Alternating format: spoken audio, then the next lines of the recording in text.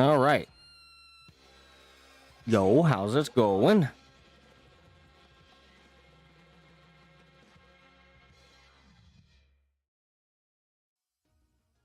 What's up, family? We're back here with another elimination. I'm waiting for my food, by the way. We determine which teams are going to make it to the main event. Let's dive straight in. Sheer Cold will be going up against. Oh, yeah. Let's look at Sheer Cold here first. I mean, this is rematch time, right? 3-2 was the score in the last bout against Sheer Cold coming out on top. The match they lost against Rock was basically just, I mean, that was just checkmate rolling them, right? So, how much can you really take away from that? It's a little difficult, I think, to take away a learning moment from a match like that, but you're like, I'm so excited about seeing these two teams go for the rematch, as you called out, Zoe, because that was such a close 5-map series, and there's so much to take away from just like how close both of these teams were contesting each other. But I still wonder, like, how does the manga meta change that? Yeah, but oh yeah, we got to see them yesterday against Bingus, right?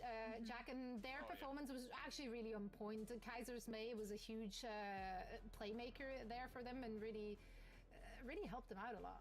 Yeah, I mean, they dominated. That's just what it was. It was a 3-0. It was really good to see, yeah, Kaiser on the May. Definitely one of the better heroes, and I think with this, with most teams going Sombra, Reaper, it might be a little bit tough.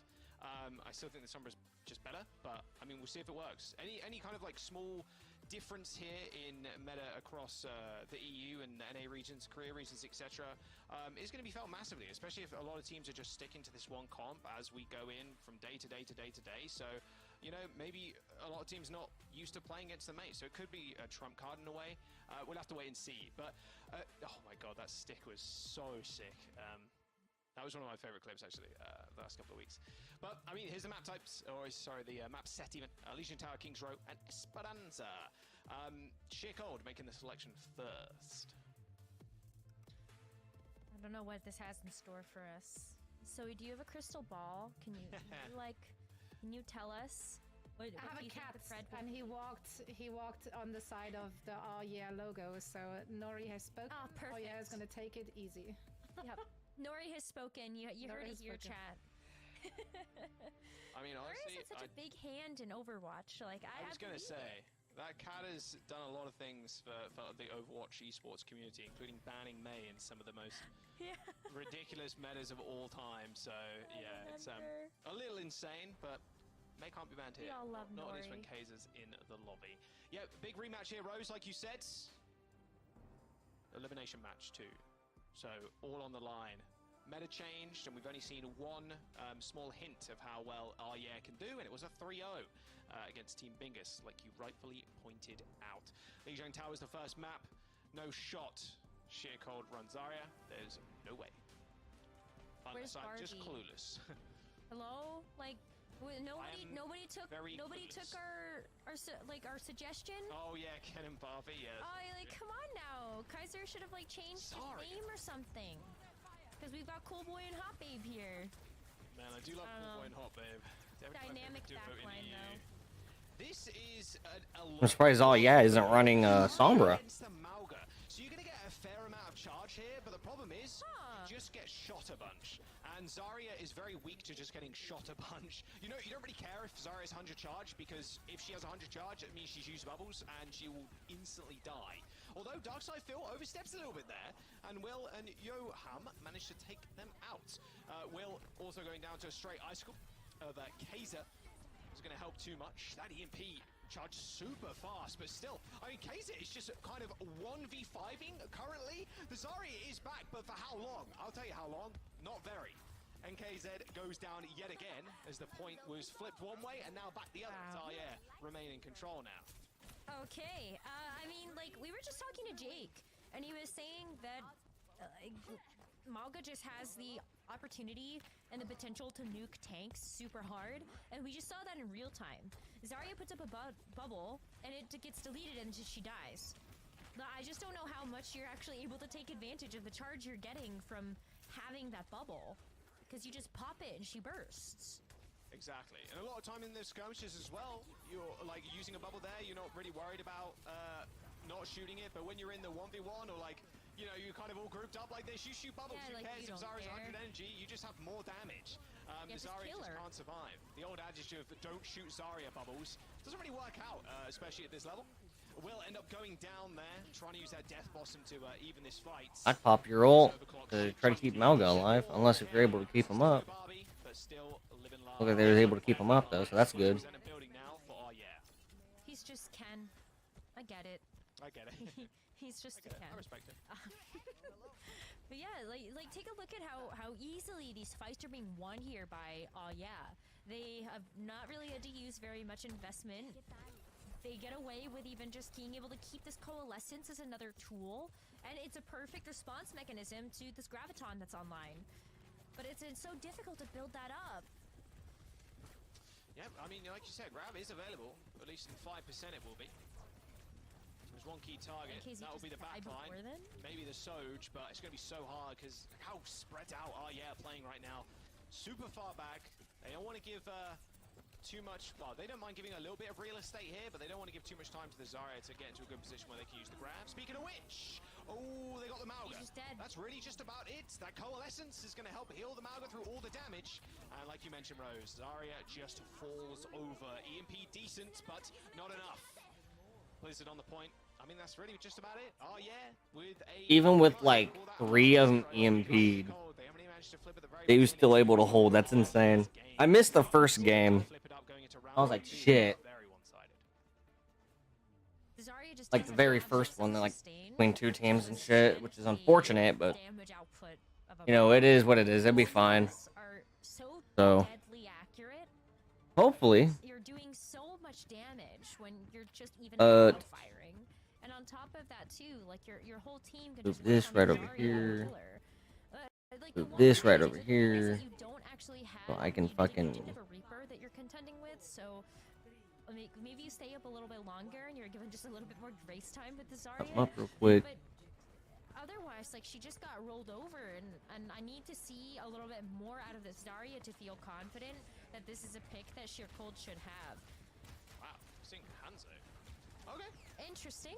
All right, we'll see how this ends up working out. So you're just going to want to play poke here rather than just getting in people's faces like with the Reaper. Or, I mean, the Sojourn does a similar kind of thing, just staying all the way at the back. But, all right, Ken, see what you've got up your sleeve or in your quiver.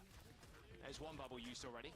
Help Will get onto the other side. They just back off, so he does negative damage to them at range. Wraith Form 2 to try and escape. 2 bubbles available from NKZ. As they do end up moving forwards and helping Will to get into a position again. But with Hot Babe going down, where is the healing? That cardiac overdrive isn't going to last all too long there. Dark side Phil as they end up. I'm also trying to keep tabs on my fucking food, so instead of just having it up on my fucking phone and drain my battery, hold it up on the fucking. A hefty amount of damage with those random arrows as they kill the Lucio. Yeah, I think like one thing that Zarya can actually get away with a little bit more is having more time. And I think the Hanzo is something that you called out, like you're going for poke, you're not really going in for an explosive kill, and we're actually going to see Ken switch off of the Hanzo, give up that charge, and go over to the Cassidy here. I think it's pretty reasonable.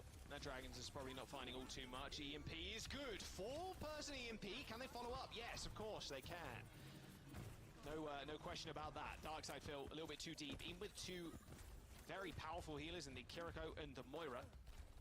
Not enough to keep I feel like they need a alive. Not going to play the doors like, either, which is a little bit strange, but you are against the May, so you don't really want to get caught out. Another big weakness to the Zarya too. If you get walled, you have to use a bubble for yourself, and you're just going to get bursted rather quickly. So imperative right now for NKZ not to walk into that. Graviton surge straight on top of the backline. It's Hot Babe and Cool Boy. The dynamic duo end up falling over. A beautiful sound barrier there from Sturbor as they managed to save NKZ, even though they got frozen at the very end. Oh yeah, with it's a complete opposite of what happened in round number 1. Now they're getting the ones, now they're getting shut out. And with Darkside Phil dying quite late here, there's no kill, surely? No kill. With Darkside Phil dying so late, this is 1 fight territory now. It is, yeah. Like, and you've got the kind of wombo combo of ultimates of the EMP and the Death Blossom online too. Rush can help you get past that to a certain point, but you gotta be on point with the Suzu. Oh! And you get caught. Oh boy, not being able to hit that Suzu, and that will be it.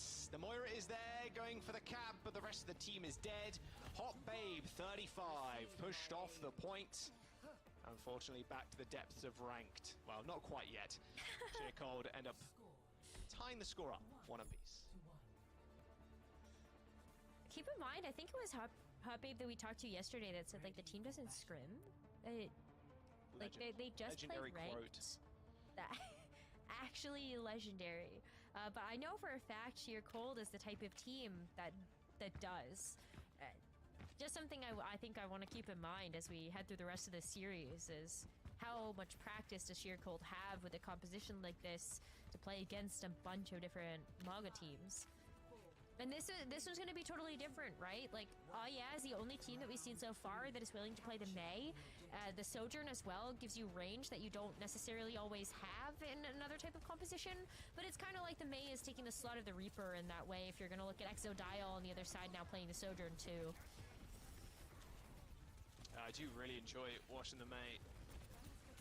Especially with the walls, they can get quite innovative. God, that's a lot of damage. NKZ and the gang have to end up backing off. Ooh, I just realized I'm May. Really?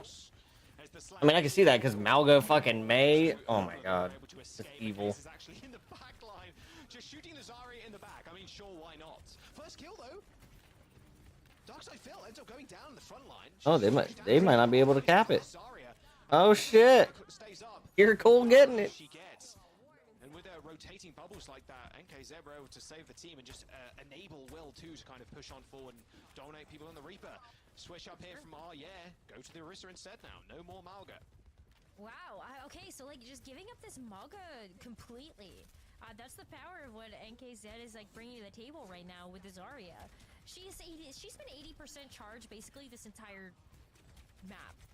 And that is exactly where she finds her power, is just having all of that extra beam damage. Oh, Reaper, you're so lucky. Yeah, Wraith form, all good. Graviton Surge in the back. There's the beat to surge them on. Nice boop onto Will. Got Suzu too to help make sure the Reaper stays alive at least somewhat. Teleport, no. He tried. He really tried. Picking up Will with a little boop, but still not in control of that point. And the railgun just ripping through.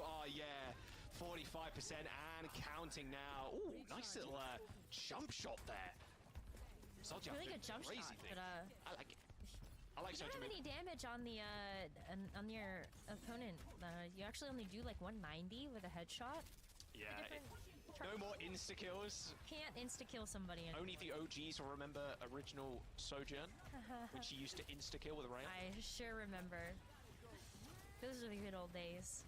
Good old day. I don't know about that. You're a support player, you fear for your life every day of the week. Alright, Darkside Phil ends up going down again. They actually got the Blizzard into the backline. Sojourn's one shot was bullshit. I remember. This could be a bit of a problem. Just lack the capabilities to really fight on this point against this Zarya. The burst is almost impossible. Darkside Phil is going to come back, so over time you'd imagine gets triggered here, considering how close they are. A block for Kaiser, and here comes the Orisa. Okay, a flanking one at that. A little flank maxing with Orisa, taking care of the Sojourn. Okay. Phil static on the point now. There should be a cap, and the Terror Surge. I wouldn't expect running an Orisa into a Czar, but here we are. If you're, because you reset the Zarya charge. I know she's gonna get it back pretty quickly, just the number of I gotta get my she food. has, Be right back. Still gives you like a little bit of a sigh of relief there. Phil also has the Terror Surge, and so I'm interested to see the interplay between like the Terror Surge and the grab here. Hello wall, goodbye wall, everybody just moves around it. There is the rush. Kaiser jumped into the enemy team, almost like they had Blizzard. Graviton Surge right on the block. That was personal. Kaiser ends up falling over. There is the spin to win, but it is not. Not today. No jackpot, poor Darkside Phil. That was a little bit unfortunate. A sound barrier there from Sturbor, able to save the rest of Sheer Cold, and that is map. A 2-1 in the end. Sheer Cold. A little bit of a fumble on round one, but coming back with a back-to-back round win, as there were some small change-ups. Honestly, I'm quite surprised to see Zarya here. I am, but if it's working for you, then great. The meta is new and it's continually evolving, so hey, if you can catch some people off guard that expect you're playing Malga, then all the better, all the more power to you. It worked out great, and I think again, like the amount of times Zarya was able to stay up obviously helped. Like of course, like 5-head, like if the hero's alive, they're going to be doing damage. But like Zarya in particular, right? Like we called out at the very beginning there, like if she isn't able to get charged up, she isn't helping. Right. And if you also don't have your bubbles to help the team, I think like bubble timing did shift up in that second round, so it got better and it took over the game. Yeah, Zarya's a big enabler hero, like you said, Rose. Like, making sure you can help the rest of the team with the bubbles, and more specifically, Will, on the Reaper, or just any Reaper player for that matter. Being able to bubble the Reaper as they go for Death Blossom, as they go for an aggressive move, gives the Reaper a little bit more time where they don't have to use their shift to get away, to fade away, right? So, NKZ just doing wonders for their team, and the Zarya, more often than not, like I mentioned before, is going to be 100% energy, or, you know, close to, because it's easier just to shoot the bubbles and kill Zarya than kind of wait, you know, oh, we won't shoot him, you know, it's fine, like, we have to wait now, whether she's got bubble up. No, just shoot him and kill the Zarya, like, that's just how it goes. But NKZ, like you mentioned as well, just being able to stay alive for so long. Definitely big props to the backline. Johan just keeping the Zarya up, the Suzus have to be clutch too, and they end up taking the first map 2-1, Rose, as we move on to King's Row next. I wonder how the matchup changes, if any, if we do actually see try to go for something like a Reaper instead of the Sojourn. Ken has had a tendency over the past few days to go for a long-range hit scan hero versus actually something that can help out in like the Death Ball. And so does that actually change anything when you can play with the team a little bit more rather than having to play from range? Because the Hanzo just didn't feel like it was it. Yeah, the Hanzo, yeah, I'm not sure about the Hanzo either, to be honest with you. You can land some decent damage, especially with like Storm Arrow and stuff, but Sojourn just feels more consistent. It will always be more consistent because you're just doing damage in the interim of you charging up the rail, and then you get the rail gun, and maybe you find a cheeky little, not one shot, but like, you know, basically a one shot if they're chunked out a little bit. A good amount of damage. Yeah, a decent amount of damage, boom, headshot, right? You've seen Proper do it in, well, since forever. Yeah, we'll see. I mean, I think sticking with the Soldier's pretty important. Maybe see some Ashe as well. We've seen a little bit of Ashe here and there across regions, so there's a lot of choices, and especially in this game, which can definitely go to a 5 map. We'll have to wait and see, and I'm glad a lot of the teams are now kind of either finding their own flavor of the meta, or just saying, okay, Malga right now, not for us, not something we really feel comfortable playing, so we're just going to stick with something that we're more familiar with, we'll just run it from there. Well, we saw Nuage yesterday playing the Doomfist dive, and that forced Team Peps to play the Winston dive in a couple of situations. Team Peps eventually went back to actually playing the Malga, but sometimes it's sort of like figuring out, okay, maybe we just need a warm-up map. That's it. Like, maybe we didn't actually scrim before the match, as we've heard from a couple of teams. Yeah, Dante. We didn't scrim, so on that one sucked. We didn't warm up scrim, so on that one sucked. Yeah, it's fine. Yes, hey, that happens, to be fair. It happens.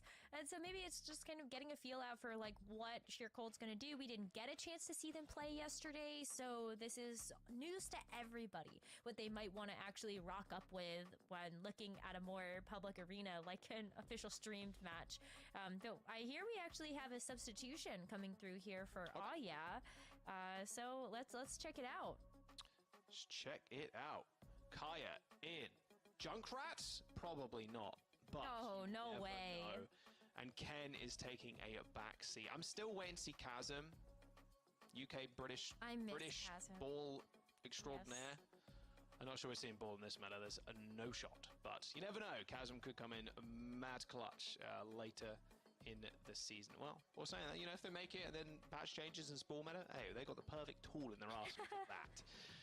No change for Sheer Cold though, Rose, sticking with the same 5, even though they've got quite an extensive support lineup, or substitution lineup, I should say.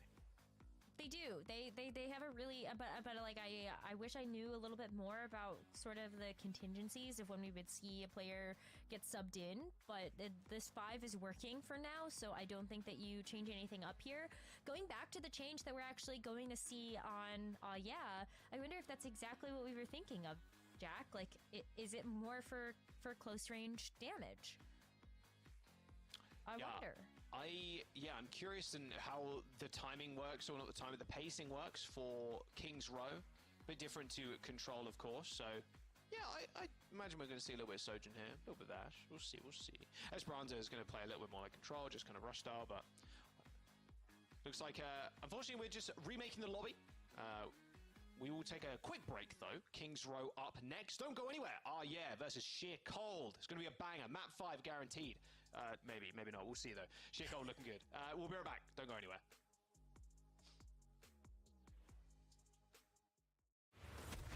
Enemy in sight.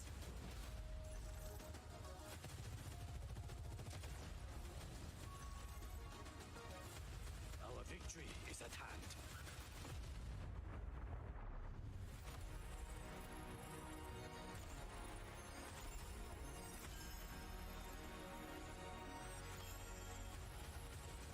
Ashes to ashes. Die, die, die.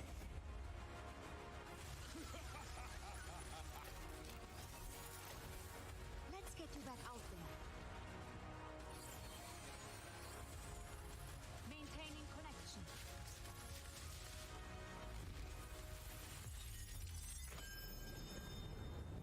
I'm getting readings of cosmic disturbance in these ruins.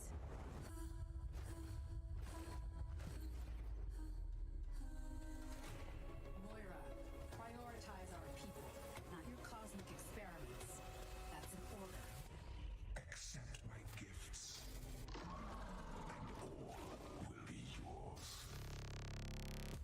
Your ally has descended into darkness.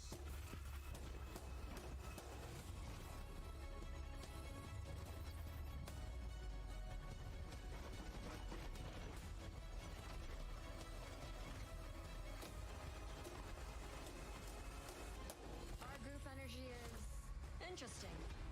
Very interesting.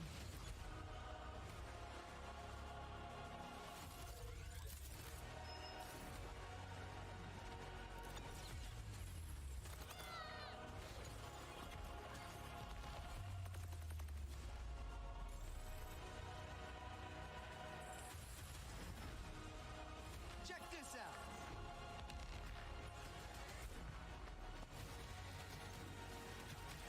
Methinks a Cupid I shall play. What are you looking at?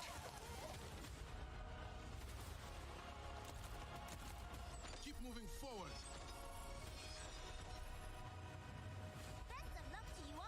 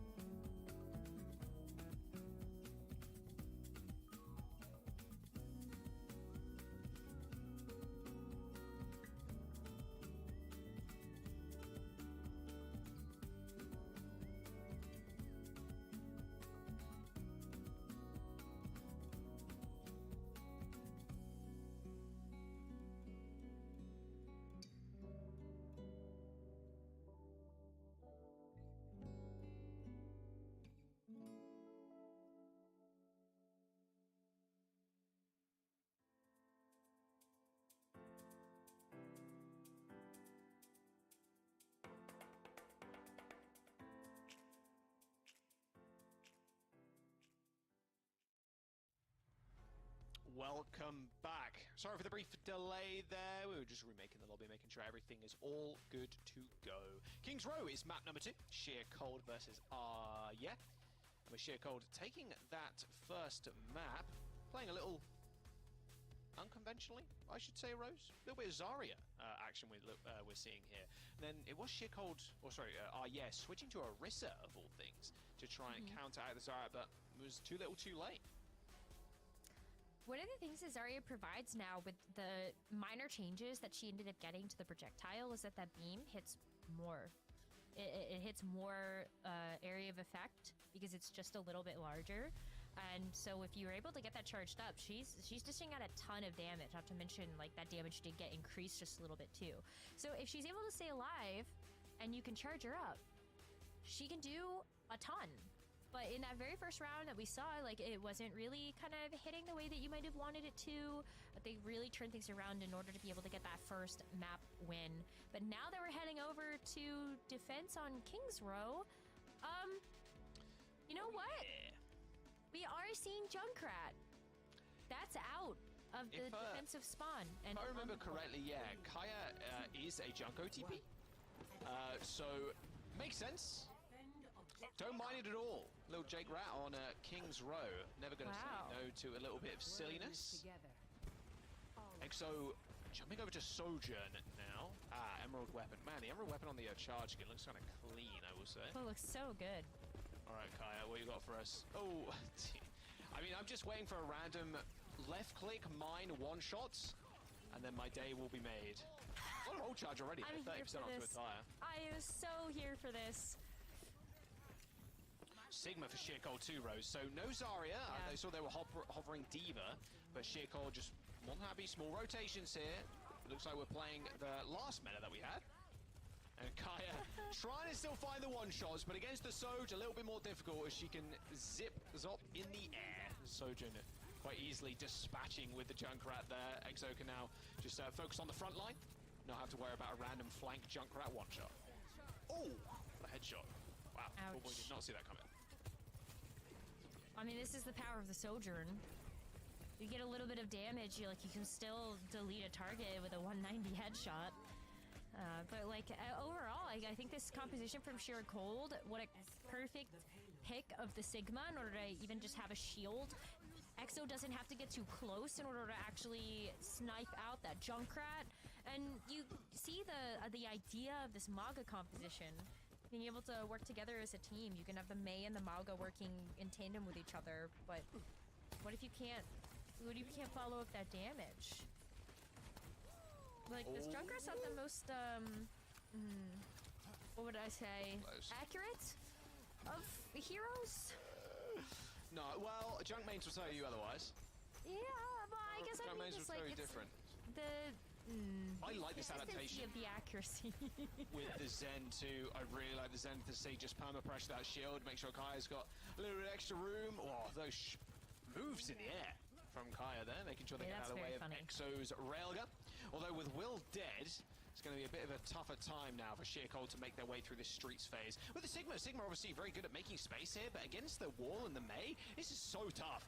Charge straight into the front line, just avoid the rock if you can. Blizzard yeeted into the back, and now the Sigma is caught all alone. A slam into the ground, straight into the Blizzard, nowhere to run for NKZ, and they end up falling.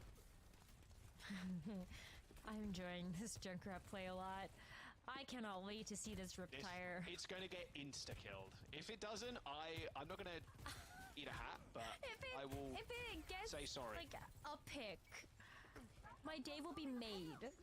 Oh my, look at the perimeter defenses from Kaya here. A mine and a trap. And the school of Jake Rat by the looks of it. There's no way. There's no way. They've got to know. Good lap, but no, not quite enough. I apologize. There you go. I said I would. EXO ends up going down to the tire, and Kaya takes to the skies to rejoin their team. Taking a fair bit too much damage, though. They've got the Zen Orb on them. Oh, no hot on the Tracer. No 1 way. HP, Will Dyson with death. Not sure if they got recall or not, but they will end up backing away. Kaya almost hitting the nasty air shot there, but the Tracer a little bit too slippery. Oh my god. Okay, listen. This is great. I like, even though I don't think it's the most accurate, I love this. Nice beat. Cage fight Maga. Yeah, cage fight on the Marga. Kaya still trying to contend with the Tracer. Will just keeping their distance. Then no chance for the Junkrat to come back into this one. Cage fight on the point, Lair, like you said, Rose, but there's just no kills, no follow-up there. The sound barrier is perfectly timed. Sheer cold, just march on forwards, slowly but surely. The Mei and the Junkrat, a real, this does feel like a solo queue game, that is for sure. Or looks like one, doesn't feel like one. This is the team you're about to run into playing. I love it. Just want everybody to know that. Hot babe. Damn. I mean, all good. We survive. We survive those. Can't move forward because there's a trap in front of you. Nope. Alright, you're dead. Rest in peace. Oh no. I mean, if you're the Junkrat player, you get one. I got my one, guys. I got my one. She died to trap. Don't worry. She did a trap. She died to Riptire. She died to trap.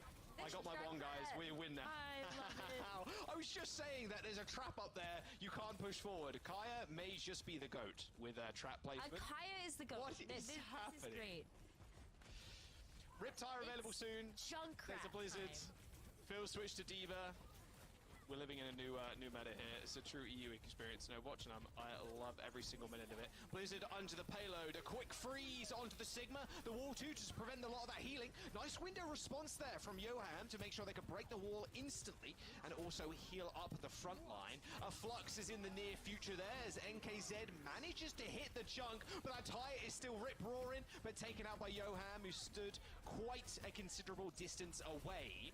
Nice couple of kills from Yes DPS though, as they do end up working out how to take a W in this fight. NKZ using the lamp to try and escape, but looking quite unlikely now. Callboy with a kill onto the Tracer as 2 minutes and 20 remain. You know what? I'm gonna give the Junkrat some credit right now. How easy is it to actually walk into the Junkrat grenades? It's not. That spoiler. Like it's really not easy. Like look at that. Will got killed. It wasn't even a trap. I saw the trap. No one is keeping an eye on the traps or the mines, but we are. All right, I'll let you pick. I will say, just making sure you eat those railguns can be a little bit difficult. Of course, the Sojourn doesn't really give you the biggest timing window when the railguns get fired. But when she's glowing, you sure know that she is going to be firing a railgun in a moment's notice. A rarity in this meta. A little Ana player. I will never say no. And one of my favorite spots, I will say, to play Ana. Kaiser trying to make work with this Blizzard too. They're just holding this corner. Amplification Matrix though. Good Matrix. Good Good to have Matrix. here. Sound barrier is decent, but not good enough to save Will from that self-destruct. I mean, Blizzard self-destruct, what is more terrifying and ominous than that? You get frozen, then you're just looking at your death approaching and a giant sun like coming towards you. Pretty tough spot to be in. 1 minute to go, sheer cold, just unable to crack this third point wide open. Well, they've got to change up here. It's going to be the Zarya now as the tank of choice. So you're able to soak up those Junkrat grenades just a little bit better. Now you also have a bubble there for your Tracer to get in, but look at how much damage she just took. Like, Will jumps in there, gets like one nade to the face, and has to immediately back out. The Junkrat's putting a lot of pressure, especially on the high ground. Where do you go from there? And you're disrupting that backline so much. Wow, Kai almost hit the sickest air shot there on the BAP. Luckily, air straight. It's gonna happen. I'm waiting. Nano boost on the Diva. Sights firmly focused on the Zarya right now. Here's the Riptire, straight to the back line. He's trying to trace the Tracer. Riptire has 1 HP, ends up going down, straight bullet, sure. High ground control now for Extol, and well, the Junkrat is going to make their way out of there as NKZ managed to push on forward, and there is the kill finally. It wasn't the Riptire, but it was a random stray left click. Extol trying to move on forward now. That lamp being utilized by Yoham is going to provide a little bit of support for this self-destruct. NKZ is going to have to contend with that. There's the Blizzard, there's the grab, is straight on top of the Diva, but a frozen Zarya is not really where you want to be, but there's no follow-up. The healing coming through the window is just too great. Yoham saving almost the entire team there with window healing, and they're going to have to push on in OT. Okay, like it looks like it could be just a full capture here. There's still Baby Diva that was to the back, but nobody else can actually touch the point. That was so chaotic. Yeah. For the end of that round, that was so chaotic. You're like, Throw all okay, your ults in and try and find a kill. That's what that was. I love it. good response, good call and response from both teams. Like you saw the Graviton go out there, the Blizzard to keep the team safe. Wasn't enough when the Blizzard actually expired, but like wow, Diva Bomb into Grab, into Bubble, into Blizzard, like Yeah, it's just like one moly. domino after the other. It's like one big ult, one big ult, one big ult, right? I mean, that's just how those fights end up panning out. And hey, if you could randomly kill the Tracer with a stray left click, I'm assuming it wasn't stray, but it's funny to think that I don't. you're against the Junkrat. But you can take out the Tracer, which is great, but yeah, the main focus there was just trying to kill that Diva. That frontline pressure is just evaporating in front of you as the Zarya's just burning you out with just the laser beam, right? So, yeah, still finishing an OT. Not the worst thing in the world. Oh yeah, pretty happy with that defense, I'd imagine, despite the circumstances. It was a good defense, and had those ultimates turned out to be a little bit different, that could have also been 2 points captured instead of 3. Sad on the timing there, but it is what it is. The Tracer chased down with the Riptire. Maybe like that's the pick you needed. I don't know. A pipe dream to see a Riptire get another pick. I think in this match. Man, imagine if you could eat rock. I just thought of that, like the rock coming towards you. That would be insane if you could eat rock. That would be crazy. That's not a defense matrix anymore. That's like. All right, guys, I'll be right back. I gotta go get dishes done. I don't want to pile them up on man. I don't want to get bitched at. So yeah, it's kinda Sigma? used to dealing with stuff, but- So I'll be right back. No way. Nice kill. There's the mines, there's the trap too. Oh, Kaya dispatching with the Sojourn. It is a trade 1-for-1 though. That is They do awesome. end up losing their May, but now Kaya is in your backline at 3 AM. Jake's got a Riptide in my house. Yeah, maybe a Riptire in your backyard too if you're not too careful. I saw a reset. There's Baby nice. Diva. Okay, just randomly die. I don't know how Will died there. That's right. I mean, 25 HP, no Mega Pack kind of sucks, but yeah, that's a rough True. spot to find yourself in. But yeah, it's what is happening? There's like oh yeah, a split going through Hotel. The Bab, okay, the Bab's finally pushing people out. Kaya gets another kill with a trap. How? I take back everything that I said. I had so much skepticism seeing the Junkrat on the defense. Just knowing that we are watching like some of the highest level Overwatch play we could have in EMEA. And you know what? Kaya's delivering. This Junkrat has been so fun. It has been so chaotic. These traps are getting picks. The right clicks are getting picks. Like, this is awesome. Kaya's in the backline again. They're gonna get chased down shortly. Yeah, there you go. And no random I'm waiting But for at Total what Mayhem cost? actually. The Total Yeah. Mayhem kill, that's the next on the docket for Kaya. And then the circle of Junkrats will be complete, the true summoning circle. Okay. In nano time, maybe? Nade only hits Will though, although, oh! What a clean 3 shots through the window. That Baptiste is regretting his decisions right now. Johan dying behind that window. A rather chaotic game put to rest quite quickly. Oh yeah, only use the Blizzard. They move on with 4 ults. Actually, I thought we would see maybe like a nano Junkrat there. I was like, if there's anything that we're going to be seeing today, I would put that on a bingo card that doesn't exist. We'll make one, don't worry. Okay, Make it great. post. That's how make it in post. For the main event, we'll have to put that together. Yeah, Oh yeah, make it. Why not? All right, what can NKZ do here with this flux? That is going to be the true question. Kaya, they know Kaya's coming. Oh yes, here comes the Riptire. Just 1 kill is all that they require. Ooh, tank it most of it there as the sound barrier comes out just in time. Strebor, unfortunately, meeting their demise rather swiftly at the hands of those icicles. Nano Diva in the front line too, just so much overwhelming damage. Johan does end up taking down the Diva mech, but Darkside Field just chasing the Bap down is enough space creation that you should just be able to take the point. With all the spam, with all the bodies, yeah, gonna sink that one in. 4 minutes, almost 5. We'll call it 4:45 as yeah, move towards that 3rd point. it's so winnable. Like, you have so much potential right now to be able to just finish this out with over a minute remaining, and then, oh yeah, the only team that get a chance to attack again. And it's gonna be at the back of a new tank pickup. It's gonna be Junker Queen now coming out here for Phil. So potential here to work up to a rampage, but I think they gotta take a reset here first as Kaya gets taken out. Or force out ults here. Nice positioning from Will. Just up on that high ground, knowing exactly where the junk wants to be. Yeah, the JQ's interesting. I guess the problem with JQ here is that you're going to be able to shout forward, but you're just so susceptible just to the wall of damage, basically. Uh-oh, I was in trouble! Oh, that was close. I saw those mines coming in. I think Will had his life flashing before his eyes and kind of illustrating my point from before. It's hard to get really any space with the JQ. You're playing into just so much damage, and high ground control is in favor of sheer cold. They just hold height with the Soj, with the BAP.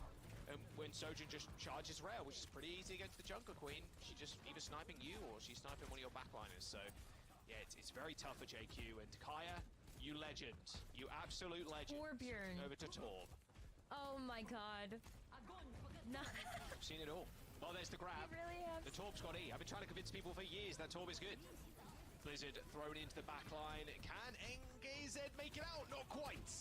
Blizzard thrown miles ahead of Kaiser, but it worked out, splitting the team. Kaya will end up getting taken down by Will. Will comes up crazy clutch. Some of the clutchest tracer play we've seen thus far in the map. As Will takes care of two, and yeah, struggling to get the payload going, and Darkside Phil on the Junker Queen again is just poked out. It's starting to slip away from them a little bit here. Like the Junker Queen, you still have 2 minutes and 40 seconds. Like, you still have a ton of time in the bank, but like, you're really looking for this rampage to get a job done here. Otherwise, it could just be the end of the map right now. Sheer cold, making match point. But there is going to be a switch up. Hot Babes is actually going to go over to the Lucio, so gonna go with a little bit more speed to connect with this commanding shout. You are halfway around the corner and you're already at half HP after using the shout. I mean, it's a rough spot for the JQ to be in. 2 minutes to go, that almost 5-minute time bank just whittled away quite considerably. Pulse on the turret, double kill. We'll count that as a double, Will, don't worry. Pulse bomb kill on the Queen and the turret. Yeah, just struggling to get things done. And yeah, Rose, you're right. I mean, the Rampage is going to open things up here. But NKZ swapped over to the SIG and is now almost got a flux. So if the JQ wants to go in, SIG just hits the flux, goes into the skies, and just punishes the backline for merely existing. Another switch up here in the support lineup too. Yeah, it's actually going to have the Kiriko now in that Baptiste slot, so it's...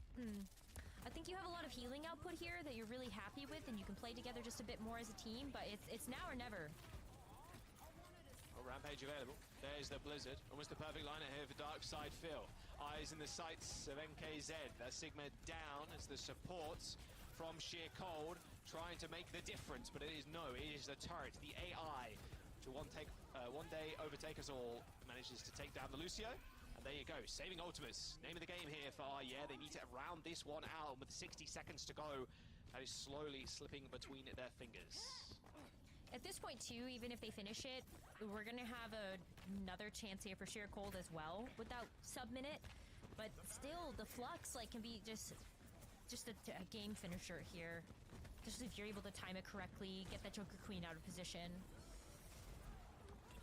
They're all grouped up too. You've got to use the flux eventually. Well, from the skies, Will lays down that pulse bomb. Encore on the point, sound barriers coming out, sheer cold. They're going to be safe, at least for the time. That's a two-man rampage onto the SIG and onto the Lucio. And here comes the... I was going to say Carnage, but unfortunately just torn asunder. It's actually Kaya and Hot Babe that are really doing the damage here. Make that Cool Boy 2. Kitsune Rush on the point, 9 seconds to go. And it is the Kiriko that was the difference maker in the end. Yeah, finish with 5 seconds in the time bank, making it an attack for both sides. What? That, I mean, you can't make this up. You can't just make this up. I'm here for it. It's an absurd final round of Overwatch, but it's looking great. Attack for yeah, with the extra 5 seconds. Defense, sorry. And then Sheercold, of course, attacking first with only the minutes. Are we going to see 2 again? Go back to the Junkrat? At this point, anything's possible. Junkrat. It's got to be. I want to see more Junkrat. Surely. I mean, Torb is great, but like I'm here for the Junkrat flank behind the team. On the silly Top one hero in the tier head. list, Junkrat is higher on that list, so I don't blame you, Rose. Well, especially when you're on defense too. This is Yeah. like actually not an unfamiliar sight to see a Junkrat on the defense of Kings Row. Like I feel like I'm getting flashbacks to like 4 years ago. Right. I love it. Like not in Overwatch League, but like just Yeah, we got to Oh see my it God. somewhere. Everybody has to get their Junkrat fix and Torb fix, and this is Listen. been my Torb fix at least for at least a little while. See what I'm here Sheercold for more will do. Junkrat though. I'm not satisfied yet. So we got more Junkrat. We've got this Zarya this time from Bill. Sheercold, they're gonna try to get an opening pick here with the Widowmaker, but I think you just continue to go back over to what was working for you. The Sigma was making up so much space for the team, and you've got Exo that's gonna be on the Sojourn once again. Get that snipe. I want to point that out. That was quite cheeky, going over to the Farah to maybe get a boop on the doorway. So was it get pushed nice. Out. Obviously, no one was there, so it didn't matter. And the boop is a very slow-moving, well, slow-ish moving projectile. High ground control, though, like you said, is going to be the most important thing that Sheercold can add to their resume right now. But against the Junkrat, that's pretty tough. Wow, even the Mei tanking the rock there for the Junkrat. There's so much value they're putting in that pick. Definitely wasn't by mistake. Tussle over point. We're actually getting down to the wire here. 10 seconds left for Sheercold to make a move. Yeah, Kaya eventually forced off. Okay. That's exactly what Sheercold wanted. They do have to still touch, of course. Does look like it will be the Lucio, and Kaya just trying to contend with the BAP in the back line. Cool Boy keeping themselves alive with the lamp across the map, but maybe that lamp was better off used for Kaya, who ends up dying to just a random disruptor shot. I say random, perfectly targeted. Well, with a pulse onto the bubble, drops to the floor, and so does Kaiser. Overtime is here with Darkside Phil. I don't think they're going to get a grab, and they haven't got any energy or bubbles to fight with any more. The spawn advantage in Sheercold's favor as the Doomfist comes back to contest and group up as 5. Sheercold unlock the points. Wow.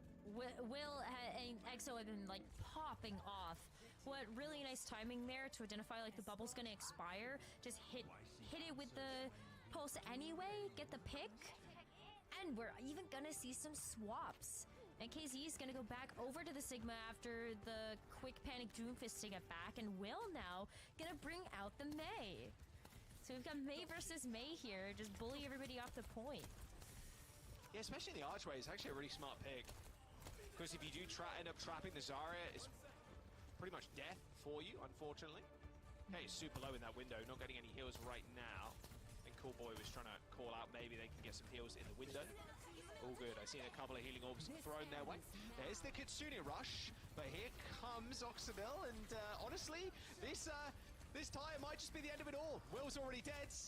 Kaya trying to find a target, Lamp goes down, and there's the double kill. Kaya perfectly planting the tire into the backline, patiently waiting with it. At 10 seconds used to full effect. Sheercold, their progress halted. That payload getting under the arch, but that's about it. Still very winnable. That payload went pretty far. Like Yeah, you already you unlocked got a minute. point. You're not happy. Yeah. You're not mad about that. You're not mad. Like, it's actually like a pretty good distance. Oh man. Torba Junkrat though from Kaya on the Yeah. attack. I mean, it's going to be one of the two. It's probably junk. I mean, Give us the J silly, please. yeah. Honestly, if you do end up in a fight, especially in 1 minute, you should just be able to get tire, and that can just be point ending or fight ending. Obviously, we saw there big double kill into the back line.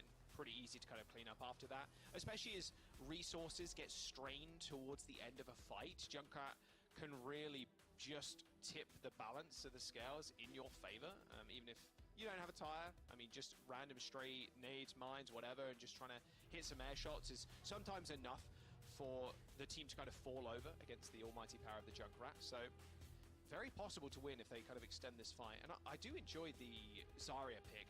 Sheer Cold opting for the Sigma on defense. Again, just control that high ground. But I think, oh yeah, they are going to struggle a little bit if they don't try and wrap onto height. But even wrapping with the Zarya could be quite difficult because the bubbles are going to get used so quickly, and Sigma just has so much more damage output when he's sitting behind that shield versus Zarya, who's just kind of shooting into it. I mean, that was a good amount of damage, though. You saw, like, the bubble come out for the accretion that hit the doorway, so you're at least starting up with just a little bit. And Kaya is about to keep this DPS line quite busy. But you can't fall here, and you can't get trapped in Hotel. Yeah, getting trapped in Hotel, not the best. Rotation from, oh yeah. Looking like they're on defense, but it's actually the other way around. No high ground control, at least for the Sigma. Of course, Exadil can do that whenever they so please with that slide. 100% energy on Dark Side Field 2, a force to be reckoned with, that is for sure. And same with Kaze, though, sniping Will out with an icicle. As Sigma's pretty low, forced to Lamb. Sigma alone. Lucio there to save them, does boop the Zarya away for the brief moment. But those bombs, no hit markers, no problem. Sigma's going to be able to back off, take the mega health pack, go up onto that high ground, but the point is being capped quite rapidly. Ooh, look at that too. You got the Junkrat just to be able to block down that window, so there aren't too many ways that you can actually get a recontest in here if you're sheer cold. Yeah, no recontest at all, in fact. That's 3 ticks. The point's going to get going. They can't engage on this fight because the Mei just exists, basically. The Mei can just put up the wall on the choke and, well, whoever managed to tumble past it just gets obliterated. So, with OT, oh yeah, I've got one chance here to push the payload just after this giant archway to that golden box of victory. But look at that amplification matrix. Just lay it down on the cart now and push everybody back. And KZ does have the flux, so that is a way to be able to CC everybody off, but hit the hamp first. There's the flux, hits at least one. Kaya in trouble, gets sniped out of mid-air. Rob goes straight towards the front line. Kaiser taking a quick seat, but it doesn't matter. Kaiser picks up 2, and with the blizzard, it's surely done. Sheer cold, not true to their namesake. Just get frozen out of King's Row as, tie up the series. Junkrat. It works. Won a map in OWCS. Hey, In Malga meta. if we're not seeing Versus Malga, sheer cold. I'm not complaining that much. I'm gonna. No, it's great. I love the variety. I'm definitely not gonna to sit here and complain about like not seeing Malga, but like wow, I just after how Malga has been an insta pick by a lot of these teams, both of Sheer Cold and opting to not play it. I am so happy for this. It's always nice to see random So off-meta happy. picks. I think a lot of people that maybe they're tuning into Overwatch esports for the first time, like wonder why a lot of teams end up just mirroring. And that's because normally there's just a prevailing comp that is just better than everything else. We get a lot of variety, especially in the first couple of weeks, where we had first week, I should say, sorry, because this is week number 2, where we had a lot of variation in terms of comps, and that's because the balance patch just allowed for that. But now we're in a meta where Malga does look like the strongest tank in the game currently, and everything just kind of slots into place around him because the meta is kind of just warped around this one character. So when we do see these random sparks of brilliance, I should say, from Kaya on the Junkrat, This is right? genius. Or the Mei from Kaiser, it's nice to see. It really is. But yeah, normally you do end up just playing the strongest comp possible because you want to win, right? You want to get as many points as you can to go to the events. You want to get as much money as you can. But when we see these sparks of brilliance here with random compositions and seemingly random picks, right? Of course, Kaya is a Junk OTP or close to, right? Playing a little bit of 12 there, which is quite nice. But a Junk main, maybe I should say. I don't want to offend any Junk players out there. And Kaiser playing the Mei too. It's just something that we're not used to seeing. So yeah, it is a sight to see, and it's a good time casting over it as well. And here you go. Yeah. It was going to be a series, Rose. We knew it was going to be. Last time these teams played against each other, it went to map number 5. It just looked like it's going to be the same thing. I'm so happy to see this though, because even when we look at our very first map of Lijiang, like NKZ was like not actually playing the Malga at all. Said I'm gonna play Zarya, so you can figure it out. So I had to adapt over the course of this series, and I low-key think that being able to play ranked as a team kind of helps out with that. Like, you're bringing your own flavor, you're bringing your own style. When you're playing a comp game, you have to adapt in real time to what the enemy team is doing. And this worked. I know part of it was just the old Fiesta that we had on round 4, where we had the Blizzard on top of the double support ultimate, but if it works, it works, and there's a reason why Kaiser was even able to build up to that ult to begin with. Yeah, exactly. Blizzard, Cage, 2 sound barriers, Sim Wall. They're a dog now. Like, yeah, it's crazy, right? Like, it is ridiculous. Esperanza up next. Sheer Cold.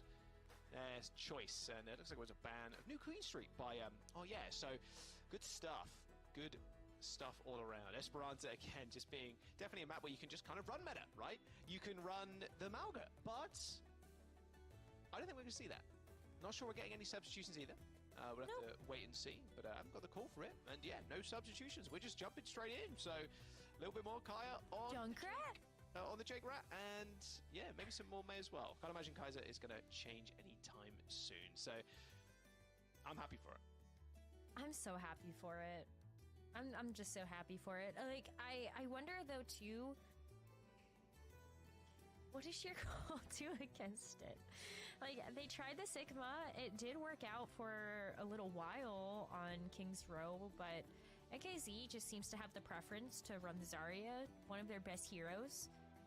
So if that is your bread and butter, then I think you may as well play it. But I think this Junkrat does throw a bit of a spanner into the works when you have to deal with all of this incoming explosive damage. The grenades do chunk you down quite a bit, and with the healing passive as well, where like if you are doing damage, then you're gonna have your healing reduced by 15%. That is enough for someone else to go in and just pick them off. All right, there it is. Kaiser, May, Kaya, Junkrat. Perfect stuff. More Malga. Yep, more Malga though. Not the worst thing in the world, especially in this mid fight as well. Malga's pretty decent at just helping the team sustain. Shooting the Zarya too. Like I mentioned before, Zarya pretty weak to heroes that just kind of shoot her, and Malga's pretty damn good at that. You can already see NK said a little bit fearful to step up to the plate. You gotta wait for those bubbles to come back online, and that's just valuable time you are losing now to a Junkrat potentially being able to pick off your backline. Oh my god. Just getting flung around too is kind of annoying, right? With the concussion mines, you're just permanently in the air, it feels like. It's quite cool, maybe you get some nice air shots, but it is funny seeing Zarya hop around like a bunny rabbit. Or just the Lucio just going flying. Yeah, the Lucio, exactly, yeah. Becoming the true space prince he really is. God, this damage is ridiculous. Oh, this is something you don't really want to contend with. Junkrat through window, yeah, if you thought Sojourn was scary with the one-shots, how about some random mines that career towards your face out of nowhere that are damage boosted? Nice little wall there from Kaiser, who's on the wrong side of the map currently. Might be in a little bit of trouble. Will trying to find the perfect place to put a pulse bomb. Lamp helping out Cool Boy, but unfortunately that pulse bomb still does the damage, reduces their health near to the execution point, and there we go. Sheer Cold with a rush to claim the box. Right. You do lose NKZ in the process. I don't think you're too upset about that, though, if you're Sheer Cold, because you get car progress. You also have NKZ that's going to be coming back with the Lucio taxi. You love to see that there.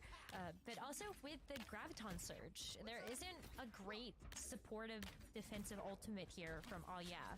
You have the Immortality Field, which can definitely help you out, but with the immo changes that actually went through, now you're only able to survive on 20% of your HP, not 25%. So it still leaves you quite vulnerable. Graviton Surge, good wall. Don't need a sound barrier now, don't need any thought of defensive. Oh, we just got that wall.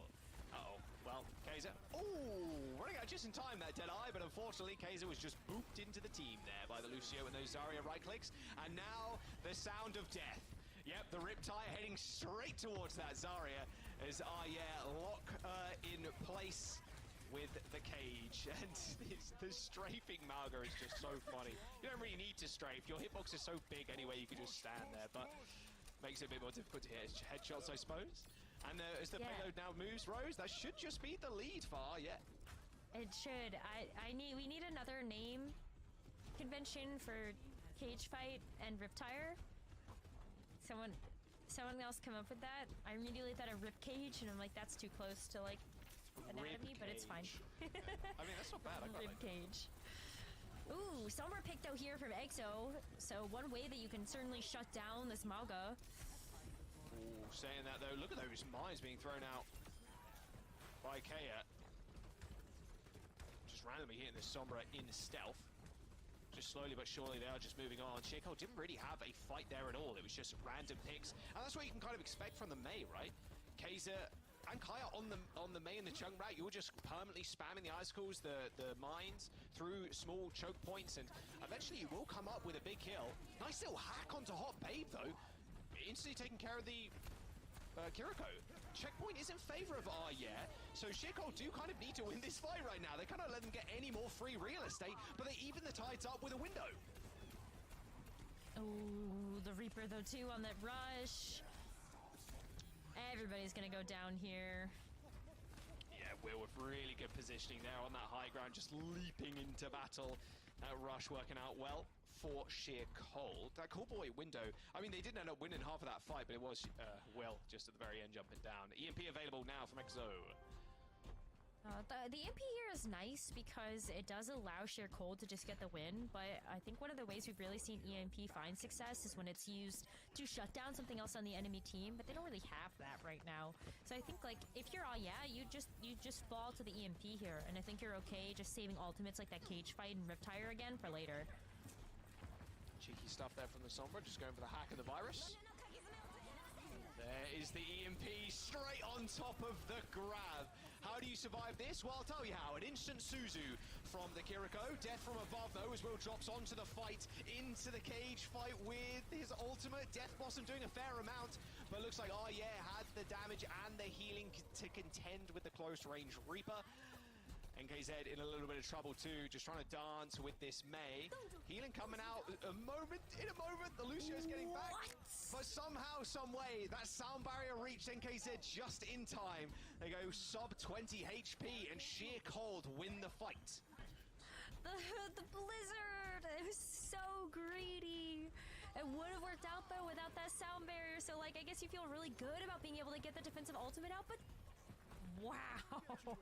Early Riptide. You got 10 seconds. Good shot. Yeah. Straight up the clock tower. Surely you know it's coming. There it is. Easy kill. No and Kai's dead too. Like Exo found them. Yeah, it's got to be the worst feeling as a Junkrat. Ripping the tire and then, well, you just get found. But they end up trading, so actually not the worst. Not too bad. No alts though. Aya just kind of has to like bide their time. I mean, the good thing here too is like Sheercold actually hasn't got the lead yet. Aya's just holding them hostage. Oh, speaking about getting held hostage. Ouch. All behind the Zarya, that's what I'm saying. It's rough playing the Zarya into the Mei. That wall is just such, it's just a one ability kill almost. Just like wall Zarya, well, you got no bubble. You see one bubble get used by Zarya, whoop, wall behind you, goodbye. You have to use the bubble yourself, you can't use it on someone else. You need it. We saw that Get from away. Aya yesterday though with the Mei. It just helps to create that terrain in your favor, and so like even if it's not like a Mauga punch into you, like the overrun, yeah, the Mei wall, like you just get slowed and deleted. Like NKZ evaporated.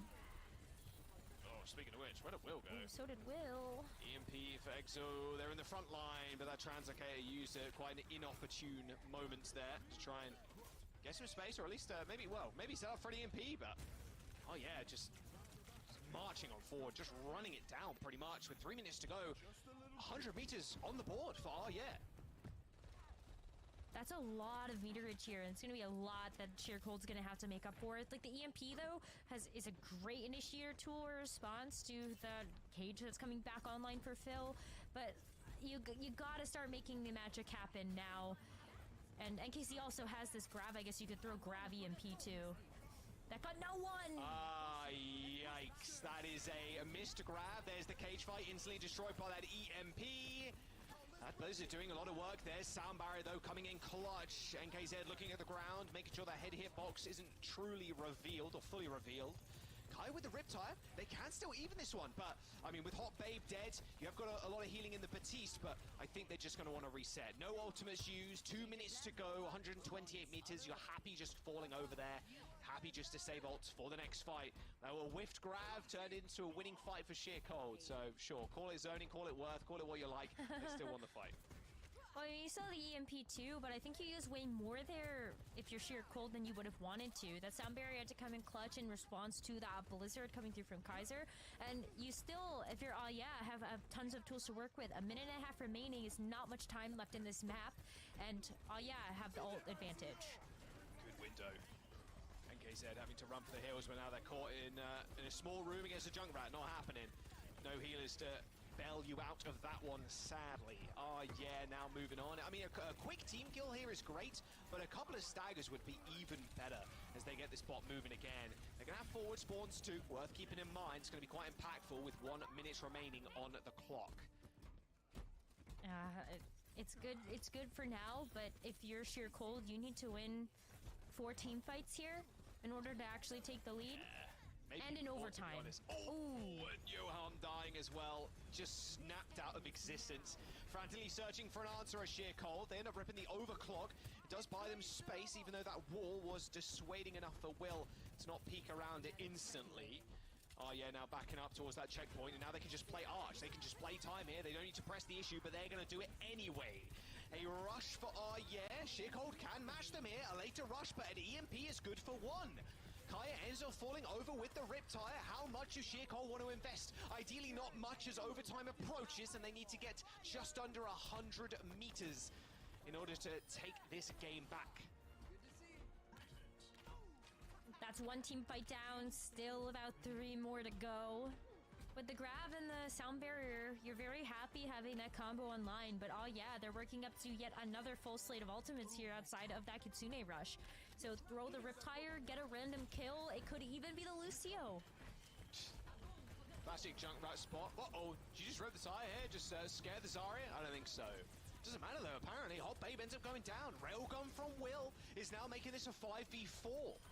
They're trying to push on forward here and forcing Case's block. That's disastrous. NKZ coming out with 2 clutch kills, and Sheer Cold, even though they've lost their Zarya, they do kind of cleanly win this fight. They're all good. They're all good. I think you send the Lucio back to try to get that taxi if you can. Otherwise, maybe you just hope that you're able to get this just absolutely huge clutch for the...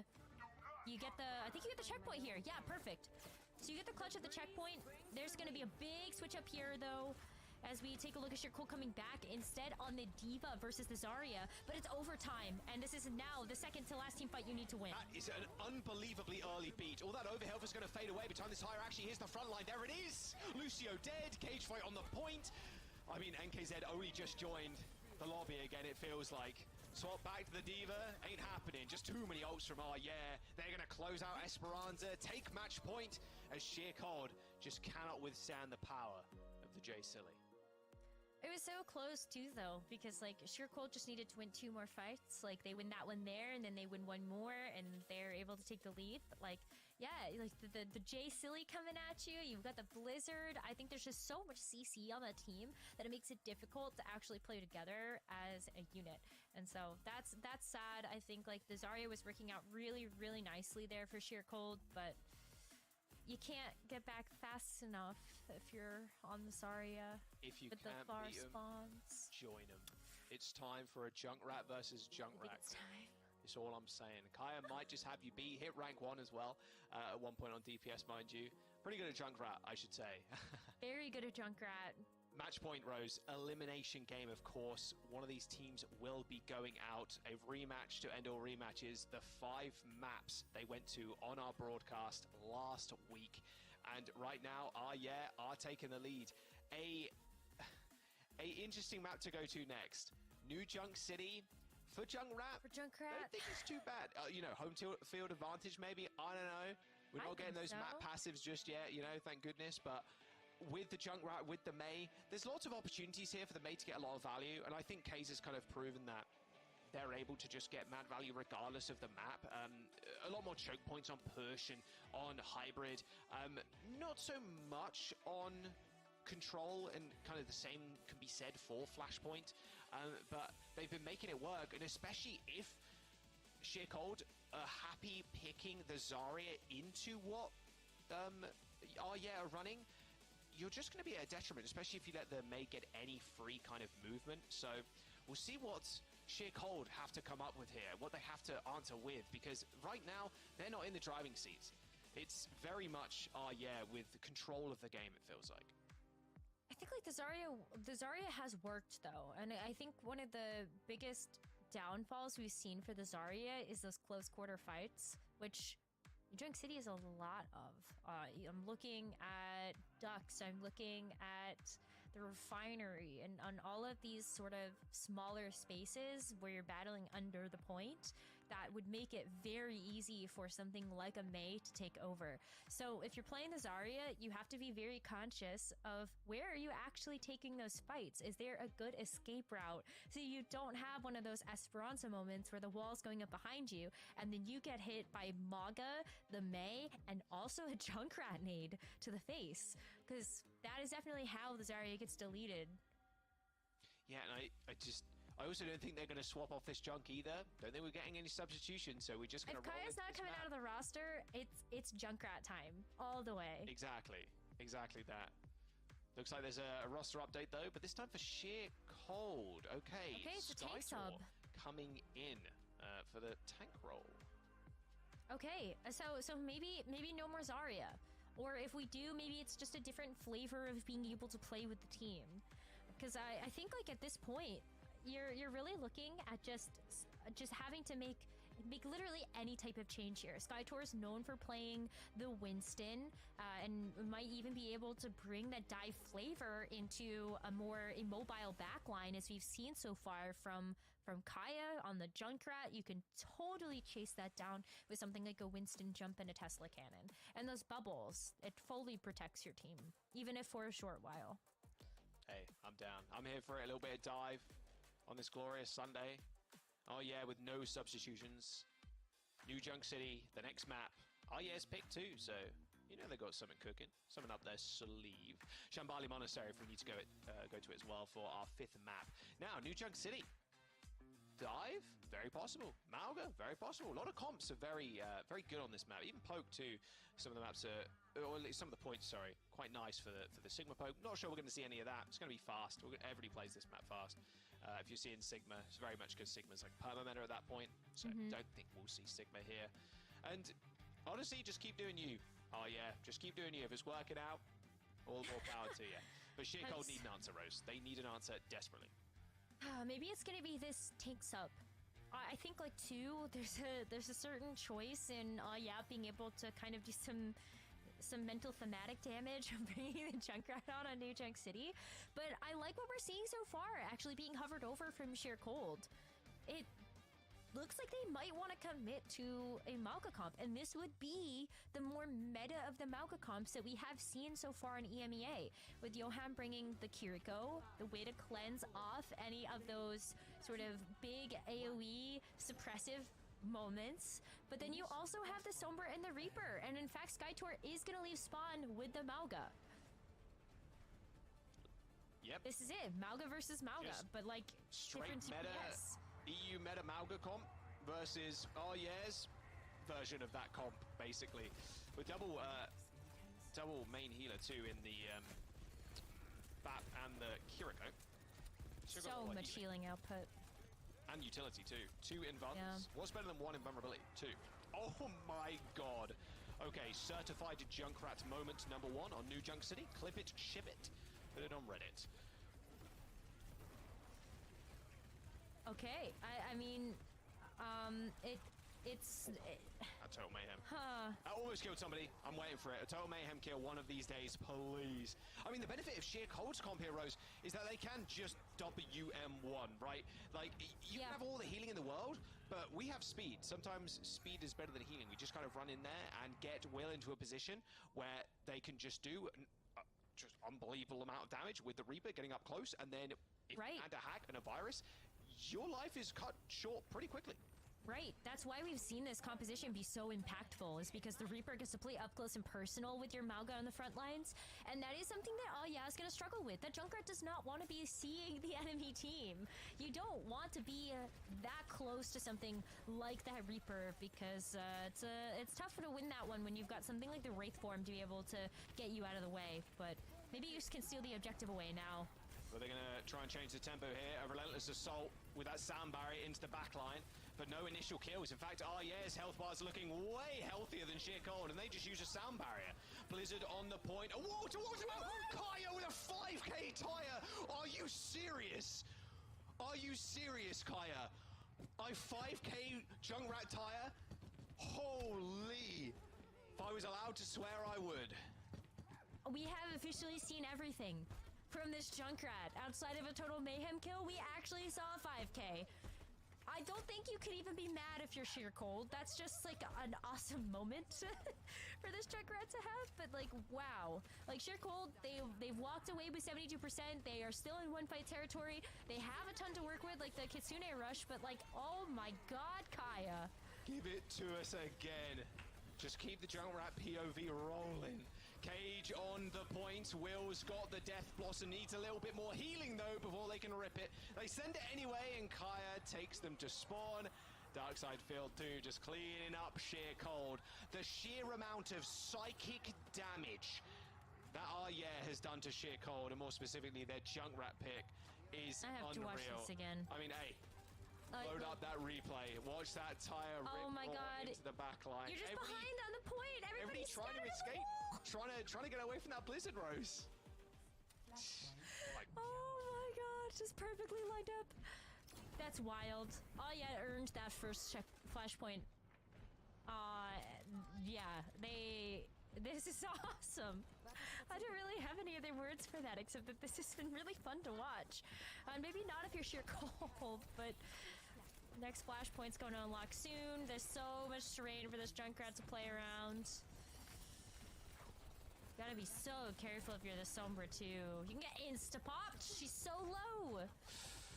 Ooh, those stray icicles and those stray mines of the Junkrat really paying dividends right now. Sound barrier to make sure they save the Reaper's life. But they can't really push with it. They're getting on the point, yes, but they're not getting an Arye's face. Blizzard available. Here's the tire. Oh, instantly killed. Rest in peace. Junkrat down. Blizzard's still working wonders though for them on the point. Sheer Cold scattering away from the Blizzard. Kaiser manages to get a block off just in time. And there are the kills. Oh yeah, capping the point and coming up clutch. I see. Look at that though, Moira gameplay moment. Like you've run out of healing. Like you have nothing because of how much healing you had to pump into your team. And we talked to Cool Boy about that yesterday. What that actually looks like, but it doesn't matter. Like you have control of this flashpoint. Hopefully you're able to get some of that resource back before Sheer Cold come in and try to hit you again. They have the rush. That is a really nice way to open up this point, but Hot Babe has been too, so... Double rush, double voice line, love hearing that. Cardiac Overdrive 2 from both Maugas, but look at how much damage is getting flung towards Skytor. Ooh, Skill Orb almost taking the kill there. They're doing a trading, Junkrat down. Oh yeah, in a 4v4. Without a tank though, Sheer Cold needs some comeuppance. They need something in the bank needs to be used. EMP does eradicate the Mauga ultimate, and in fact that was the turnaround that they needed. Coalescence used at the very end of this fight. I mean, getting instantly hacked out of it is a bit of an issue, but as long as you're firing out the Sombra, you should be all good. OT is here for yeah, but Sheer Cold end up finding the flip as then Mauga rejoins the fray. I don't think you're upset about that though if you're yeah, because now Kaiser has the Mei ult. Like, you just throw that Blizzard on top of the point. You don't necessarily have the same setup with something like that Riptire, but who knows? In like 5 seconds, that could be the case. The Blizzard first for sure, just to try to get this point back, and you win if you win this flashpoint if you hit it. Ooh, Blizzard, yeah, from Kaiser. EMP quite far away here, so no chance to eliminate that snowball. Oh, I mean, Will is just... yeah, I was going to say dominating in the back line, just playing Sentry Gun on top of that little mound of rubble. Just buying time here. Sheer Cold. Finding the late staggers would be nice. There's one more fight in this. But with no Lucio, yeah, might struggle a little bit to get back to this point. You actually have a lot of mobility on the team, though. I think, like, Fade, Swift Step, Overrun from the Mauga. I think, like, the Blizzard's going to be a little late to the party, but who knows? Okay. Overrun. There's their overrun onto the point. They just lay the road down though. That rush doing a lot of work. Tire Oh, Mauga didn't see that one coming. Almost eliminated. There's the Suzu. Healing offered her. Being thrown Skytor's way to make sure they keep themselves up. That is a good Blizzard. Magically catching that Lucio, just shooting at his feet was Kaiser there. I mean, the Blizzard's good, but this cage might be a little bit better. Skytor firmly planting themselves on the point as yeah, just fade away into the darkness. And there you go, tied up. New Junk City, one apiece right now, as yeah now have to make the long rotation. Same with Shakehold, to be fair. The point is quite far away. Yeah, that point's really far, but you got EMP to open up the 6th fight. Hot Baby's actually gonna make a transition over to the Lucio just for a little bit more mobility on the team. I think that's gonna help out a lot. We had called out that they're okay, well, never mind. They decided against it. They're just gonna go ahead and give this defensive positioning up to Sheer Cold first. But I really thought the Lucio would be a better fit here. Yeah, maybe just opting for more healing. Yeah, Lucio does seem to be one of the best right now in terms of supports. Speaking of which, nice kill onto Hot Babe. Nice little hack, and you just collapse on the Kiriko. I mean, the problem with the Kiriko there, especially you just with a hack, like, you need to swift step almost instantly to get out of that. And it just wasn't to be. Sheer Cold with the cap. Pretty easy. Especially when you lose one of your main sources of healing from yeah. They do have both Moira as well, but Is Exo gonna... no rough. No way. I was like, do you just hit like the solo EMP onto the Junkrat? No. I mean, that would be thought about it. insane. I mean, That would be so funny. like I said, the psychic damage that they've done to the mental, pretty extraordinary. But I mean, maybe that would be insane. But nice EMP. No coalescence used there from Cool Boy, so they might be able to re-enter this fight. The EMP was good, but wasn't good enough for any kills. There's the Cole healing orb out, and coalescence to push them all forwards, trying to rip the front line apart. But it's actually Darkside Phil again going down. This coalescence just not aiding them in any kills whatsoever. It's actually just a railgun from Will. That'll be the fight winner. Sheer Cold putting themselves on a flashpoint point, if you want to put it that way. All right, I am back. Only 10% to go, and I got the shit done. I do apologize. It took me some time. No, they can't. This is going to be another flashpoint that Aya have to give over to Sheer Cold. But Sheer Cold, like, they've really started to find their momentum with this Mauga composition. The first flashpoint was... Oh shit, oh yeah? After we saw just a full, like, slurry of ultimates come out from yeah, but Skytor has slotted into this roster really nicely with this Mauga to be able to lead the charge on a lot of these initiations. The cage fight being up as well, I think you have a really good way to be able to lock down some of these other members, but I think yeah have a couple more of those DPS ultimates that really make that cage fight powerful. Ooh, Sombra's seeing out. the truth once again in the Junkrat, and seeing the Sombra apparently too. Not sure if she was mid-stealth, but she might as well have been. There's the overrun from Darkside Phil. So just try and push on the point. Dude, double cage is so ridiculous. Sound barrier, Blizzard, everybody press Q right now. There we go, it worked. Skytor ends up falling over. I mean, the Blizzard is just too much. Cage, Blizzard, you literally cannot move. The cage is locking you in place somewhat, and then the Blizzard is just a cherry on top. Oh yeah, end up capping that point first. I mean, playing up here I think is actually quite smart. Gives the Junkrat a little bit more space too, to unleash the Riptide. We'll see how they want to play this. Not playing on the point, but not too much of a surprise. Playing around the Mega Health Pack, a little bit more smart, I think.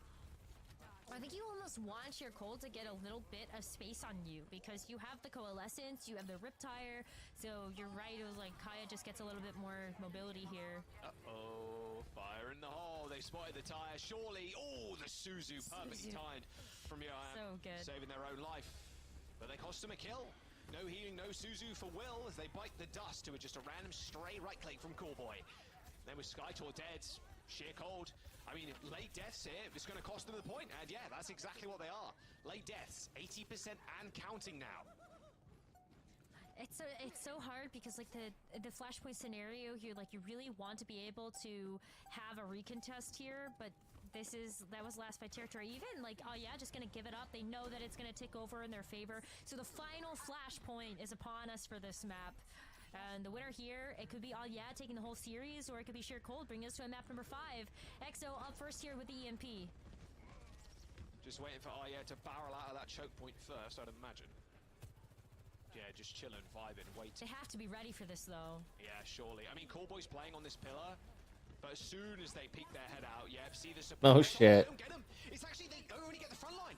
Suzu onto 2 members of Oh Yeah is going to save them from the EMP effects, and this coalescence is going to help them heal up. 2 Damn. on the point 2. Rush is good, fighting in the neutral. There's just the overwhelming damage of sheer cold though as they march on, and yeah, as soon as that cold went away, they know that was their time to shine. They've lost their Junkrat, the main hero of this composition, as the point comes unlocked, and sheer cold take control. Good stagger, Stagger too on Oh too. Yeah. Very nice. That's too bad. Like, that's just such a big difference maker when you can guarantee yourself an extra 10-15% on the point before you can get that recontest in. And Sheer Cold didn't have to use a whole lot to be able to walk away with that victory either. But once again, we're sitting in this really awkward scenario of Skytor has the cage fight, but Oh Yeah actually has DPS ultimates to combo with their own. And that has been just such a big deciding factor for a lot of how these cage fights end up going. Yeah, perfect point also to have a cage fight, right? Just up on this big platform, it looks kind of nice.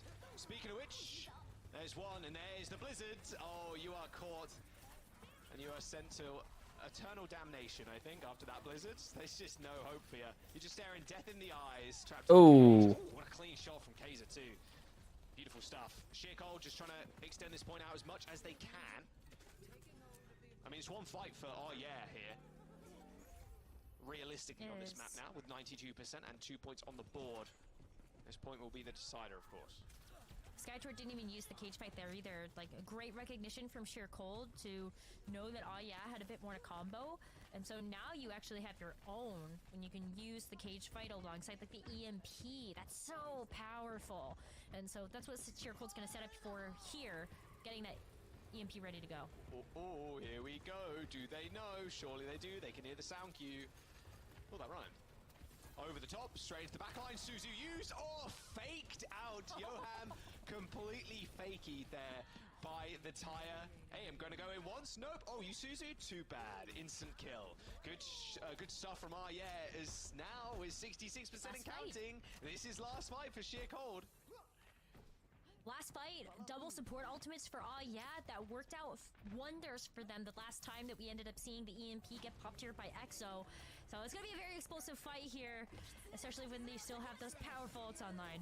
As the rush, the EMP is going to be devastating right over the top, and he cancels the cold too.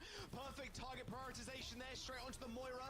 Everybody's got a kick queue. Someone's going to have to come out victor here. A 2v4 as Will goes low. Make that a 2v3. Darkside Phil trying to keep his team in. This is Kaiser so close to that blizzard. They are 1 pixel away. They throw the blizzard on the point, but they end up going down. Sheer Cold find the flip. Darkside Phil finds 1 kill, but it doesn't matter. The supports end up winning it out in the end. Sheer Cold, by the skin of their teeth, managed to keep themselves in the map. 2 and 2, a map number 5 on the horizon now, as Flashpoint is theirs. The Junkrat can't come out on top this time. They say no more silliness. We play the meta and we shall win. History is repeating itself. There was a 3-2 score line when we saw both of these teams go head-to-head in our very first day of the group stage, and now it is all coming back to form here. This is so exciting too, because while we had mug compositions on both sides, very, very different flavors and takes on it from either team. Oh yeah. Yeah, That's exactly. so cool. Shambali Monastery, maybe they keep the same subs in. Clearly it's working out for Sheer Cold, of course. They did end up subbing their tank player out. And a new... Hey, not very good at Malgar right now. Not feeling it right now. Hey, it's all good. We got another Malgar on the bench. We got another one. And with Sheer Cold making the sub, can't imagine they're going to make any changes here. And honestly, with Oh Yeah, same. Well, I mean, you definitely don't sub Kaiser out, because May is definitely just too good on Shambali Monastery for the way they want to play. Oh, this is... If you didn't see the 5k Riptire, boom, there it is on your screen again. It was so sick too. I'll just cut off my own point. Wall behind them. Everybody's trying to run away from the blizzard, all going up on the stairs. Dude, we're never going to see that again. That is a once-in-a-lifetime Riptire, I think. Oh, well, That was so maybe gross. maybe don't speak that into existence. Maybe we see another one, but... I was gonna say, hang on a second. What if we do see Oh Yeah win this match? Then we might get a chance to see a little bit more of that Junkrat in the main event, because that is what's on the line here for both of our teams. I will be down.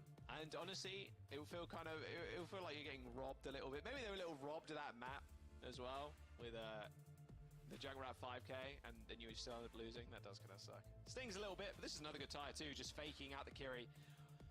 Complete 360. Boom. You use Suzu. All good. I've got the answers for you. Ooh, Yeah, almost hit like the air shot too. you can't shoot it out of the sky there too, with just the positioning of the tire.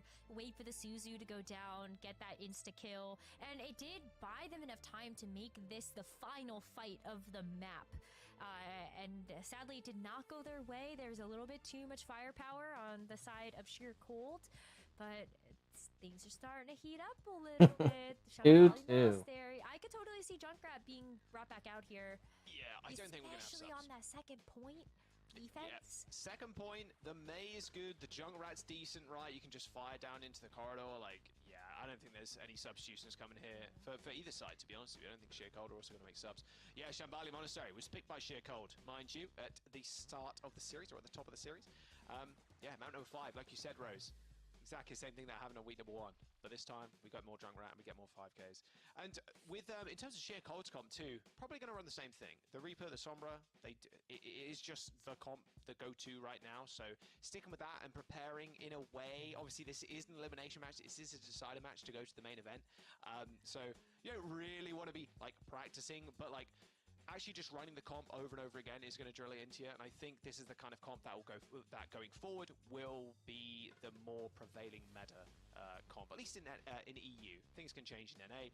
We are going to jump to a quick break though, give the teams just a couple of minutes just to prepare themselves for map number 5, but we're going to go into it just after this. Shambali Monastery up next.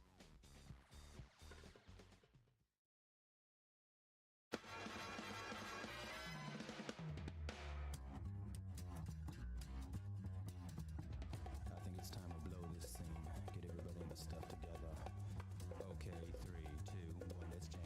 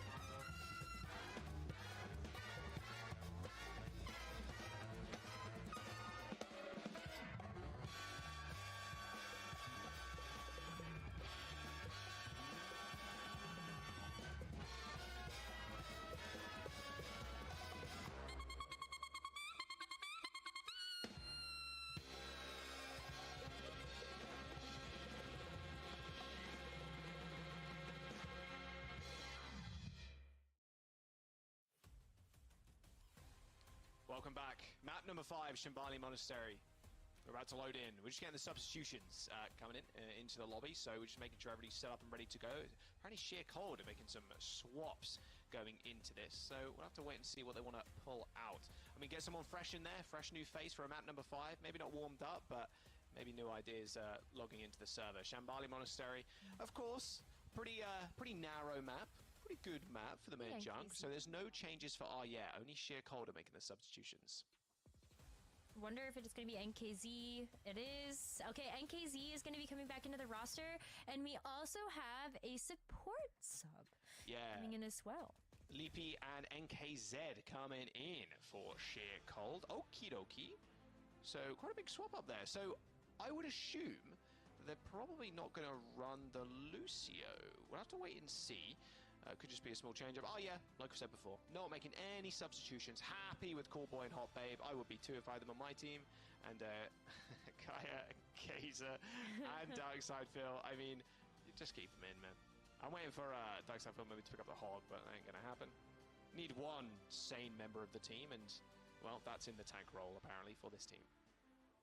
I kind of wonder if with this substitute, we actually do see maybe a bit of a difference in that backline, as you mentioned. No Lucio, but maybe something a bit more static.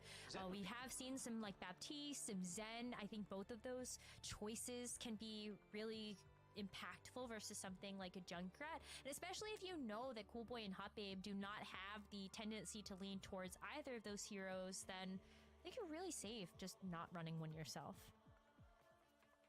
Zen it is. For sheer cold. I love it. Okay, yeah, I really like it too. And a Widowmaker too. Let's go. Okay, this is my jam. A little Zen, a little Widow. I am here for it. A very slow comp though, Rose, with the Sigma instead of the Mauga here. I think the Sigma makes so much sense though, because Aya hasn't really wanted to play the Mauga anyway. And if you want to be able to help enable something like the Widowmaker, then you have the shield to be able to just pop that in front of her, and hopefully she just gets a headshot, right? Also helps you against the Junkrat, to be quite fair. W skin game. Should do a segment about skins at some point. Nice headshot onto the Junkrat though. I just really like the default, the new default. I think it's sick. The colorways from the Overwatch League ones are also really cool. Big fan is all I'm saying. God, you do not want to peek that, but no headshots found just yet. You've charged a little bit longer now with the Widowmaker to get the guaranteed.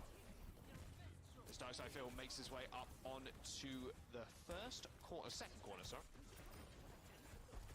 Ooh, look at the Junkrat though in the tiny room. I would get out of there if I were you. Nice wall. Wall's going to be a big problem here for the Widowmaker, because they can just use the wall as cover. Not too many people are just going to be randomly spamming at that wall. I mean, will be sure, but Will's probably off on an off angle, trying to just take to the skies to put pressure on the DPS. Speaking of which, there goes the Junk, and KZ picking up a nice little kill on the sidelines, and KZ just donates themselves to the ultimate bank. Still going to be a standstill at this final little stretch of that first checkpoint, and this is where we see a lot of teams get flustered. You have some much better Widow sight lines there towards the back of that point, especially in that window, and it's going to be much harder for the Zarya to also break through too. Yeah, look at these sight lines here for the Widow. You're feeling really good right now. Especially when they're creeping around that corner. Oh, keeping an eye on the window too, but there you go, another wall. Lamp, bubble, everything thrown in to try and help Darkside Phil survive, but I mean, hey, now you got two tanks to contend with. We're back in Overwatch 1, baby. There you go. Nice little 90 energy charge off the Turtle Mayhem. 1 minute and 50 seconds to go. No tire in. Worth keeping in mind, Sheer Cold's composition doesn't really aid for the Junkrat to get much damage at all. No. They're playing so far back with the Zen and the Bab. Will's up in the skies, and the Widowmaker is also, well, killing people for one, but also way in the back. Ooh, almost got him with that. Sigma just stands in the front line, can eat, and you shield. No, actually, I think they killed him. The Junkrat really to get a lot of damage here. Yeah, I mean, like, the wall is also working against you too, right? Even though you're cutting off the Widow sight lines, you're also cutting off access to actually kill her.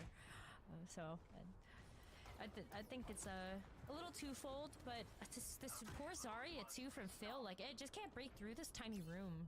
Yeah. I mean, Sheer Cold just had the number, it feels like. Nice little headshot, forces the bubble. Transcendence coming out. No use throwing the Graviton Surge into that. Still lobs it into the backline anyway and just marches on forward. Darkside Phil with 2 kills. They've got to take care of Will, though. That's going to be a big issue, but maybe not so much anymore, as they do need to touch. Darkside Phil spotting that Transcendence. LP just running away. It was like, well, guys, I'll see you later. You're going to have to kill the Zarya somehow. And yeah, nice grab. 2-man grab, and that'll be it. Almost in OT, mind you. 3 minutes to go now for their push onto second. Oh! Nicely timed. No shot that Kiriko knew the Widow was there. Oh, just taking that corner back again. And now you get the sights as well, so, yeah, even fewer places that they're able to hide. I love this playstyle. You know as well, no one can punish you. Who is going to punish you on that team? Oh, well, Riptire.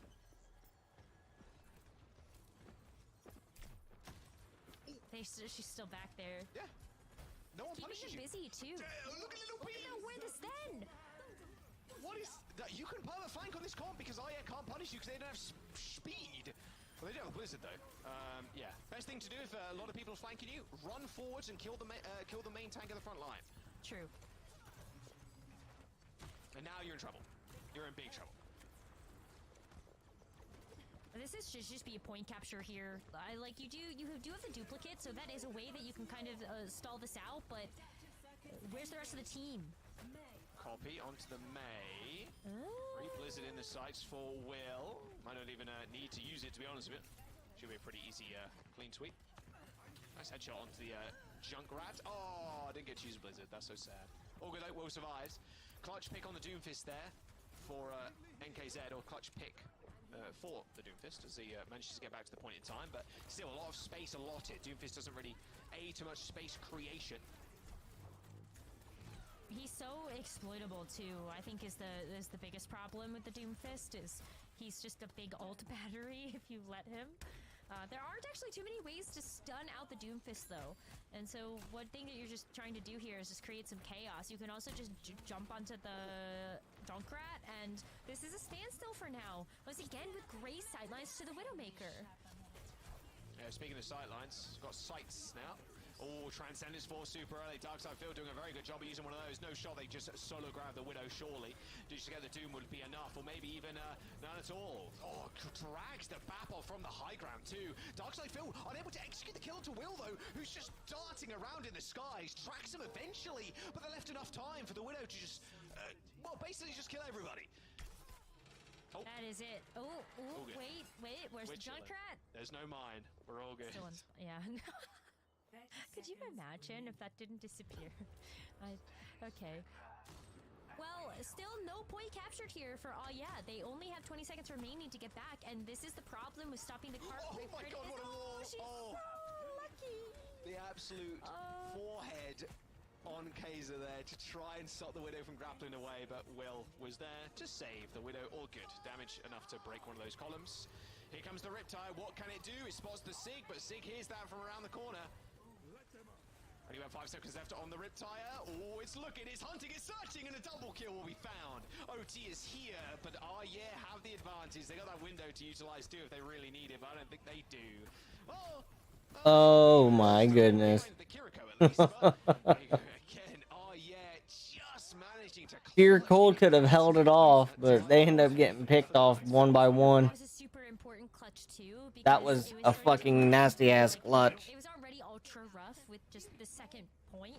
It's so defensively favored, just with all of those high grounds that you get a chance to utilize on that defense, that it can be very tough for, especially an attacking team with a Junkrat, to find a mark there.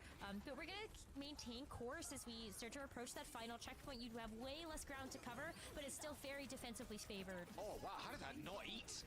Nice Transcendence. Right. Lamp to help too. Lamp goes down. Trans to stop the Sigma getting eliminated. And the copy into the Zarya too, although no bubbles. And the Will duplication ends up falling by the wayside. He's taking a fair amount of damage too. Yeah. Case are dead. All good. Reset, go again. 30 seconds to go though. Can't afford to waste any more deaths here. No, you can't get staggered, but also you have to work up to something here. You've got the flux as well as the sights, which is going to give EXO just so much potential in this fight. Hot Babe has to have this Kitsune rush to this team to have a chance here, unless they're able to get some quick picks. Yeah, you're thinking they should be able to get it. 10% to go. Can buy some more time with the sights. Flux over the top of the wall. Double bubble used. Noble bubbles for the Zarya. Everybody's a little bit more vulnerable now on the side of yeah. And there is the rush. They do push onto the point, and Junkrat firing through the window. That is a scary sight to behold. LP ends up going down to the Zarya. A little bit out of position. Just trying to get a nice angle onto the backline, but wasn't to be. Graviton Surge thrown out. But merely a distraction technique for yeah. Kaiser finishing off the BAP, and there you go, OT finish. Yeah, managing to scrape by in this final map of this series. Elimination game, of course, so every small clutch from every player, any player, it really does matter. I think everybody had their own small moment there, the Mei, the Junkrat, everything. Oh, wow. Widowmaker 3K, and that's what I'm saying, like, everybody has a clutch moment, especially in these comms that they're just lightning and how fast they can execute it. Hey, a Widowmaker is always a +1 in my book, so glad to see Widowmaker back in the fray, at least somewhat. And that Widow was making that attack push very difficult for Aya. Not only are you forced to use those Mei walls a bit more defensively, rather than proactively, how we have seen that Mei just try to change that terrain for the team, but you also have to, like, you're stopped in your tracks a little bit more. Like, you can't just go in totally, like, full force, head empty. You have to think about, like, where could that Widowmaker be, and how do we make sure that she has shut off access to our team? This is not as fast. Yeah, it's gonna be hard as well, though. To be fair, playing the Widow on offense, a lot less sight lines. You got the big straightaway, sure, but you can't play those cheeky like off-angle flanks or anything. So you're already gonna have to go like saboteur mode and just infiltrate the backlines with that. So we'll see what Sheercold wanna do. I don't mind Will also stick on the Echo. I think an Echo is a really good pick into the Mei and the Junk. I think it's really sick. Tracer is going to be the pick, kind of weak to the Mei at least somewhat. You're just looking at poking down the backline. It's rough. I think it's kind of rough for the Tracer. Yeah, I don't think that this is the best choice for the team here, but I also think that like EXO has also proven themselves to be able to contend with something like the Junkrat in the back. And at this point, you're really just hoping to be a distraction. That way, like, your Echo can deal with the frontline pressure just a little bit more. You're really bullying back this Zarya, and then you have an opportunity to go in with something like that focus beam. All good. Yeah, I think that's the main aim of the game here. Just bully the Zarya, make her use bubbles, then you can just walk. Just WM1. Well, there goes the Mei. Kaiser bites the dust. Lamp to use 2. Zarya is just so hard to keep alive here. You're not even doing damage. If you're a cool boy or hot babe, it feels like you are just trying to heal your Zarya through all of the poke. That can be really tough to do. The Zarya is going to be focused down a lot, and I think there's like so much utility on Sheercold's composition to do that. You have the Tracer that can help to just kind of chunk down those bubbles. Any of those sticky beams as well will also be able to do the job. Oh, that Tracer though. It's TP. Oh, God. Nice little TP there to stop the sticky bomb damage going off. Oh, hello. 30 HP in a dream, almost got sniped. Speaking of getting sniped, there goes the Zed. Oh, it's just so good at landing these. Oh, through the window. Get out of there. Nah, they're all good. Nice LOS. Good use of the wall too. Stopping anybody going down instantly to the window. The fucking Junkrat lobbed a bomb. Is a really good Fucking saw the Echo die. Very easy way to access that area if you are on the attacking team. We are gonna see shit. change though off of the Tracer. It's gonna be the Ashe now here for EXO. I think this is a much better choice, just knowing that you can have a little bit more consistent damage, and you also don't have to get too up close and personal to some of these more spammy characters, I guess. Is trying to look for the Echo. You can see the tri-shots obviously just giving the Junk a little bit of a haircut. Duplication available too, but with this rush, I think Will has to back off, just help the rest of his team as Aya just kind of flood onto the first points. There's the Flux, bubble available, does crash back down to earth, but look at the chunk damage there. That window, you don't even need it at all in this fight, you'd imagine. There's the Lamp, the Transcendence, they're pushing on forward. Cool boy just holding on to the window. There's no use to try and sustain through all of that damage, especially with the Flux going off too. The Zarya is just so susceptible to getting picked out of the air. The bubble timing has to be immaculate. As soon as you crash down to the ground, honestly, otherwise people can just burst through it. And here you go, this second point push, Rose. They've conquered the main territory of the Junkrat, right? The caves. Oh, and the Mei, I suppose. Yeah, now it's a little bit more open, so both the Junkrat as well as the Mei are going to be a little bit less impactful, but still, like, you've got those bubbles from the Zarya that can help out here. Those are really good bubbles there, too. 2 bubbles gone. Here comes the tire. What can we get? Will. Oh, straight in the midair with the duplication. No sniping the Echo out. And good focus fire on the Riptire. Not today. Summons down as the Lamp also falls for Cool Boy. Dude, look at Will, though. Will is just dancing in front of this window, by the way. I mean, that is ridiculous how they just get sniped out. All good, though. They end up escaping alive. Only just, though. Ooh, NKZ's going to open this up a ton with this double. That's it. That's point. Oh, good headshot. Wow, that was clean. Crispy, if you will. X's aim has been amazing. Yeah. I like just so good with the tracer to be annoying. You also have the Widowmaker that was just such a nuisance on the defense here for Sheer Cold, and now you have this Ashe that has just been able to get the dynamite damage down and really help sort of soften up these targets for Will to go in and be that aerial unit here for the team. Another flux too. I think that's a really good point. Yeah, that dynamite just does so much work because then Will doesn't have to contend with most of the health bar, right? You can, well, you're half. Oh, I can just beam you down. So yeah, it's a really nice little combo there. Dynamite into Will just getting aggressive. Oh, here he comes. Here's Bob. The sixth man has joined the battlefield. Just assassinating the pause. The fucking rock, it's okay, though, because Bob is here. And well, Damn! Damn! Hold up. 3 minutes to go. I just they about. They push onto this final corner. Oh yeah, not gonna be able to touch, and a rare swap. There's a Lucio, there's a Tracer. This is not my Dude, Sheer Cold pushed it with more ease than what fucking Aw Yeah did. At least contend for a brief moment. But how long Holy can they hold on? fuck! Ooh, the May too. That's just gonna be so good to stall out this card. Keep Sigma up, keep Sigma up. Oh! Get down. Can they actually find anybody though? That is the real question that needs answering. Darkside feels super low. Window erected for Callboy, but Oh, that's good. He popped fucking trans right there. no ultimates really available for Sheer Cold. They got a window coming up rather soon, but the Transcenders might have just done it. Oh, the Lucio cowering in a corner, but no, there's just no chance. They pulled it there within 3 minutes. The free Blizzard, there was just too much damage, and Sheer Cold finished with And they have like no time. 3:29 3:29? versus a single minute for yeah. This is slowly sipping away. Oh It's my been a very God. entertaining game. Okay, so they're done. Looking out for them. Sheer Cold just taking All Yeah's like gonna struggle. You brought up such a good point though when we first loaded into this map and we Holy fuck. what Sheer Cold is running is just so much less vulnerable to something like the Junkrat. If you're on the defense, I think the Junkrat is just a little bit better, but otherwise you're not able to just spam down a target that's in the back. How do you hit EXO? How do you hit Will in the sky? That is a huge issue for the Junkrat to be able to actually find that value. But on the defense here, as Sheer Cold walks out, it's not the Widowmaker this time around. It is going to be the Ashe, and the Ashe was really good on the attack. So I think that keeping on the defense here makes a lot of sense.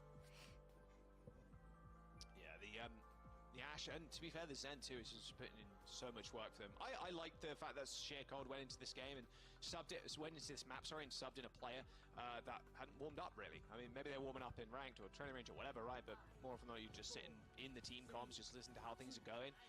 But sticking someone on a Zen, especially against a comp that you know is going to be slower because they're playing May Junkrat, I think that was really smart from Sheer Cold there. All right, oh yeah, Rose, they've got 1 minute. 1 minute and a big mountain to climb, and I'm not talking about Shambali Monastery. Well, we've seen a lot of teams be able to take a minute and turn it into a full push, so maybe that's what we get to chance to see here. It's a very aggressive push here coming through from Phil. They have to have somebody just right on that point. Oh no, no, Sheer Cold is gonna fucking take this. Holy fuck. Oh, Will is taking a little bit too much damage. That's a stagger. That's a giant stagger too. The Tracer dead? Oh, that's over. Oh, it's over now. They're done. They won't be able to go cap it. They can't come out of spawn here. You're gonna see the pick over to the Diva to be able to rush back to the cart. You got the Lucio as well in tow, and even though you're on this fast comp, you're just not set up for success here. Oh my god, Darkside feel had no shot. They're done. Yeah, They are absolutely done. There on the top of this hill, bar a miracle. We've seen crazier things in this series so far, but I think that miracle is yet to come. Little dupe into the Lucio. Good stuff.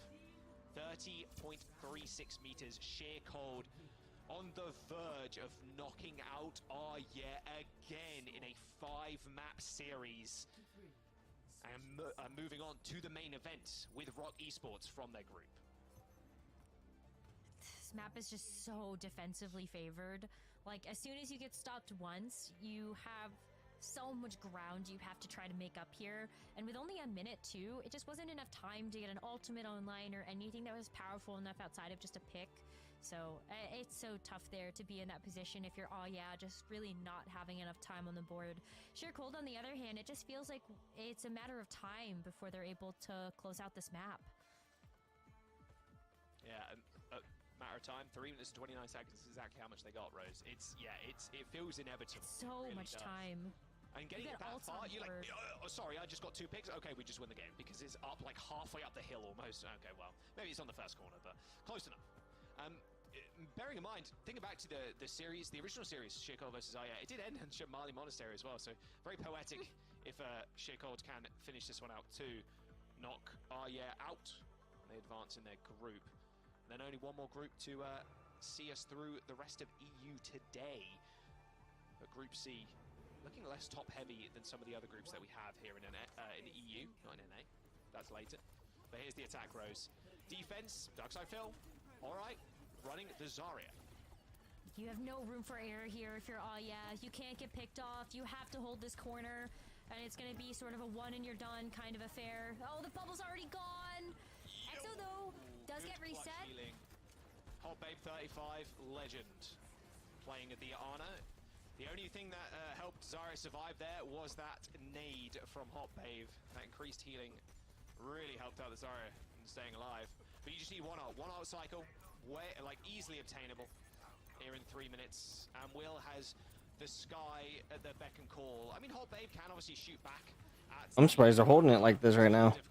I'll give them like one death. Don't have charge I want to either. call it on either May or Junk, So much damage. and they'll push in. Okay, eyes pretty low. Darkside Phil, no bubbles. Just playing pretty Oh, might be safe. Zarya. They have bubbles. Might be Zarya. Oh, okay, they're gonna push it in. Just trying to They got put it. them in, but it's in fact a swift death. Oh, they got 2 actually. With the Oh, scoring fuck. advantage, Sheer Cold making this look inevitable, but Hot Babe and Cool Boy coming up clutch, in fact, making the most Okay. of the space that their Sigma had provided them. That's a huge amount of time that they're buying as well, because Cool Boy's going to have the first ult up in this game. That Amplification Matrix is a great way to be able to stall this out, and even though this is plenty of time for Sheer Cold to get ults, it's a lot for Aya to be able to keep up. We are going to see Phil come back here on the Diva, so you're able to contest with this Ashe just a little bit better, but it's time for ults here. Exo's down. Do not get one-shot challenged. Impossible against the Junk. They do trade, though, 4v4. All right. It's available, but so is that Riptire. Guys done it once, they can do it again. They're running BAP, so that's gonna help out with a lot of healing and damage. Oh, the fucking tire. Surely gotta know it's coming Nope. from that payload. Yeah. Oh, instantly taken out. The pre-fire ang there from Exo, just too good. Discord on the Diva, they are also pretty low. Will? Oh my god. What is this? What is this meta? Fucking fucking copied Ana. No. Cool Boy saying that's not my Ana, that's the enemy. Wait a minute. Just watch along. They're on the points, but it doesn't matter. Falling at the numbers of with Oh my god. Cold have done it again. A map 5 banger, ending on Shambali Monastery. So Cold wins that. Oh shit. The main event. Wow, what a treat we got with this matchup too. Not only was it super hard fought here by Sheer Cold, but Aya gave us such an entertaining match. We got the Junkrat, we got the Mei, we got the Mauga, we got like 6 different tanks in this matchup. Like, what more could you have asked for? I see you. I We're know, so right? back. I know. We're so back. We're so bad. First it was Clockwork Vendetta, and then it was This is avoided, such a EU and game. now it's oh yeah. Like, this was just screaming EU ladder, and I love it. I mean, look at the very beginning of this series, looking all the way back to map number 1. I feel like some eyebrows being raised on map 1, seeing Sheer Cold on that Zarya, making it work, and we're all like, oh, wow. And then on King's Row, things just escalate. Kaya coming in, representing your rank junk warlords, then Darkside Phil just playing tank roulette, Maga, Sigma, Diva, Junker Queen, Zarya, like, you name it. What an entertaining series. What a way to go out for all, yeah. Like, heartbreaking, obviously, that they couldn't get it done, but man, this was a treat. we're going to see these players again, which is the best thing. Oh, Like, yeah. Oh, there's for no sure. shot they don't make We it to the group stage. They are very talented players, even though, yeah, you know, you got a couple of specialists on the team, but it's all good fun. It's all good entertainment. And yeah, taking Sheer Cold to a map number 5. I mean, what's more poetic than that? Ending on Shambali Monastery the same way Sheer Cold ended it before. A competitive group, you got to say. I mean, Rock Esports, everybody pinned them as the favorites in that group for sure, and they proved that. Went 6-0, didn't lose a single map. But yeah, that middle of the pack, that was a little bit more competitive. Good stuff. And I'm excited to see what yeah, and the individual players too, what they have to come later on the later down the line. But with Sheer Cold making it, real opportunity here The to prove fucking themselves Sombra. against other teams that will play a little bit more meta Overwatch. So I'm also watching a YouTube video while this goes on. 'Cause Organizations that has been whatever. around the Tier 2 scene for so long. And it's so great to be able to see them back here in this competition, just coming in from contenders as one of the top teams in the space, and now being able to show off what they have at OWCS with this. Oh my god, that poor Bap. He could have fucking. He should have just kept walking backwards, when it came down to just like jumping and shit. He would have got out. But I think he got. I don't know.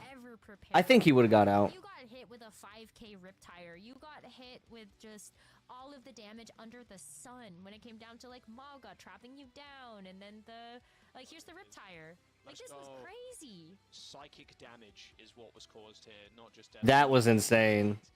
Man, I love it. I was like, Oh you my would god. never think that we would see a 5k Riptire at this level of competition. I just but here we realized, are. Rose, we got the triple collab. We did. And then we got the 5k junk tire. We did the merit triple collat on Caliseo as soon as Sojourn was introduced into the game and into Overwatch League. Now we have There was a May in that game too. the chunk. Yeah. This is where he baited out the Suzu and then boom. I mean, there's so many good things you can say about that Sheer Cold roster. I think the adaptation was just on point, and that isn't just about hero swaps. You guys touched on it during the cast as well. The fact that they here brought in their Zenyatta players to switch it up in a do or die game, right? Like. A lot of faith you have in your teammates and in your team and in your strategy and your game plan coming into it. So very, very impressive stuff. Yeah, I think that's a fantastic point, Zoe. The bringing in someone cold like that is pretty big, and it's not something that you'd normally see, but having the flexibility on the roster, really nice. And of course, EXO, W Widow player. I'm happy we're seeing a little bit more Widow. I don't think we'll see too much of it going forward, but yeah, it was good. It was good to witness. Also, on a 5-map series, 149 eliminations is just, well, it's kind of, the number's always going to be huge, but it's kind of funny to see on the player of the match screen. Yeah, Sombra's looking great. I think this team is probably just going to run this or a variation of this moving forward against some of the more top-tier teams with the Malga, I would imagine, maybe not the Zarya. Unless, obviously, the meta might evolve, but yeah, they've got the flexibility there to flex to something that's a little bit more unconventional when they face a team that's very unconventional, but they also can play a solid, like, meta comp, so it's good. I mean, like, from EXO, we saw the Tracer, we saw the Widow, we saw the Ashe, we saw the Sombra, and I think just even being able to show that type of versatility in your own DPS hero pool, you're going to be totally fine being able to probably play into any type of team and have to adjust to a specific game plan. So I love that we got to see that today. Same. Also looking at their tank, of course, NKZ also showed us a lot of different looks, a lot of different heroes that they were playing. And we actually got NKZ with us now for a quick chat. First, of course, congratulations. This was a nail-biter of a series. So much fun to watch. How are you feeling after it's all said and done? A lot of adrenaline, obviously. I'm still a little shaky, but we pulled through. And I'm glad, like the Zarya thing, I thought of that on the first map. And I'm glad it worked, because no one is playing Zarya, and I'm proving the holders wrong. I want to hear more about that, because not only did we see you on Zarya, which, you know, we weren't sure if this is going to work out against those Maga compositions, but there were a lot of compositional switches from you and the team. Was all of that just reactionary, playing into whatever is being thrown at you, or did you have like a lot of different game plans set up? For Lijiang, we had the Zarya comp set up, like that was our actual plan, and it worked really well after the first round. We played really bad the first round, but for King's Row, we never expected to put in Micaiah, the junk god. Like that was not expected. So then I was really scared to play Zarya because Junkrat just absolutely demolished Zarya, as you probably saw on Esperanza. And we kept trying to force it, and we almost won King's Row by playing Sigma, but it obviously didn't work out. And then Skytar came in clutch with the Mauga later, which does counter them again. And then we cleaned up with Shambali. So we a lot of reactionary gameplay, but mostly New Junk City and Lijiang were planned out. Awesome. That's really good to hear, actually. I'm glad there's a lot of conversation about like the meta right now and like what you can kind of change up. Do you think Mauga is perma meta? Like obviously that's the overall sentiment right now. It's like, okay, you have to play Mauga, you play like this brawl comp, or not brawl comp, but like sustain comp.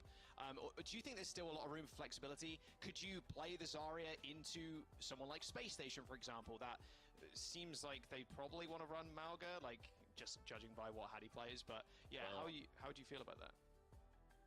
We won against Precision like one map, or like half a map yesterday with the Zarya comp. Like I'm testing it out. It's completely new waters. Like it's easy to just copy the meta Mauga, but I'm a hard Mauga denier. I don't think he's good. Oh, actually. I like We it. stand. We I think Mauga's stand. really bad. So Really I fought bad? of Zarya like Oh. ages ago. Yeah, I actually think he's really bad.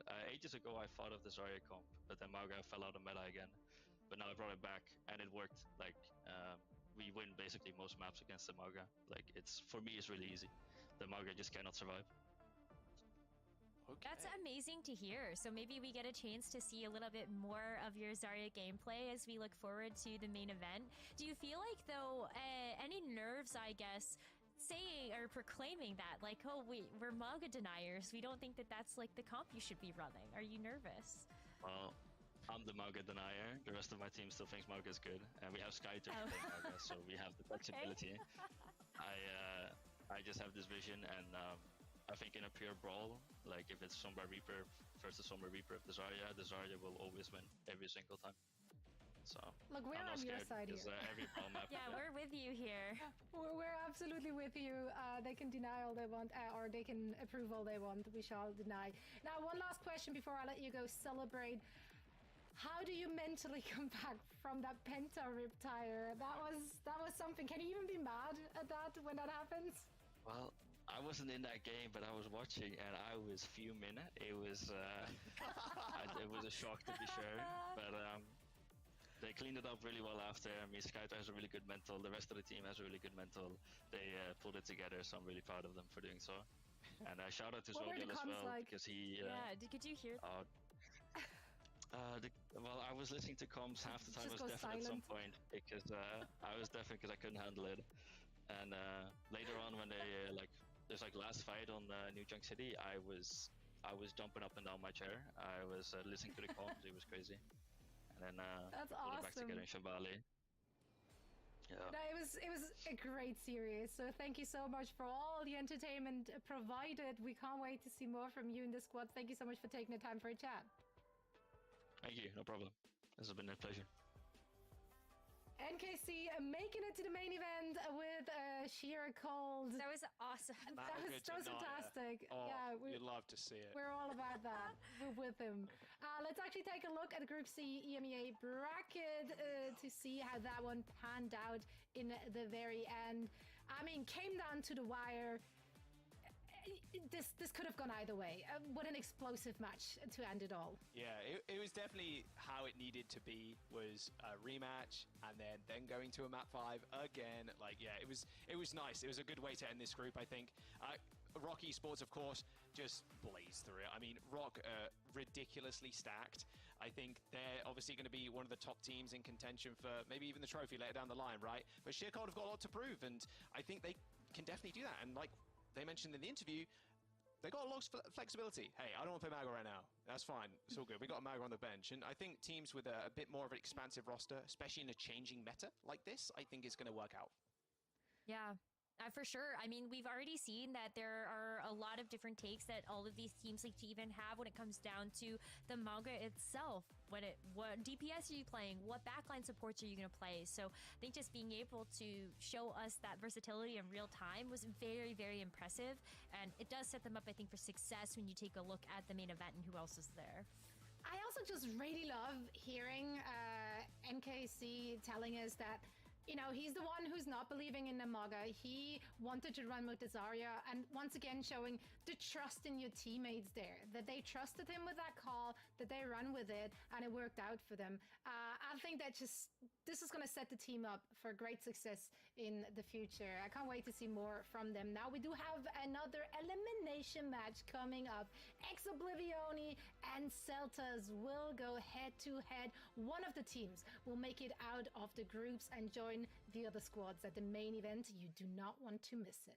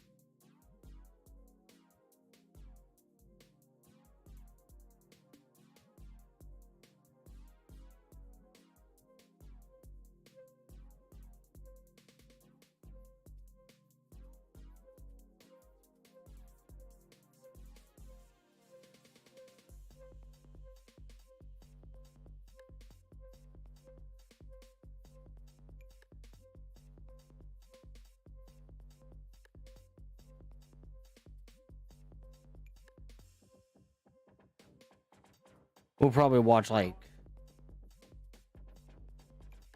this match. Yeah, we'll watch this match and then we'll probably start playing some Overwatch. Cause I've already been like for like 2 hours just trying to watch all of this. So I'm like, okay. So yeah.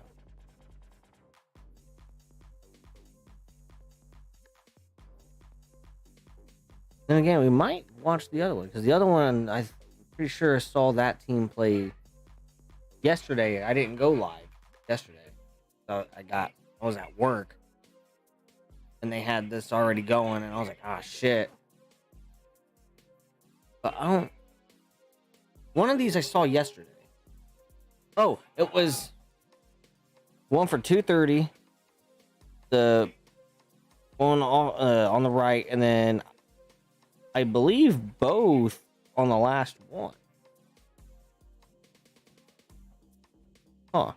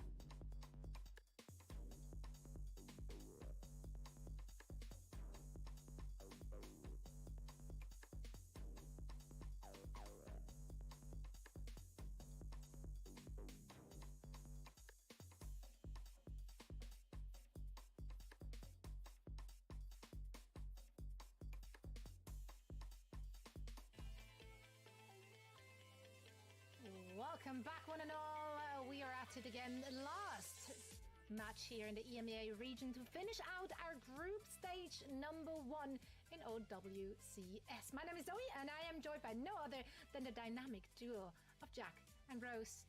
Guys, Let's go. have we recovered from what we just witnessed?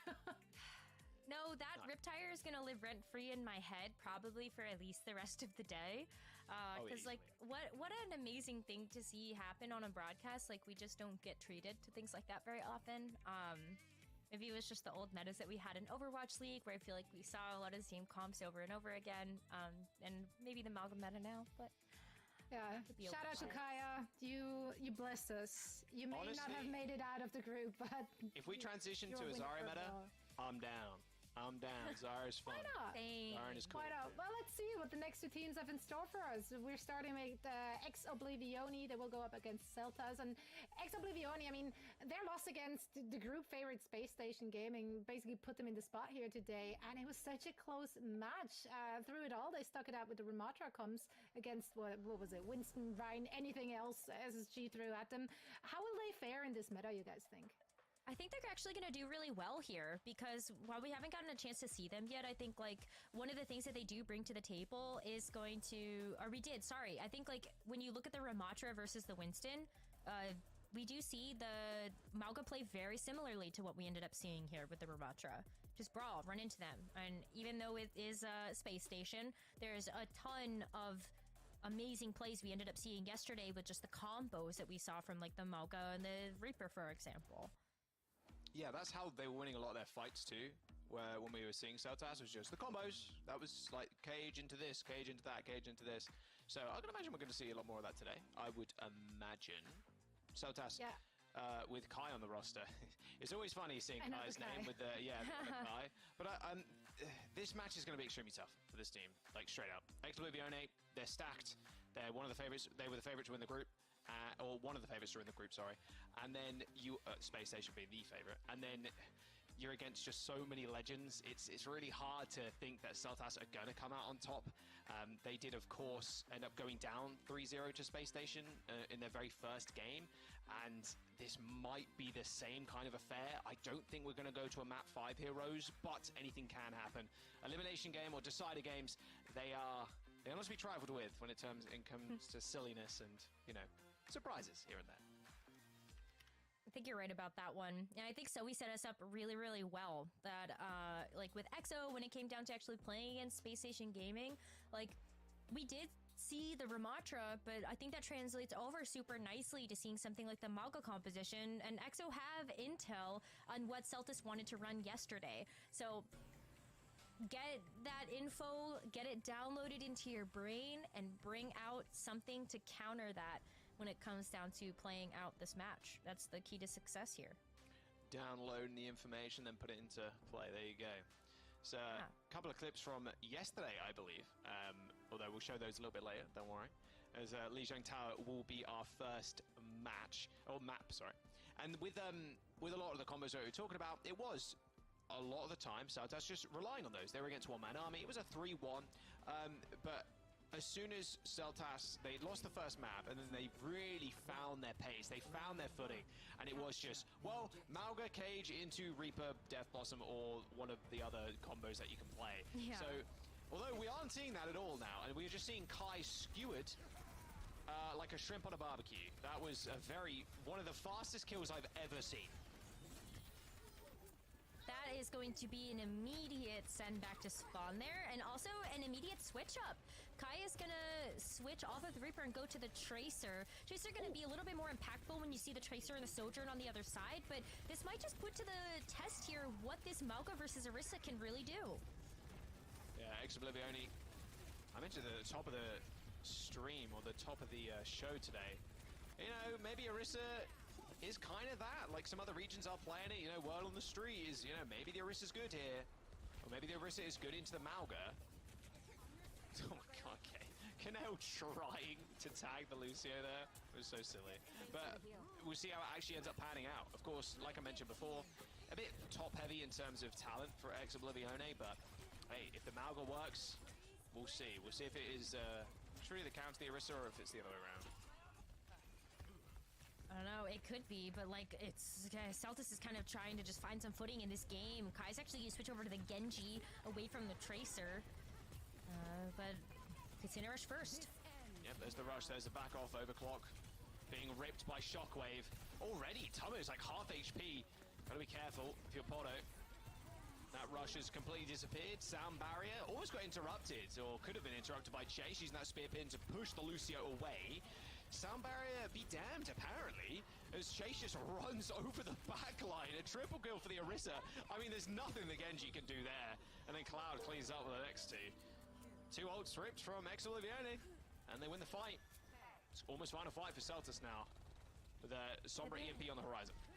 Yeah, and there's no sound barrier anymore either, and there's also no Sombra. So I think this is going to be final fight by the time that Celtis ends up walking back into this one. You would hope that EMP would be the fight winner here, but Crispy has the sound barrier himself, so just pop that in a response. I think you're feeling really good about it. You also don't have a nano for this blade, and I think that Exoblivione just has a ton of sustain to deal with the DPS ults that can get thrown at them. Tracer with a pulse bomb too. Might as well just kind of wait out for this EMP. Curious to where Crispy's playing currently, because they got to know that's coming soon. Cloud looking for an entrance, making their presence known on the Tracer. Hits the Re, just to get out of the way of those kunais, but now can just kind of dominate the backline. An easy blink on to your ally for the Kiriko, but it's just such an easy follow-up for that Tracer. The point does end up getting flipped, as the Malground ultimate does end up coming down the cage, locking people in place. Perfect for the Genji, but they're just getting kited out almost. Kai does end up coming up with one kill in the end, and a fair amount of damage too onto the body of Chase. And we Celtas winning their first fight of this series and this map, as they do find a flip and start building up their own percent. Yeah, but that was everything. They needed cage fight and the double DPS ultimates in order to break through that defense that Exoblivione had set up. And Exo are coming back in with the Pulse Bomb as well as the Overclock, so gotta be scared if you're Celtis to be able to deal with that. Make sure that GCB can come in here with the sound barrier. Jeez. Like, GCB was close to Ajaxing there, but not quite. So I've already missed one of those today, so might as well make it two. Cloud, Cloud, who was pressuring that point the whole time, like Celtics were like delivering themselves to him. OT here, and even with the rush, it's going to be hard to really lock down a kill, especially as you're so split. Overrun unable, and even the swift step from the Kiri unable to touch the point to trigger OT again. Exolivione take round one. Cloud is just such a dominant Tracer too. We ended up seeing this Tracer play during the Overwatch World Cup, and time and time again, I feel like Cloud just comes up clutch, whether it's just quick picks in the back line, or even just contending toe-to-toe with another Tracer. That was just lights out gameplay coming through from that DPS player, and I think it's gonna be tough for Celtis to find a way to break through this Orisa comp if they can't figure out how to deal with that Tracer. Yeah, I'm curious if Cloud's still gonna play that here. Could play a lot, but I mean, Tracer's still pretty valuable even on Control Center. I mean, yeah, if you kind of know Celtics are running the same thing, maybe you just stick with it. So I was just taking out a leap of... though. Yeah, he's taking a leap out of Exoliones, but jumping over to the Orisa. I like the Orisa choice a little bit more. Tamer had a hard time being able to break through the sustainability that Orisa has with the Fortify. It just gives you a lot of staying power on the point. You need that. Oh, especially for your DPS. I wonder if that was a headshot from Kanale there with a kunai. You just saw this Hydra's health bar just evaporate. It was more than just the pulse pistols. Like, yeah, it must have been a headshot from a kunai. But regardless, Exoblivione capping first again. Now you're stuck at the door. I think the Zytra still has a lot of pressure to be able to push Exoblivione back, but you can play so far forward here if you're Exo. Do you take this rotation? You could rotate to server. Looks like they want to go main though. Bit of easier firing line, although saying that, just up the small little ramp is normally better. Force people on the low ground to look up at you. Oh, nice little spear. Just trading them. Trading cooldowns is all the Orisa's doing right now. Classic Overwatch moment. Although saying that, Chase is behind them. Well, Cloud ends up getting found out in server room as they end up using the rush on the point and being Exoblivione. Same with Celtas.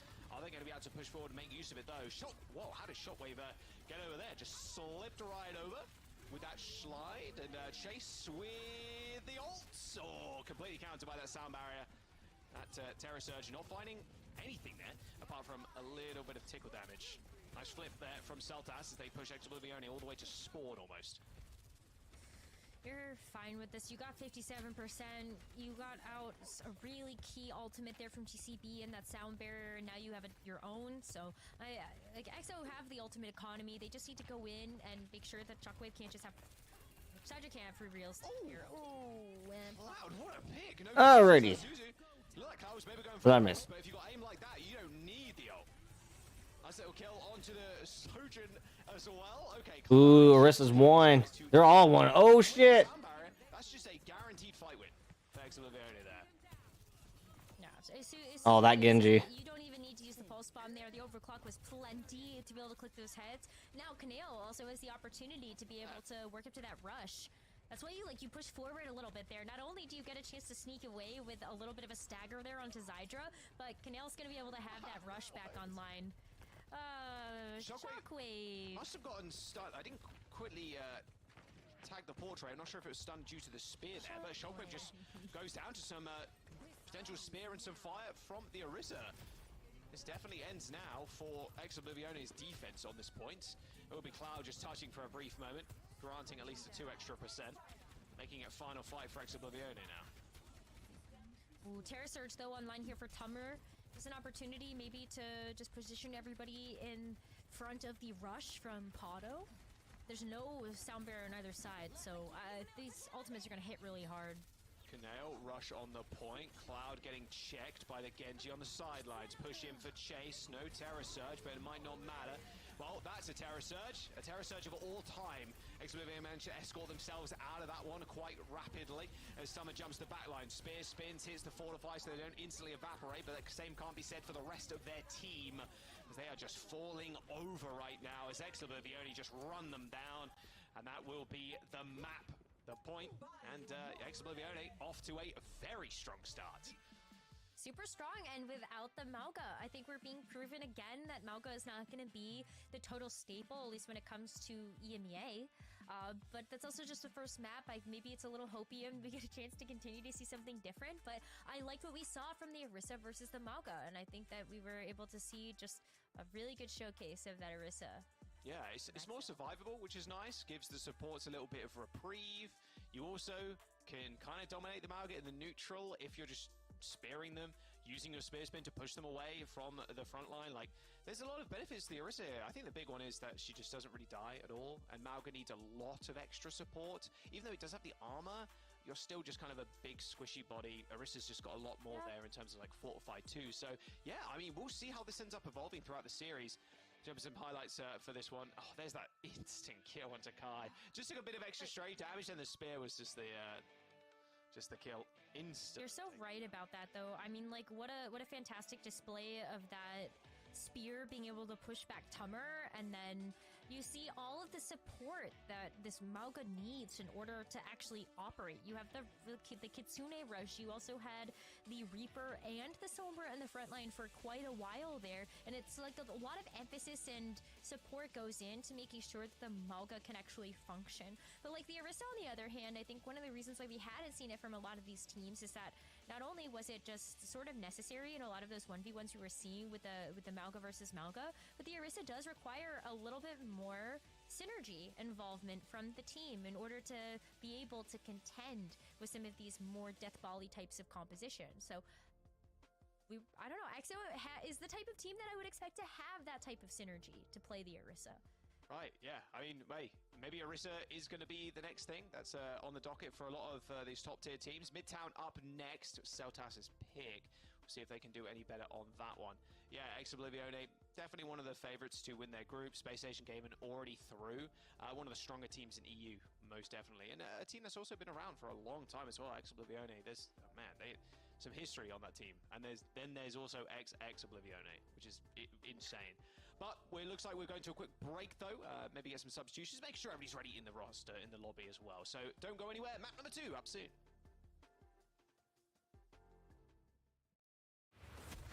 Enemy in sight.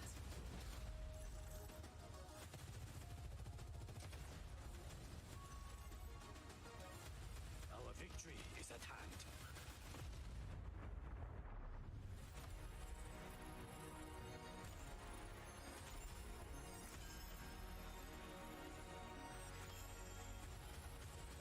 Ashes to ashes. Die, die, die.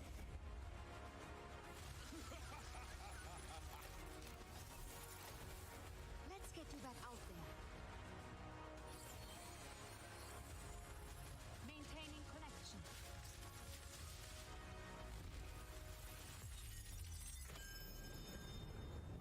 I'm getting readings of cosmic disturbance in these ruins.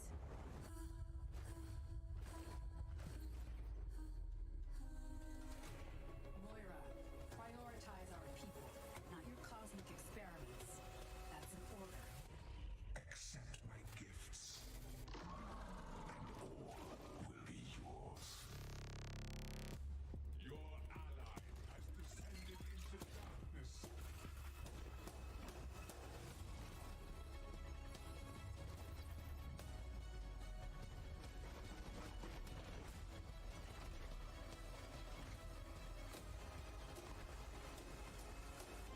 Our group energy is interesting. Very interesting.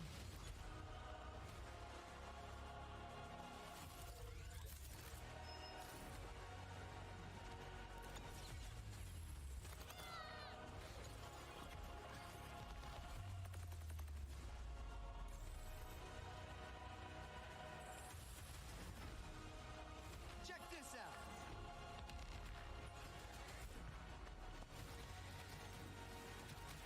Methinks a Cupid I shall play. What are you looking at?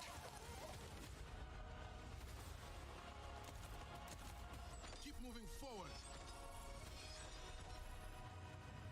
Best of luck to you all.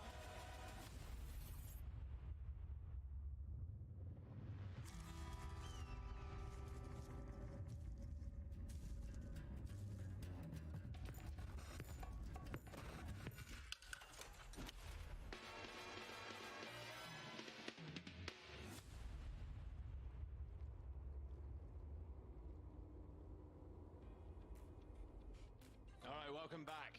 Everybody's readying up in the lobby. Just had a brief substitution, which we'll get to in a minute. Midtown is the map. Celtas's pick after they banned Blizzard World, and King's Row is banned by Oblivione. How sad. There we go. Cookie in for Shockwave.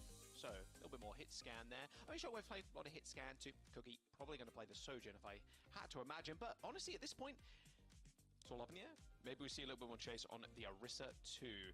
And if that's the way the meta's going, don't mind Sojourn whatsoever either. I mean, you kind of just shoot the Orisa, get the charge, kind of one-shot the backline. It's how Korea is currently playing this kind of meta too, with the Sojourns at least.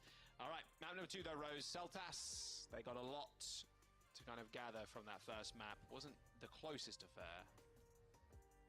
Maybe Midtown is going to be the difference maker that they need here, but as we've seen from our Team Peps versus Nuage match yesterday, like, you can still run the Orisa on Midtown, and it almost feels like it's even a little bit better than what we might have seen on Lijiang. So it wouldn't surprise me at all to see Oblivione continue to go with a pick like that, but Celtics on the defense, they're going to run the Malga back here. But with the Genji and the Sojourn, just like such a different view of the Malga that we've seen from our previous teams running like the Reaper and the Sombra together.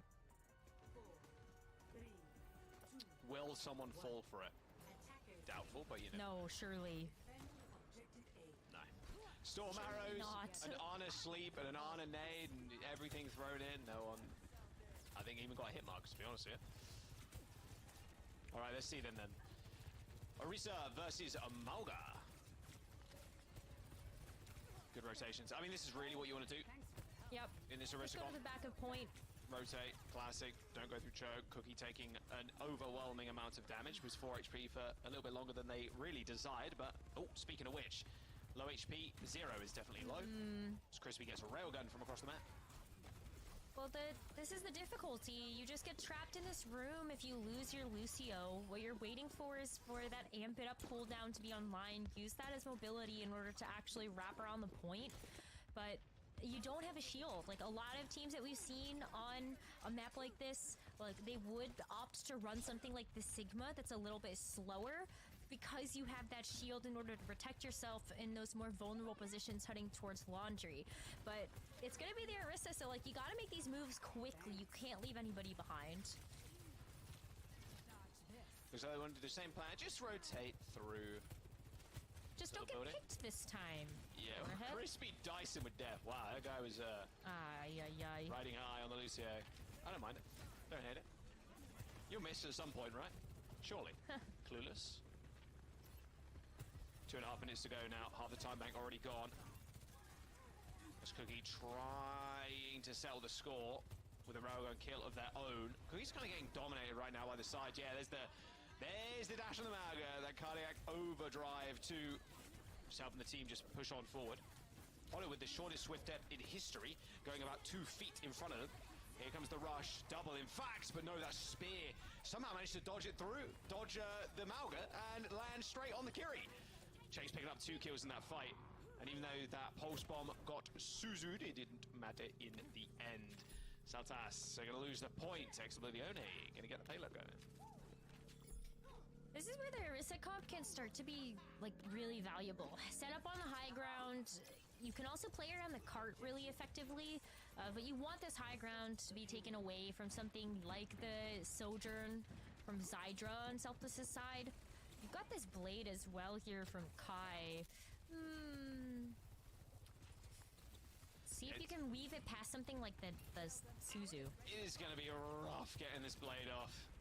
Against an Orisa and a Kiri, and you have speed too. Like, this is... You're using it really just to force speed. That's really what you're using it for. Sure. You can just pull it and then not even dash up. You dash up, pull it, and then just dash back to the rest of your team. They end up popping beat. We'll see how strong the mental is on Oblivione. Both Sojourns unlocking that overclock. Oh, looks like Oblivione not wanting to dice with that. And they're backing off, respecting Zydra. It's nice because you already have cover to play around, but here's the blade. There's the blade, there's the beat. Cloud didn't get it, but it's all good. They ended up hitting the recall. They're just swinging at Orisa, which is doing about, I don't know, 2 damage or something. Fortified Orisa with Sound Barrier, they ain't doing much. But that will, though. Cloud getting stuck in that cage. That's going to be the most devastating thing of a Tracer, just getting stuck in the cage with the Mauga. Ain't no way you get away from that. Get your movement locked out there for a hot second. Horrible. Wow. Staring Mauga in the face. Okay, that is a very good kill. Oh, Cookie gets to move forward with this too, and like the Orisa as well. You just got free reign over this Mauga who is just trying so desperately to get away. That was lucky. Hey. Don't want to get hit by a stray railgun over there. Died far too many times. Someone peeks over that small little edge. There's one to take with you. Down to the low ground is the Orisa now, but that payload is swiftly approaching at that second point. Followed with the Kitsune Rush. Might just want to lay on the high ground to secure it, but it looks like Oblivione, they foretold this. They end up rotating a lot quicker than Seltas really imagined, but... Are they on point? Who's this? Oh, it's Cloud trying to C9 the team, forcing Seltas to actually stop pushing into low ground, and now the rush on the point is going to help them push on forward. Zydra going pretty low, and it looks like the DPS and Seltas are trying to find a save to this fight, but no, what a pulse from Cloud. Oh, there was just no hope for them. What a fantastic play from Cloud, just distracting Seltas, forcing the rotation, and then laying down that rush. Chase picking up kills, and Tama just dying on the payload. There you go. That's a checkpoint unlocked right underneath Seltas' noses as well. So super great play. Like Cloud forcing the team back. And then you have the opportunity to respond to that with the rush. Like that was just so beautifully executed. And Seltas was none the wiser when it came down to what they were falling for. With this card rounding the corner too, you have a lot of room to play around with here if you're Seltas. But I'm looking at this high ground and where Cookie might be. You could even see them pinging Canale up there too on the Kiriko. I see the overclocks can get a bunch of stuff done. Yeah. Blade charging up pretty slowly, but all good. You're there just to force the beat, ideally. Cloud rightfully taking that high ground away from the Genji. Doesn't want any more free charge. Here comes the overclock. Cloud. Oh my! Whoa, where'd he go? Zydra looked one way at the Tracer, got speared the other way. Chase with a Terror Surge kill onto Kai too. My god, yeah, Orisa, very powerful, very strong, and elegant. That is a force to be reckoned with in the front line. 2 minutes to go for Ex-Oblivione. 2 minutes to go and 4 ultimates to do this. They're reaching the home stretch here. They just laid the rush over the line. They have the beat here to deal with the blade as well as the cage. It's looking real good here for Exo. Oh, Cloud. Okay, okay. Go on, bump his chest. Get in there. All right, there's the sound barrier. Maybe don't want to stick anybody just yet. Wait for that to fade away first. Podo already getting kind of picked off or pushed out even. Cloud lands the pulse. Where's the Suzu? There's none of it. The Cloud, oh, he strikes again. A double kill with the pulse bomb. I was waiting for that Suzu sound to come in, but it never came. Oh, Seltas just flattened at the very end there. 1 minute and 25 in the bank as well. A free attack if Seltas managed to get it in OT. Oh, what a pulse from Cloud. Cloud's movement too is spectacular. Like you said before, Rose, played for Team Finland in the World Cup, and you can see why. The Tracer gameplay coming out from Cloud right now is just extraordinary. Finland had a good finish too. They did. Like they were a very strong team, and I think that's another thing that you should be very nervous about playing against some of these players is the experience that they have had in a LAN environment already. Especially playing with just amazing players as well. What a great stage to prove yourself. I'm writing that one down. Finland had a good finish. Oh man, did I really just say that? Yeah, it was good. Did you not mean to say that? I did not mean to say that. No, what? No, right. Okay, rule on a broadcast. Always a... No, I'm not taking it. I'm not taking credit for that. That is like so cringe. No. That is so cringe. It is a joke Johnny would make, I think. Oh, look at that too. Chat actually has 85% prediction here for Ex-Oblivione. But I think it's kind of living up to that hype right now. There are some Celtus heads in the chat there, 15%. There are. There are a few, 107 of them to be precise. A lot of value betters, I would imagine. Or value predators, sorry. All right, Celtus, what you've got? Okay, a little Sigma. So changing off completely, deciding we're going to play this a little bit more slow. Poke out the Orisa before we go in. Get easy rotations. Mauga, not for us for the time being. Okay, look at this. So they're still getting pincered in this room because you're utilizing all of your defensive cooldowns so quickly. Oh, okay, don't want to get you elusive. This is so low. Super low. Good spear to Zydra. Regenerative burst there from Podo to make sure they're kept up. Trying to catch him on the cross. You can see all the spears just permanently aimed at Podo. It's like he's got a magnet on his head. The spear's permanently flung in. Ooh, Genji versus Tracer. How long ago has it been since we've seen a duel like that? Too long! We should have perma Genji Tracer only. Those should be the only heroes in the game. Alright, Lamp goes down. Lamp expired now. Ex-Oblivione in a decent spot on defense. They have lost quite a considerable amount of space, but if they can catch someone on the cross, all for the better. Pulse Bomb goes wide and looks like a spear spin through the window, so Seltas cannot make any use of that. Regaining control of the point now of Ex-Oblivione as that rush helped them push forward. A nice little kill onto Kai, as now they can just collapse in on the room. The sound barrier is going to try and turn the tides here, but Seltas haven't really found too much, and a Terror Surge in a small room like that, only death. The most impactful Terror Surge we have seen all game, but impactful it has been. Celtics are still back at square one when it comes to actually getting any progress on this first point. Oh man, like you've got that flux, but you just used the sound barrier. Crispy still hasn't hit it yet, so you know that there's going to be a good response mechanism for that flux when it does come through. The Sigma, like, it's just so slow. Yeah, it's very slow to rotate. The amount of waiting you have to kind of do too, because Shield gets instantly destroyed. And then you have to use your hands, then you can't peek, because you've got no hands. Speaking of which, oh my god, Podo got eviscerated by that railgun. That was not the hero you really want to lose in that fight. My god. I'm not sure how that got caught too. I'm sure Thomas kind of kicking himself there. Same with Podo. Like, how did that not get eaten by the hands? But it must have just been a pixel off. This was really rough. 1 minute and 20 seconds to go. No ticks on this first point at all. and still, you can't get the sound barrier here out of Crispy. Like, you're looking at the Dragon Blade from Kai to be able to do that before you go in with something like the Gravitic Flux in the Overclock, but this was so slow for the Sigma to rotate to point, and Tamar's already half. Well, the Flux is still available, Rose, like you mentioned. This is where they can actually make good use of it. Oh, Cookie Nice sliding kill. away, sliding straight back to spawn as GCB did manage to get a couple little Shearers off there, but the thing is, they've only lost one. X-Women only can just make their way back into this fight. A lot of focus fire on the Orisa now as Chase tries to push onto this high ground to force this window from being not very effective. Kai also just pushing back this backline too. He's got the sound barrier. Flux, where'd it go? Not sure. Not even sure that hit anything at all. Thomas Flux having almost zero effect there as Blade has been pulled. A rush onto the point for Kaneo, but it's actually Cloud once again that comes up big with another double kill on the pulse. How does this keep happening? Cloud just keeps getting these clutch kills, these clutch pulse bombs, and that should just be it. 10 seconds to go, and ex-Oblivione pointing to the sky, thanking every single Cloud that they have. Because my word, that was going one way and it was Seltas's. Maybe, just maybe they get back, but there's just too many boops. And that'll be ex-Oblivione taking match point. 2 ticks and a little bit there for Seltas. They had it in their hands. But Cloud said no, not today, and rained on their parade.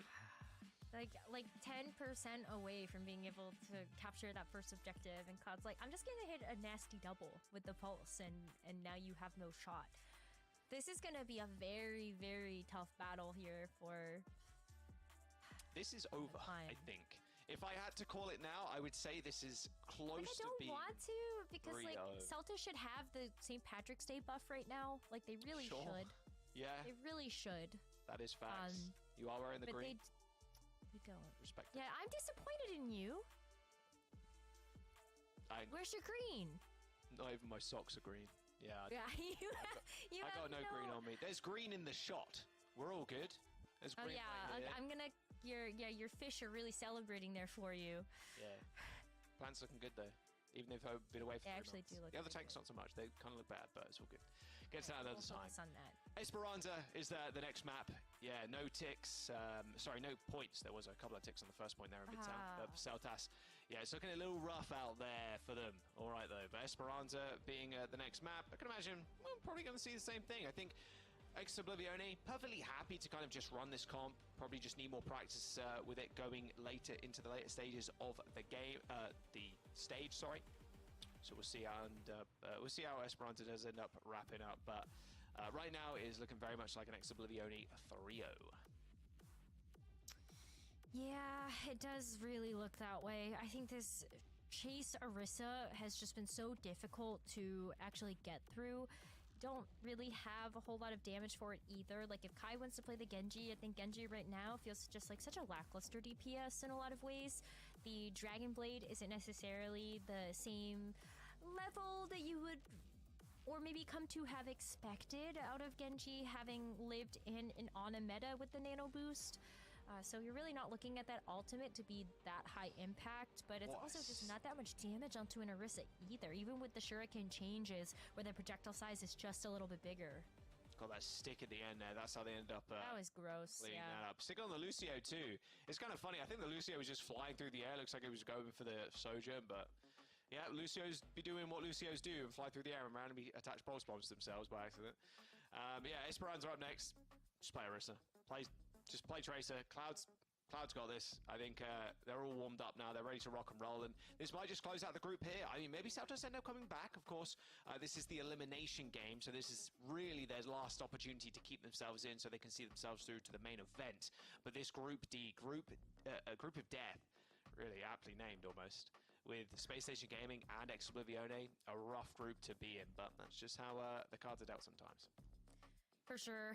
It's disappointing because, like, when we saw Celtics yesterday, they did show off a very strong version of the manga composition, but after it got just totally defeated on Lijiang Tower, I feel like you just can't be confident in bringing that composition to the fold.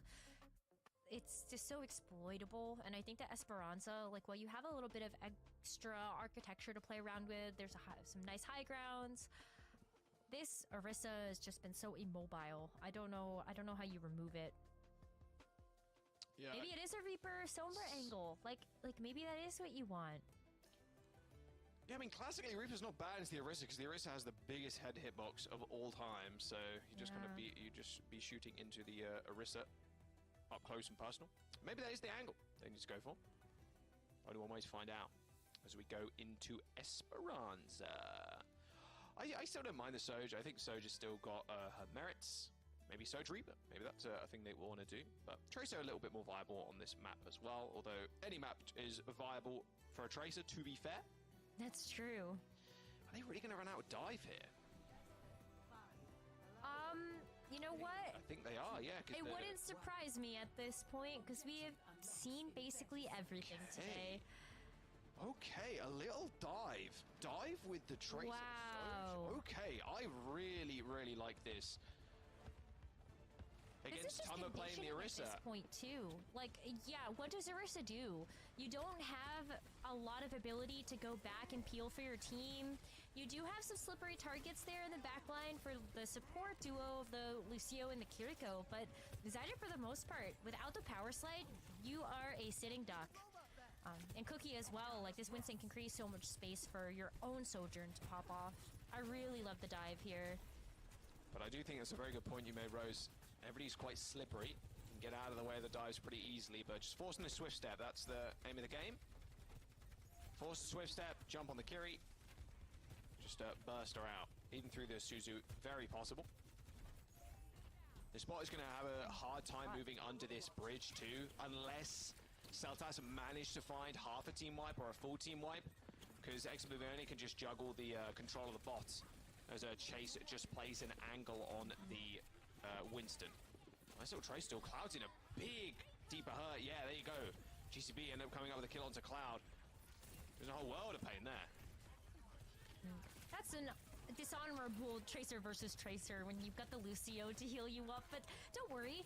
Chase has also helped to even the score a little bit, as has the rest of the team. So maybe that is what you want, is Cloud to be so powerful, you have to send 2 people after him on this Tracer and just open up that forward fight for you. Exactly. Separation of the Tracer and the rest of the team. Exactly. 2 people looking one way, which means only 3 people looking the other way. Simple mathematics. 14 meters in a bit for Seltas as Exoblivione now take that lead. And they can go fast here as well. If they want to just rush straight up here, they can just rush, try and find a couple of kills, guarantee themselves this checkpoint, although it doesn't look like they want to dice with that, at least just now. They've got 5 ults. Like, the EXO are going to have 5 ults in this fight. So, yeah, you could use the rush here, but you also are spoiled for choice when it comes to what you decide to pair with that, and it's very possible that Cookie just gets a pick. Eventually still the bot for at least a little bit of time there, but yeah, like I said, it's easy to kind of juggle bot here and just perma-contest. Cloud paying, oh, there you go, paying a little bit of respect there to Kai, although not so much respect anymore. Very, very patient on that recall timing. Suzu comes out, saved Cookie's life. There's the spear. Didn't matter, though, as the beat came through from Crispy just in time. Late sound barrier from Seltas. As Zydra takes to the skies, trying to find the heads of Exoblivione with this railgun overclock. But everybody just dumping onto the payload now as they get booped around by Chase. This Primal Rage just displacing the entire team. A composition that really wants to kind of stick together, or somewhat at least, around the Orisa. Just getting dismantled by the Winston Primal, and that'll be the checkpoint to Exoblivione. Yeah, this is just so lights out right now from this dive composition, and we were talking about how dive is one of those comps that really does require the team to be on the same page. Chase has to initiate a lot of these fights. You want to make sure that Cookie and Cloud are in the position to be able to follow up on some of that damage, and as you mentioned, just being able to juggle this bot, you can play a little bit less aggressive here too if you're the dive and wait to be a little bit more reactionary. Summer, though, has swapped off the Orisa. It is now Mauga time. It is a Mauga time, yeah. I don't feel like that into the Winston. I think if you're a stronger team, I think maybe the Winston dive is just still super strong. The Mauga does one thing well, and that's shooting at people. Winston a little less susceptible to that because you can just kind of kite yourself away from the Mauga and then get onto the back line and then just jump out again. So Mauga doesn't really have time to like farm damage. Speaking of farming though, Cookie is doing that. He's got his little farming hat on. Just kind of dominating this matchup versus the Tracer at least. doesn't need no Cloud to take care of the Tracer, and that'll be Oblivione with another fight win under their belts. Oh, that's unfortunate. Just charging into the bus stop. No buses. They've been cancelled. Esperanza is under siege by Oblivione. They could push all the way to the end. They are guess it's going to a have trap another stop. full set of ultimates. Palo just got staggered. Chase is going absolutely wild in the back line there. And that's just giving all the space in the world here for Cookie to charge up these railguns as well as just hit some heads. Well, Tummer is a big target for that. That's why we see these Sojourns be so successful in these Mauga compositions, because you could just charge up on the Mauga and then delete somebody else that's super squishy. 4 ults here, almost 5 when Cookie gets that overclock online. Ooh. Narrowly missing with that railgun. Yeah, you're not half wrong. Oblivione with 4 ults made that 3 as they pull that rush and chase straight into the back line. Oh, the Primal Rage, you know that is just around the corner.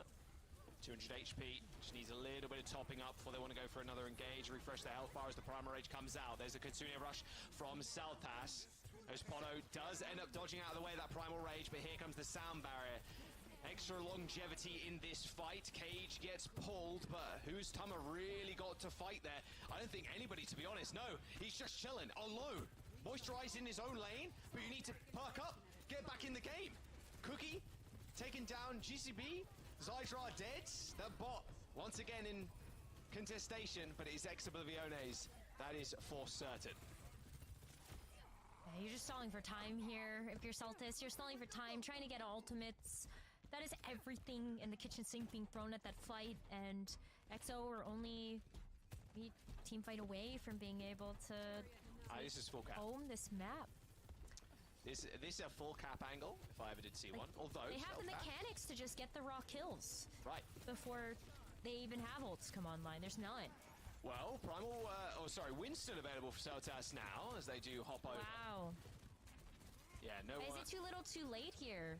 I know you have to do something in this matchup, but I guess everybody's on ground zero when it comes to where the ult charge is, but that's a good opening. GCB getting chase. Very good pick. All right, there you go.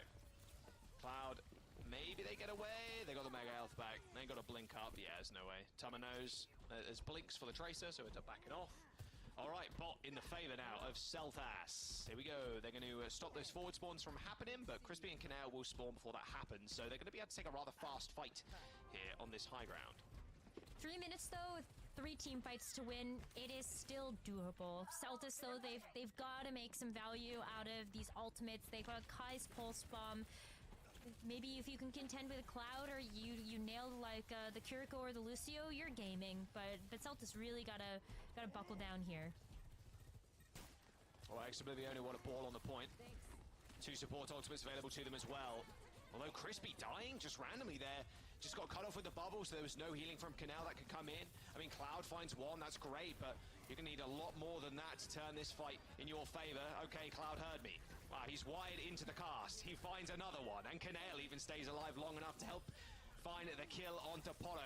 I mean, Cloud is just a freak of nature, man, on this Tracer. What a beast. He just took over that fight single-handedly. Has happened a few times. Feels like it's happened a few times where we're on Cloud POV or we just see Cloud in the Elim feed. Getting a double with the pulse, just a triple. The pulse pistols. Absolutely wild. I think that Cloud for sure is a thorn in Celtis' side, and they have struggled to figure out a way to deal with him. Kai trying to play prop hunt there, disguising himself as a bush. Didn't end up working out. Ooh, nice little forcing of the recall there onto Cloud, but Kai can barely contend with this front line. There's too many people up there. Pulse bomb used goes a little wide. Here's the overclock from Zydra, trying to find heads to click on, but ooh, Cloud, wrong place, wrong time, buddy. You win some, you lose some. Primal Rage available. You know that Winston, if he's leaving into your backline at half HP, there's a Primal Rage coming straight at you. But he is forced away, at least for time. Just gives Polo enough space and breathing room to heal up the rest of the team now, but still stalling out Rex Oblivione. Still got 2 support almost to use. There's the rush on the point, but Cookie's already dead. Primal coming in from Tummer, trying to even this up and try and push away the members of Ex Oblivione away from that rush so they don't get much use of it. done a good job of it as well. 200 HP and counting as they get healed back up by Poto as they eventually take control of the bot once again. They got control, but this is where they've got to keep it up and be flawless because we only have 35 seconds remaining. This first checkpoint would be crucial for them to actually carve out a path to victory. With the Sound Bearer and the Kitsune Rush as well, Celtis, they have ways to contest with these DPS ults from EXO. But 20 seconds left. Sound Bearer available as well. A beat. Oh, the three-man didn't get Tama, and Tama's in trouble. That Sound Barrier not hitting Tama, I think, just cost them this game. 2 kills with the overclock as well from Cookie. They've got the control of the bot. They don't even need to touch it, so they're just going to stop right there. 5 seconds to go. It's only Kai and Poto left, but no one is touching the bot. Ex Oblivione round out the series 3-0, lightning fast. And they advance to the main event alongside Space Station Gaming in Group D. Whew. What a fight. What a fight. Like, hats off to Celtis. This was a very tough opponent. And it was so clear that, like, Cloud's Tracer, just the dive in general, it's just tough to contend with. If you're not used to running the dive, or if you're playing against a team that is as well oiled on the dive as Ex Oblivione, it's always going to be a struggle there. But they did their best, and it was exciting to see them in the OWCS groups. And I really look forward to seeing them again in the next stage. Yeah, I mean, unfortunate that this series was a one-sided affair, but on the positive here, we may continue our anti-Morga narrative. So true. Actually, we're still Maybe a little bit. Yeah. Everybody is still winning. Now we've seen wins. Everyone's still winning. I mean, maybe it just comes full circle again, and we just go back to die, which will be the perfect way to, I think, end. I mean, we've seen more than one team like lean into that, right? Of course, Station Gaming. We saw. I mean, we also saw them on Reinhardt. So I don't know how. We saw Doge on Doom yesterday. Anything's well, we saw Doom earlier today too. Didn't work out, but we did see him. So there's that. Let's take a look at the highlights to see what happened during this match. Again, it was a quick one. Ex Oblivione. They were one of the favorite teams in that group. Like, this was an uphill battle for the opposition to begin with. Yeah, it was. Group D was Group of Death. It really was. Space Station Gaming, Ex Oblivione. Like, it went to a 3-2 in that series too, in the winners match between SSG and EXO. So, yeah, you kind of knew just from then. It's like, okay, if they're going to a map 5, the other teams are really going to have to find a new level of Overwatch to ascend to actually come back here. But there's been some nice plays, I think, back and forth. I think a lot of teams and a lot of individual players, they can still make some nice little highlight reels, which is always really nice. And moving forward, I expect to see a lot of these players again, even if Celtas did end up going down. It's just to I agree with that. By the way, that sounded so condescending. You can make a nice little highlight reel. No, sorry, I didn't mean to say it like that. No. I didn't mean to say it like that. I know. There are like crazy highlights you can make in Overwatch, even in losing games, is kind of what I mean. I didn't mean it in a condescending way. Yeah. You get it, everybody else. No, I'm obviously just having fun with this. I do think there's a lot of good things to be said about both of those rosters. I think one of the players which impressed me the most here from the losing side of things was GCB. I think throughout the last week. A lot of great performances there. The adjustment in their first game to the Morga meta was fantastic. I love the displacement. We talked about that yesterday, the displacement of the Reapers and the Morgas. I think Lucius have a really tough job right now when they're going up against those compositions, and he more than held his own. Yeah, for sure. I love that you call that out because I think GCB, like, especially when you're contending with such a pesky DPS like Cloud, like you all have like such a tough go of things while also juggling the responsibility of making sure that you are peeling for your backline as well as providing that HP and healing to the front. So yeah, I was very impressed with GCB's gameplay yesterday as well with the boops and all of that jazz. Like, did single-handedly win them a round with being able to boop away somebody from that contesting cart. So you do love to see that. But Cloud, like, how do you survive against a tracer like this? Nobody would want to go against that on the supportive side. A top-tier European tracer. That's what that is. I mean, really put into display just extraordinary pulse bomb like attach rates in kills too. At least 2 double pulse bomb kills throughout the whole series. I think maybe 3. I'd have to go back and count, but yeah, Cloud definitely deserved this. Too many Dude's to just a count. beast. I mean, any game where a Tracer gets to pop off is a good game in my books, because it's just such a fun hero to watch excel, and Cloud definitely on the top of his game.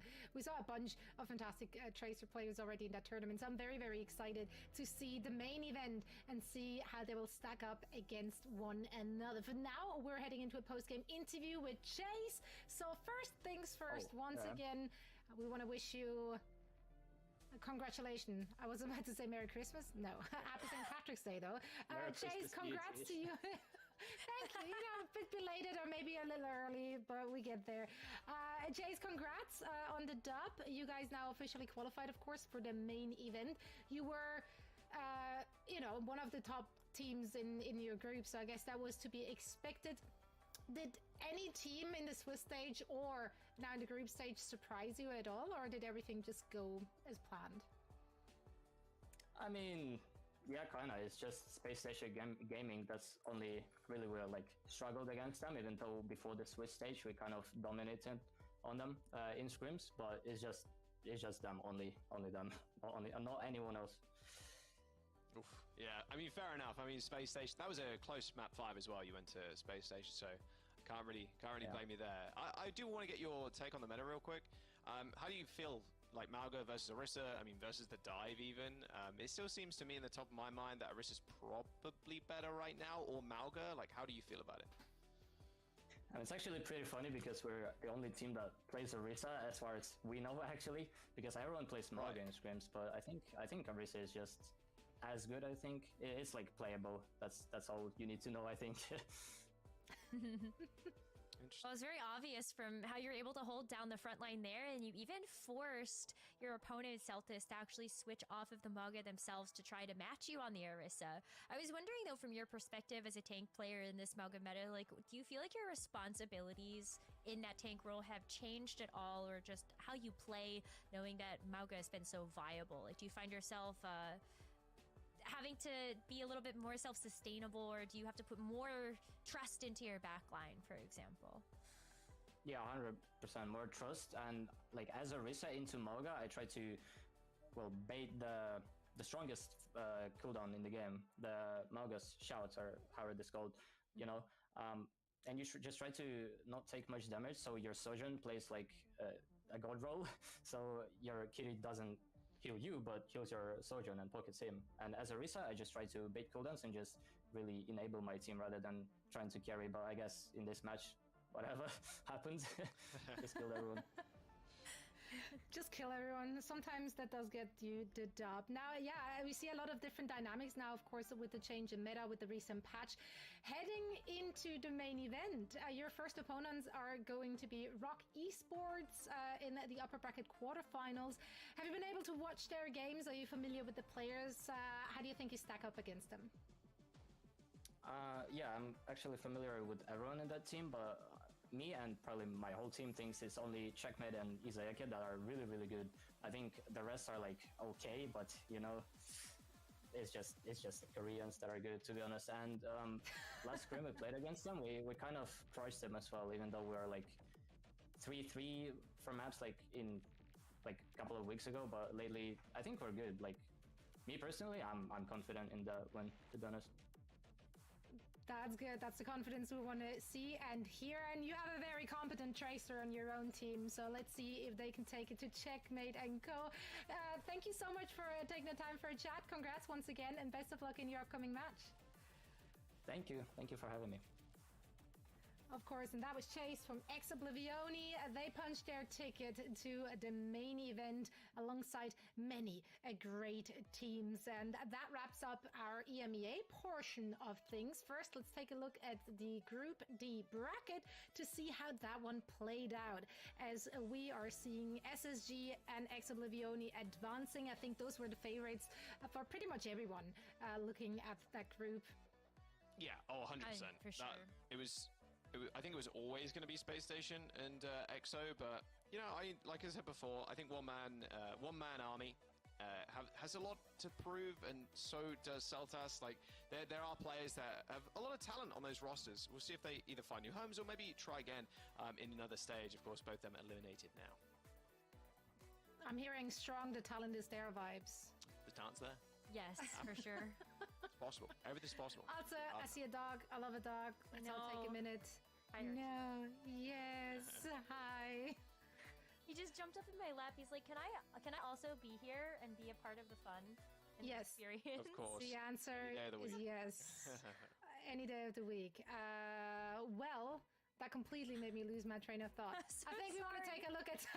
I think we want to end the EMEA part of the show, and that means we're going to take a look at some highlight-worthy clips from the EMEA region, some EMEAzing plays, some might say. I think we're rolling with it well. It's working. Yeah, I think It's this working. one was more subtle. Yeah. Ish. We're getting there. Shout out to Ben.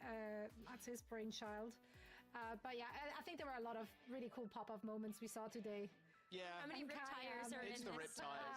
That was the big pop-off highlight for reel. today. Yeah, the big rip tires. That was it. That was it for me. Made the day for EU at least. I'm excited to see if NA are going to also perform a little silly behavior, but yeah, I doubt it.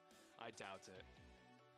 I'm a doubter also, but you know what? That's why EMEA is one of the more fun regions. Exactly. So true. I'm not a doubter. I'm a believer. I want to You're a speak it into Junkrat believer? existence. I mean, not really, but yeah, why not? I mean, if this is what I get, then I want to believe. After Yeah. that, you should believe. I also want Jake to have a segment which is just like rate my tire kind of thing. I think that'd be some good content. So if we get to see more of that, Put some why Michelin not? stars on plays. That's what we Exactly. need. So there you have it. That was our highlight of the day, of course. EMEA groups are all done. Now let's see our top 8 regional finalists that will compete next week in the main event, because the teams are now seeded. The seeding is based on their group performance and pitted against opponents of other groups so that we can avoid repeat matches as long as possible. As much as we love a good grudge match, we want to keep that for hopefully the grand finals. Which of these pairings is the most exciting to you guys, starting with you, Necra? Oh my gosh. I mean, I'm looking at like Space Station Gaming versus Sheer Cold. Like, if Sheer Cold was able to deliver us that like wacky 5-map series, and we know what Space Station Gaming is capable of, I cannot wait. I feel like that's just gonna be such a fun match to watch. Yeah, I gotta say, after that interview, honestly, Oblivione versus Rock. I mean, hey, if we're like, hey, we just only think Checkmate Izayaki good. I don't know if I rate the other players. Like, yeah, I think that's going to be a spicy game regardless of how it ends up going down, honestly. I'm excited to see Oblivione. You know, Chase in the interview was saying, like, you know, we're probably the only team right now playing Orisa, so, like, into the Malga kind of works out. And so I think that will be a test of 2 different styles coming into the main event. I think that map, or that match, sorry, is probably going to be one of the closest in that first round. I'm always here for a good comp clash. Well, let's see what those teams have in store for us. It's gonna happen next week, so we don't have to wait too long. For now, it's time to say goodbye to Jack and Rose. Thank you both so very much for bringing us the action throughout the day. We will be back, of course, after a short break with the NA final group matches and Mitch and Matt. And in the meantime, of course, make sure to link your Battle.net account so you can get drop slash chance today to receive the sprays next week. It's going to be skins. And you can also, of course, fill the time of the break by checking out our new graphic novel. Head on over to OWOWOWatch.blizzard.com to download and read A Friendly Rivalry, and we will be right back with some not so friendly rivalries for sure.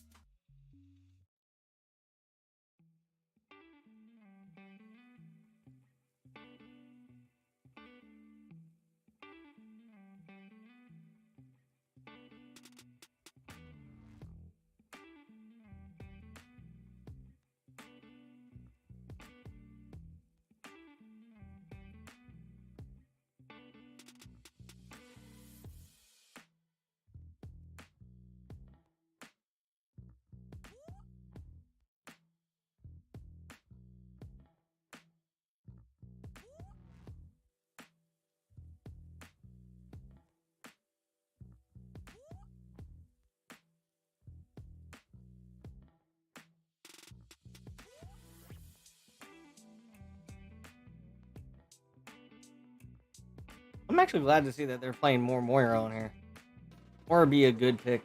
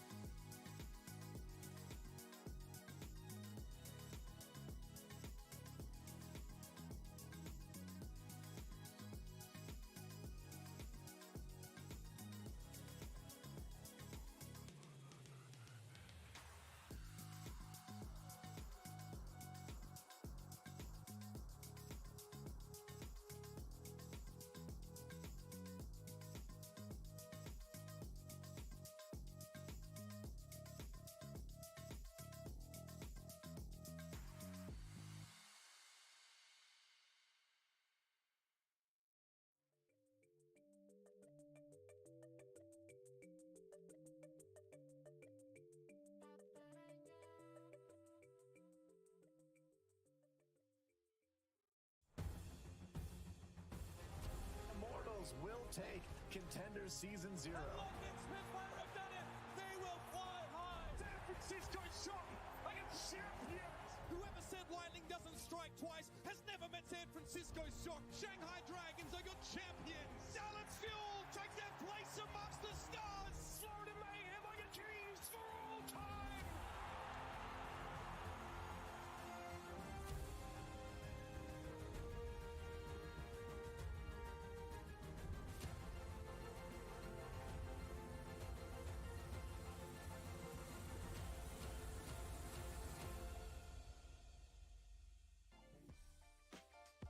Welcome back, one and all. This is day 5. I've got Mitch and Matt joining me now for the NA portion of things. And it's been 5 days and we still laugh about Doa's voice in the intro. It's the gift that keeps on giving. I'm never ready for it. I'm just trying to... Oh, man. We need a version of it where, like, whenever Jack is about to cast, let's let Jack go back and recast those, like, moments and then just have, like, a Jack intro and a Mitch intro. But you have to leave the Doa one, though. Oh, my God. Yeah, but you have to word it the same way. You have to word it the same way. You've got to say what they say. Just in your, I mean, it's funny. I mean, what a way to look back on memories. I mean, we all had no voices back in Contender Season 1 because much like now, they made us do 3 best of 5s a day. So you know that really that's a lot. That's a lot of game to cast. Unless you're Matt, you don't ever talk. I don't even remember any of those games. Like as soon as I finished like those games, I'm just there. You could have told me I was doing 8 matches today. I would have been like, yeah, sure. I just wonder if someone showed Doa that clip. I'm almost no, don't tell him. Unaware no, don't tell him. He'll be the source of all our smiles every single show day. I love Doa. I freaking love Doa, and yeah, that was rough, but it was a very hype game, so we get it. We get it. Now, of course, there's been a lot of hype Overwatch so far here in the OWCS, but also we got some really, really cool news for everyone who wants to see more competitive Overwatch, because the Calling All Heroes competitive circuit. Wow, my brain just short-circuited there. The Calling All Heroes competitive circuit is back in April. There we go. I did it. Also, of course, Overwatch Collegiate Championship season is live right now, so make sure to sign up for that if you want to partake. Registrations will be closing on Wednesday, March 27th, so you still have a few more days to get your team together and get it done. And for more info, of course, check out esports.overwatch.com on all the competitive action. And now, to chat about the ecosystems I've just mentioned, we have no other than the one and only, ever so wonderful, CB! Yay! How you doing, CB? Hello! I'm doing wonderful. This has been a big surprise to my chat, who had no idea I was going to be coming on the show today. So, nice. Hey, hello. Well, hello, CB's chat as well. Also see Booper in the corner. I stand a Booper. I'm a happy girl now. Of course. Now let's chat a little bit about Calling All Heroes and of course also Collegiate. Can you tell us what these programs mean to you personally, how they've impacted you and your life, and why they're just so important to our competitive ecosystem? Both of them are extremely important. I mean, they've had a profound impact on my life, getting my start in some collegiate events, and then Calling All Heroes kind of taking my casting career to the next level. But outside of just me, they're super important because esports is for everyone, and it feels at times like we still have a lot of work to do to make that feel as true as it actually is. And a lot of that work is being done in places like Calling All Heroes or in Collegiate, where we're giving players opportunities outside of the game as well to like grow, compete, thrive, and level up to this OWCS level that we get to see now. So for someone who is maybe even just hearing about Calling All Heroes for the first time, didn't get to see any of the action last year, can you tell us about like some of the teams and players that you're really excited about, some of the storylines you kind of find compelling, or just any good stuff that people want to know to sort of jump head first into CAH? I mean, if you haven't watched the previous Calling All Heroes season, I'm going to tell you right now, you missed out. But with the fact that it's coming back, hopefully, you know, we get to see some of the reformations of some of the teams that dominated the storylines. I'm thinking like Timeless Ethereal, who kind of dominated the whole thing, you know?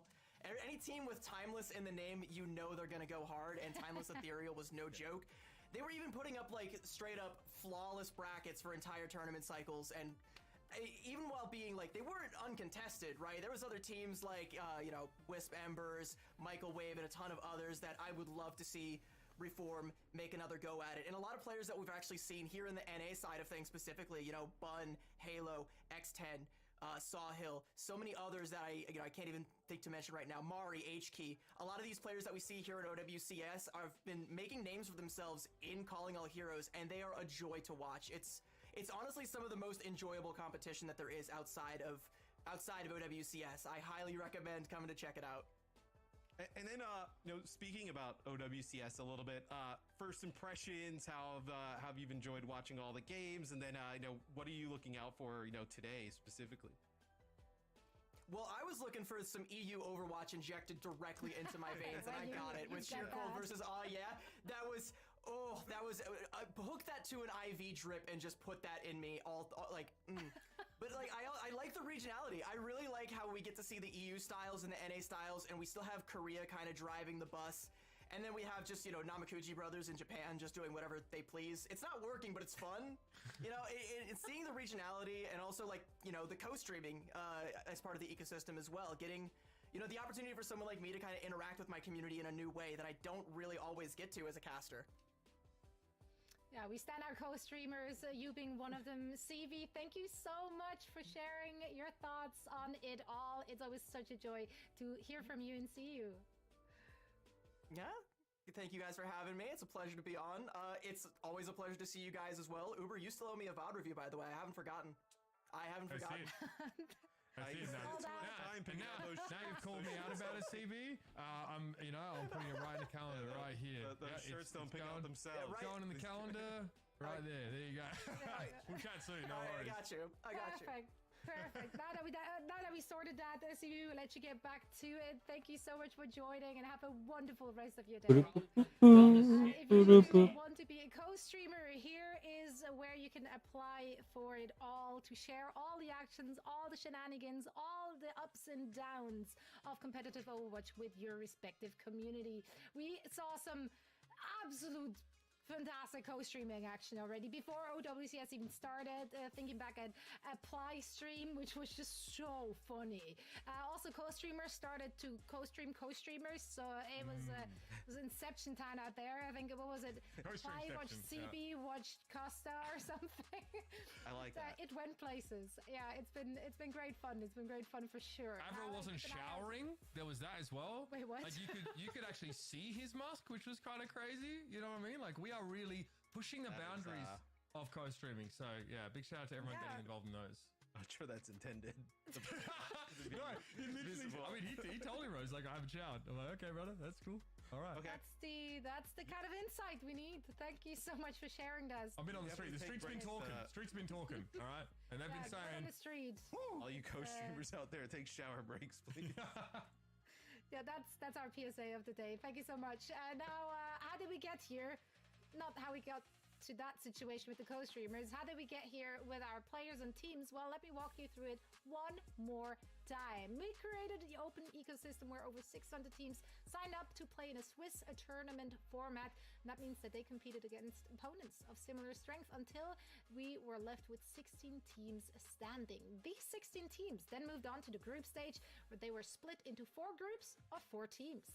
And it's pretty simple. Get 2 dubs and you move on to the main event. We've done all of that already in the EMEA region. Now we're battling it out over here in the NA region. And the main event will see 8 teams compete in a double elimination bracket. But what about a triple elim? Stacked competition, lots on stake, of course. We have $75,000 and very valuable circuit points, which are on the line. Here's the breakdown of all the cash and the points.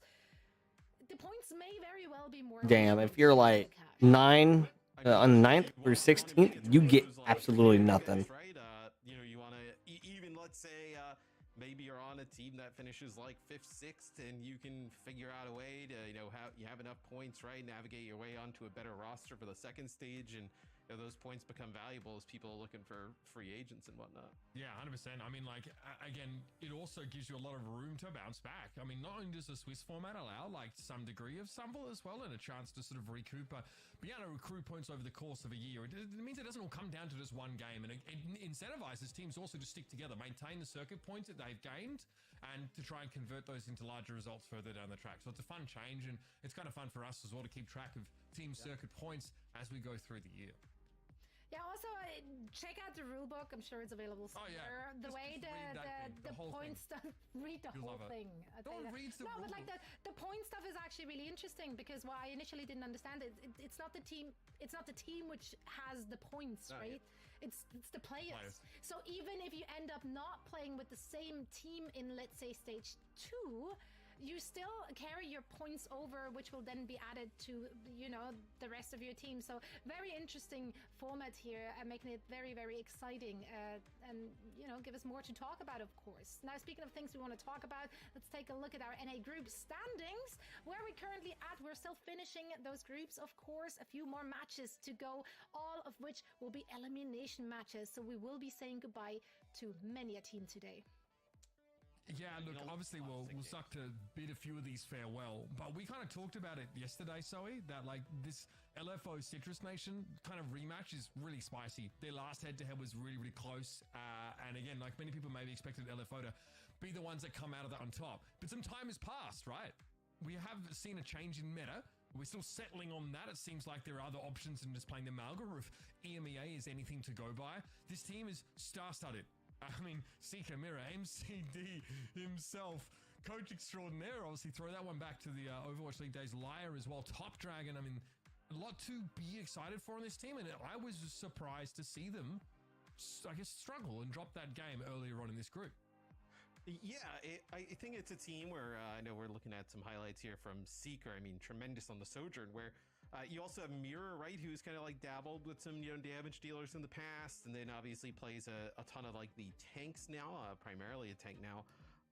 It is a little bit odd to have seen them like drop a bit early, and they fall to the Citrus Nation squad. Again, this roster, I mean, look, I do think that this is the most compelling roster in this group, Zoe. I think a lot of people were, I mean, especially if they weren't sort of intimately familiar with these players, having seen them in the past, like there was a fair bit of hype coming out of the result against LFO. Every time you put a team like this up against a team with like no names, and you see them, you know, give us not only a great game, but also what, you know, could be considered an upset, a lot of people are going to get behind this. I know a lot of people are hoping that Citrus Nation can triumph today as well, and can move on. Yeah, I mean, the last look we saw from Citrus Nation was against Luminosity Gaming. That was a 3-0 defeat. So I'm sure they're going to go back to that and have a lot of takeaways. But as you said, as we were looking at the rosters early on, this is a completely new meta, though. Let's see what both of these teams actually going to be coming up with, because we saw already earlier today that Maga is not the answer for everyone here. I think EU was cooking today. I don't know. But they were cooking today. I don't know if we're going to see the same from NA. NA, I think, probably plays a little bit safer. Boring. Boring. Safe and boring. I think could be interchangeable words there, but look. EU has always had a special brand of Overwatch, I would say. NA, I imagine things to be a little more. They're going to continue? But I would be happy to be wrong. Ooh. I want to challenge you on that a little bit. I want to say CN. Europe has been the safer region. They've been the region that is less likely to mix it up, to play weird stuff, and to try and break the meta. God, Quad Tank first appeared in that European region, and they pushed it for a long time. You're gonna challenge it, and the thing you're gonna challenge it with is Quad. Back when also this region stuck to go way harder than I want to say CN might take it, but LFO will probably dominate. I don't know. We'll watch and see. They were just playing ghosts. Oh shit! I think it's interesting now if we actually see EMEA. Good thing that wasn't open. That would have been bad. Because that is the opposite of what we used to observe in terms of how these regions went about their business. It could be Europe, EMEA, trying to put themselves on the map a little bit more and saying, hey, like, we don't have as much to lose. We're a region that's awaking from a deep slumber. Let's mix it up. So check this out. I kind of like this. So LFO, they're playing, you know, not exactly what everybody's playing, right? They're playing the Kariko with the Sim here in Sojourn around this Maga. But Citrus Nation, they're going to be playing the Orisa. So one of the things that I know we heard earlier today from, you know, one of the teams in Europe, that they thought that Orisa was a pretty good kind of counter to potentially, you know, what Mog is doing. And a lot of that conversation was about forcing out that cardiac overdrive first and then putting pressure on. But the Symmetra complicates this. Not only is the Malga going to tear the Orisa to shreds, Zera charging up in these long fights is going to be, I mean, even more of a problem. Zeb is going to get nuked constantly unless they can take the Sim out of the picture, Matt. Yeah, feels like the kill that you're looking for here for Citrus Nation early is the kill, onto the Symmetra, right? If you can get the Symmetra out of the fight, the Symmetra damage obviously ramping throughout the fight, that's probably the biggest thing to get rid of here, outside of obviously the Mauga. Citrus Nation looking to set up once more here. Concerned about a longer fight. They want to try and get tap or manually to manufacture an early pick and capitalize off of it there. They see the Symmetra, it's a wayward railgun sent in Zera's direction, but LFO are very healthy for the time being. Here come the trades though. Crucially, Zeb is down. Mira still standing with 2 DPS players. Cardiac Overdrive basically simulates a healer for you here, so you don't even need those supports necessarily. Manually in trouble, but Mira's going to be falling first. It's a very low HP Sojourn, but Seeker can't connect, can't live up to that title. And eventually Citrus Nation, well, okay, blow a Kitsune rush to get onto the point. Yeah, they'll use a rush across the point just to secure it. And I actually really like how the way that LFO is playing this, right? Citrus Nation moving their way onto the point. They're not really, LFO's not really giving them a lot of targets to shoot at. And they know that if they force that fight in the back, that's where the Sim can get lots of free damage. TP here, not going to be taken. Going to just bait that, maybe just fake that they're going to the high ground. Nice Suzu there to protect you. LFO wasting no time though. Getting back to where the action is. Zeb already down to half HP, the armor gone. That damage mitigation goes with it. Very quickly topped back up though, and Seeker's going to use a TP to translate to the backside. That's the stomp coming out there from Mira and a sound barrier for LFO. Citrus Nation by and large forced off the point, especially due to that Symmetra wall. They haven't quite flipped it back though. Citrus Nation still keeping 1 or 2 players on the point, but eventually Tap, the one stalling, the one contesting, is taken out of the fight. Now Zera gets to stretch his legs a little bit. Symmetra, bro. Like, damn. Citrus Nation are in deep trouble. Yeah, and as soon as you lose that Tracer, right, that's a lot of like backline pressure you lose. That's going to be a Kitsune rush, and they push. You hardly ever see Symmetra in competitive play at all. Investing a sound barrier there, where that'll be Citrus Nation's advantage here, moving into this next fight. The sound barrier here with no support on the other side. I will say though, keep an eye on, Zeb's armor just gets chunked so fast, and you can't really do anything with the Orisa after that. No, you're very squishy. You cannot fight. You don't have the sustain to match Cardiac Overdrive. You don't have the damage to match what the Sim and Malga in combination can do to a frontline. Not to mention Seeker, one of his best heroes, historically. Jacob in a bit of trouble here. Mira unperturbed by the trap. Terror Surge comes out and the Malga steps away. Cage fight going to be in play now on the sound barrier for Citrus Nation, but they've lost manually anyway. This could be a problem. Z-Man will fall. Sound barrier for Jacob doesn't do much to prolong the lifespan here of the team. Citrus Nation at least able to flip the point back during this fight. A little bit annoying for LFO, but they have the numbers here to stake their claim to this territory once more. Some pressure going down on MCD here, and Mira needs healing stat. I think Lyra is still on his way back to the fight there. But Seeker now, he's hitting hard with that overclock. Zeb blown to smithereens here, even a shot on manually to keep him honest by Seeker, who again returns to the point through this Symmetra TP. You can be everywhere at once as your LFO, and you've got the speed boost rather, to help with that. Z-Man steps up, has to very quickly Suzu himself. Now Turret's going to slurp Jacob's life force away, and a right click from Zera secures the kill. LFO, I mean, that is frightening. This Sim Malga setup is devastating. Well, the TP, they get right into the backline constantly, where if they try and disengage, with that Orisa, it gets quite low. Well, here's a TP, plus we have speed boost, like right in your face. There's really nothing you can do after that to kind of create space. Yeah, that was we talked about yesterday, right? Creating space between you and the Mauga. If there's a TP, then a speed boost in play, there's no way you're creating space away from that Mauga. So really nice play early on for LFO around that Sim TP and speed boost. I'm not surprised to see Citrus Nation considering mirroring the Symmetra. It's not even just Malga using their TP. Just Zera and Seeker being able to use it for themselves. In the middle of these fights, getting a Sojourn appearing in the backline is, well, it's pretty rough. It's just a TP from spawn. Okay. So it's going to be back to the Tracer here for Tap. Oh, God. I worry. I worry for those without mobility abilities there. Fortify used preemptively by Zeb not to be knocked off the map. Even with that sort of knockback reduction on tanks, it's still a risky proposition. Zeb taken down, a shoulder charge connects. D-Pay would be impressed. And LFO with a very strong start to the second round. I wonder if Z-Man was like mid-TP and ended up falling off the side there, but losing the Kariko. before kind of everything falls apart. Not Was that a boop? Not great. Let's see. Maybe it was a boop. No, it's like a. Oh. Yeah, maybe the TP just didn't. Sometimes like it doesn't go off. It doesn't go off. Yeah. That's a known. Unfortunate. Yeah, we won't harp on it. I think it's been a known bug for a while though. 19% accounting here. Well, yeah, I mean, Zeb takes one shot. His armor's basically gone. Yeah. And you disintegrate if Margot walks up on you. Yeah, you see from LFO, there's zero fear, right? They just kind of keep marching forward constantly. There's the TP in. Malgo, God knows where he went. White room getting painted red right now by LFO. He wastes no time into running that Orisa down the moment she gets a little bit low. Manually does well though. Manufactures a pick on Liar there. But MCD with those headshots from the kunais. Too much for Zeb to bear.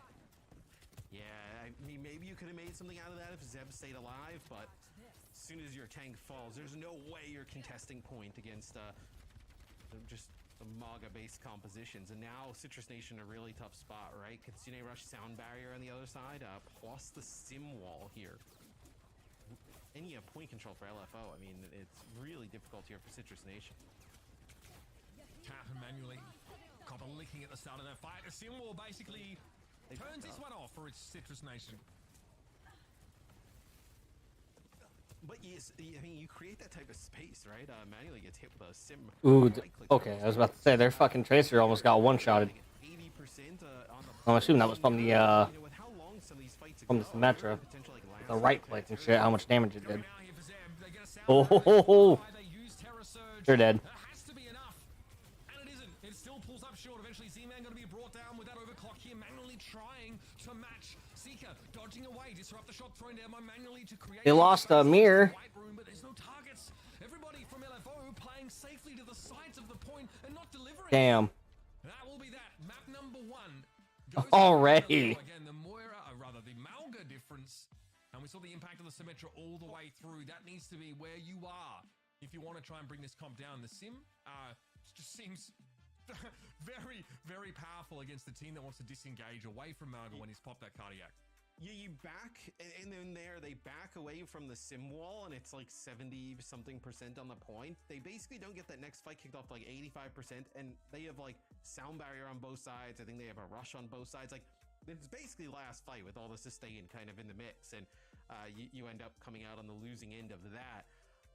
We've seen, I believe, in Asia, I think specifically Korea, we've seen like them mess around with like the sim-based compositions. With Maga, I think now more, even trying to trend more towards Sombra, or see some more Sombra play. The sim though, the mobility, really strong. I mean, she also gets like a huge buff, right? I believe the turrets get a buff. I think the teleporter in terms of health gets a buff, and then her damage like ramp also gets a buff at the same time. You have these large HP targets now in the game, right? I know right here, right? 700 plus health Orisa. Maga can get up to like 800 something HP. The damage ramp is like huge, right? You just build up the damage on them and then just look at a Lucio and he's like dead in a second. I mean, it becomes very difficult to deal with the sim. And I think it's, the inclusion of the sim here probably exists for comps that want to disengage away from the Malga. In the mirror, there might be a good reason to bring the Sombra, right? To shut down Malga, especially turn off some of those key abilities. Get him, Seeker, get him. Again, we're hearing from many, many players.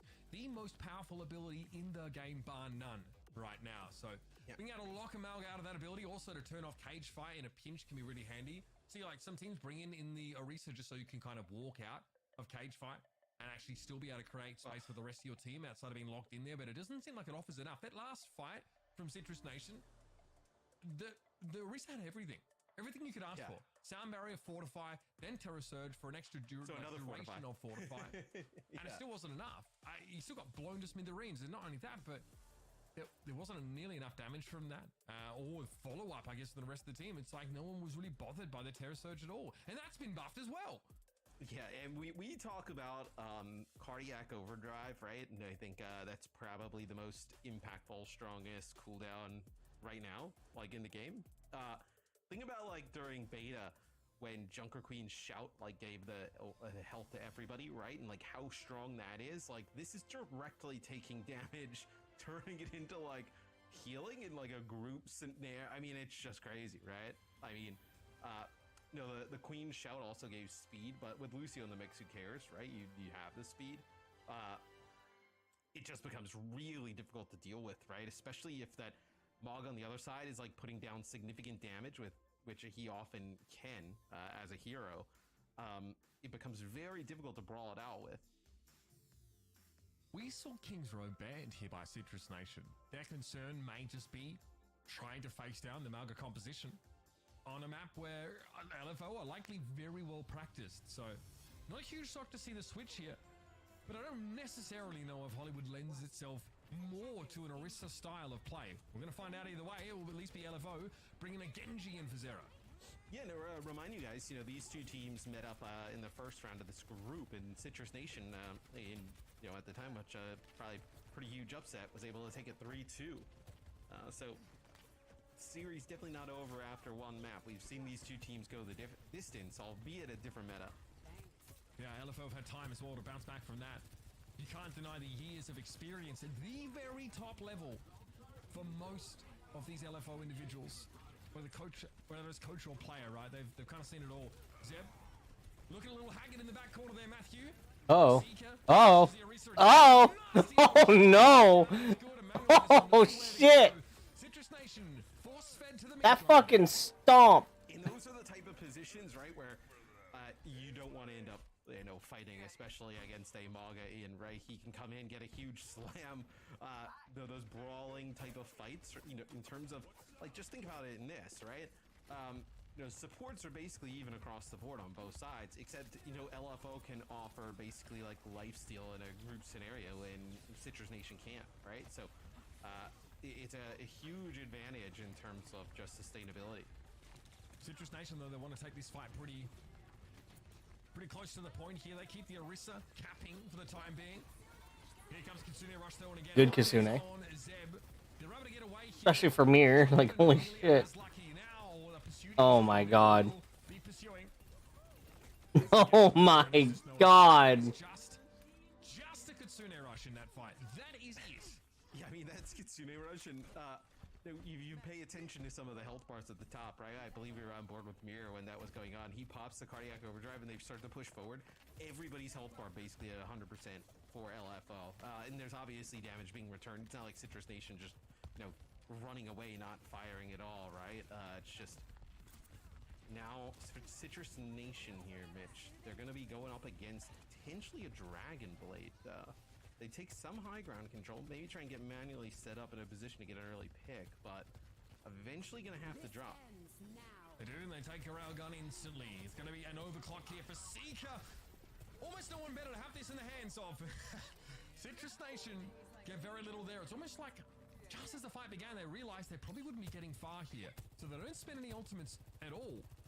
I will say, though, Liar doesn't really seem convinced. He doesn't pop the sound barrier either, so LFO are still fine in terms of ultimate economy. Citrus Nation get very little done with that fight. When do you feel like you need to pop it if you're Liar, right? Probably with the Terror Surge, that potentially comes in, or just answer it to Jacobs. Because I thought Jacob was going to go for the... they're a little bit fortunate here. So, for a second, it looked like Jacob was actually going to go for the sound barrier, but he ends up getting killed so fast with the blade that he doesn't have the opportunity to, like, get through the animation. Where it sounded like potentially you heard it there for a second, but maybe you just didn't even, like, get it off. But, quite fortunate, I guess, per se. That would have been pretty backbreaking if you ended up, getting an Ajax there for Citrus Nation. Finally, Citrus Nation, though, go the Reaper. They realize they need much more pressure on Mirror here. Will it be enough? Here's a Terror Surge. Suzu'd away. Swift step for MCD. He gets out of the Eye of the Storm. Zero brought down manually already. That cage fight is getting a heck of a lot of value. Z-Man and Jacob nowhere to go for the two of them. Eventually, a swift step from the former. But Jacob is stuck trying to contest. Not one tick, not one notch of progress here for Citrus Nation. Sadly, they have no idea how to stop this LFO comp.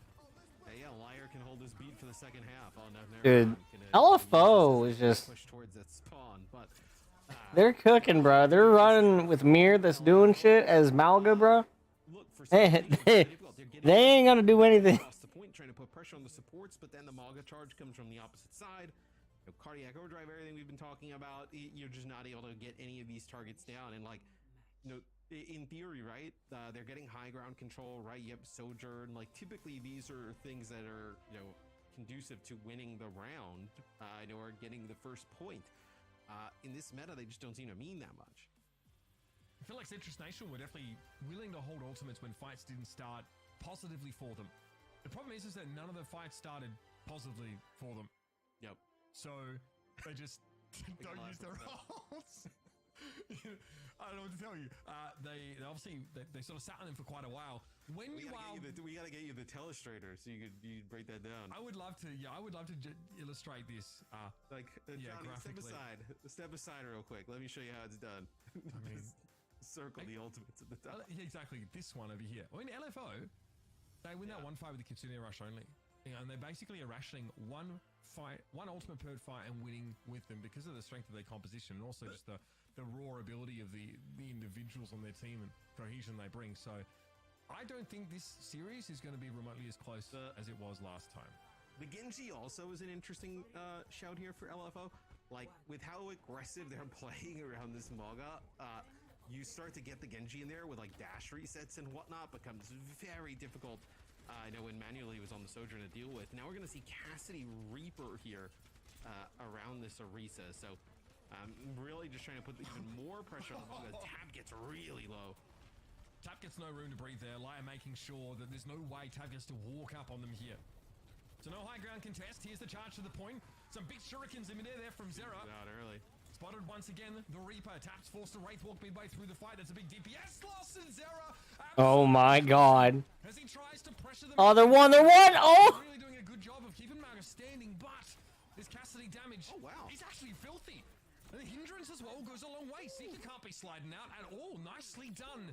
Manually getting it done the old-fashioned way. I mean, he's got to come up with 4 in the fight to keep, Citrus Nation alive. Some sick plays there from Manually. So for what looked like a pretty good start, Suzu out early on the side of Citrus Nation, and then they were able to finish off Tap.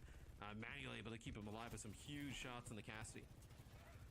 It's been hard for Tap to get close enough to Mirror, though, to really pressure him down. Not an issue for Manually, as he's hitting a ton of shots from longer ranges. Yeah, that mag grenade came in there. Don't necessarily know if Zera's tracking that cooldown. They're just building up. They're just building up Kitsune Rush here. Both teams are. Maybe now you end up trying to just get Liars like beat online, but yeah, they were just taking damage trying to build up Rush. Okay, Liar, no beat just yet. Jacob not really convinced this time to be forcing that out, but they've lost the Cassidy here. Not a great start. Jacob finally goes for the beat, but it's only after 2 players from Citrus Nation have fallen, and LFO still have a full cohort of players. Zero with the blade. Didn't have to be pretty. Didn't even have to hit anything. It'll be LFO taking Hollywood away. Yeah, I mean, a lightning fast 2 maps. Consider this series went the distance the last time. This is not what I think either of us expected coming into this one, but LFO taking it out on Citrus Nation right now. I mean, Citrus Nation in a really tough spot. That time, both teams just kind of like jockeying for position, taking some damage with their tanks, building up support ultimates. I believe it's just that sound barrier from Citrus Nation comes a little bit after they end up losing their tank. And at that point, I mean, that they have a full, team right in your face. No Orisa, I think you lost Manually a little bit early there too. So 3-on-5, Mauga on the other side. I mean, nothing you'd really do. Feels like LFO started by focusing the Reaper down as much as possible to really prolong the Mauga's lifespan. They switched their focus in the last fight for the Cassidy. They beeline towards Manually, and there's just not a whole lot you can do. Once you've used that one roll as Cassidy, you're toast. That is one of his biggest weaknesses. That's why he's weak against dive, and a comp that can go as fast and hard at you as this one, it's tough to keep your cast standing. On the defensive side, where do you disengage? Like, if you have, like, speed, right? And you're Citrus Nation, like, where That's do you the best go? part. Like, you don't. Like, you can't go anywhere. Especially because you can't afford to give any, ticks up. Because you have no, I mean, your options are limited by how well you've done on offense yourself. And when, again, it's just the one tick, you can't afford. See, look at this, though. Yeah, Cassidy has into this space. area. This is pretty nice. So you can do a lot with this. When the focus starts to shift manually in the next fight, that's when it really becomes a bit of an issue. Jacob, has to be really thoughtful about the sound barrier use there. I think defensively, you really want to see it from Laya earlier. But Laya wasn't born yesterday.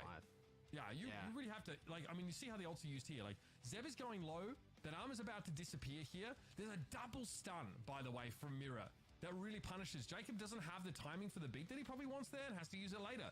At that point, it's all over. I mean, there's a blade in here as well, overclock. I mean, there's just a lot in there for Citrus Nation to try and deal with. So for them to stay alive, I know in stage 1, they're going to need a reverse sweep. Would have to start, obviously, here on Esperanza. Do you think we see them venture from this Orisa comp? Like, I almost feel like they have to, but for my gut purposes, like, I feel like they're just going to kind of commit to this. At best, they might try and mirror Amalga comp, but I feel like that would almost be worse at this point. It's pretty evident that the trajectory of the last couple of weeks between LFO and Citrus Nation, respectively, has been really different. And we actually see this quite a lot. That rate of improvement from, let's say, the first outing of a new team and then maybe a couple weeks later. For a team like LFO, a lot of it is like, you know, I hate to say this, but it's like riding a bike, right? They can really pick that synergy up very, very quickly and really start to hit those peaks a lot earlier on than you would expect. Just want to point out as well, Citrus Nation are on the left in blue, LFO are on the right in red, so don't get it twisted, folks. We'll have that adjusted. But again, this, and Zero, I mean, it's been a pleasure to watch here, really playing a lot of like that utility hero, the Genji to pressure a Reaper down, for example. Has looked quite good on quite a few occasions here.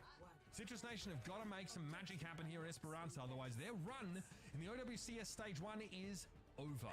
In a lot of, I think this also goes to show, right? Like, this is a close game at 3-2 in the previous meta, and like, how much a meta can kind of change things up on its head in competitive Overwatch, right? As looks like here, no, we'll get that sort of in a second, but it is LFO playing the high ground here. No, it's Citrus Nation playing the high ground. Both teams actually from afar, but absolutely rolled. Well, yeah, absolutely. Rolled and smoked there. Decades of esports experience. Yep. Love that. Can't read the score. The top. Unbelievable. So we're just going to sit in the middle here. Yeah, LFO on the move though, right? I mean, they do want to try and bait some form of commitment from Citrus Nation. Citrus Nation really would like to maintain this high ground as long as they can. They'll leave Mandalay up there. There'll be an opportunity though for Zero to come calling.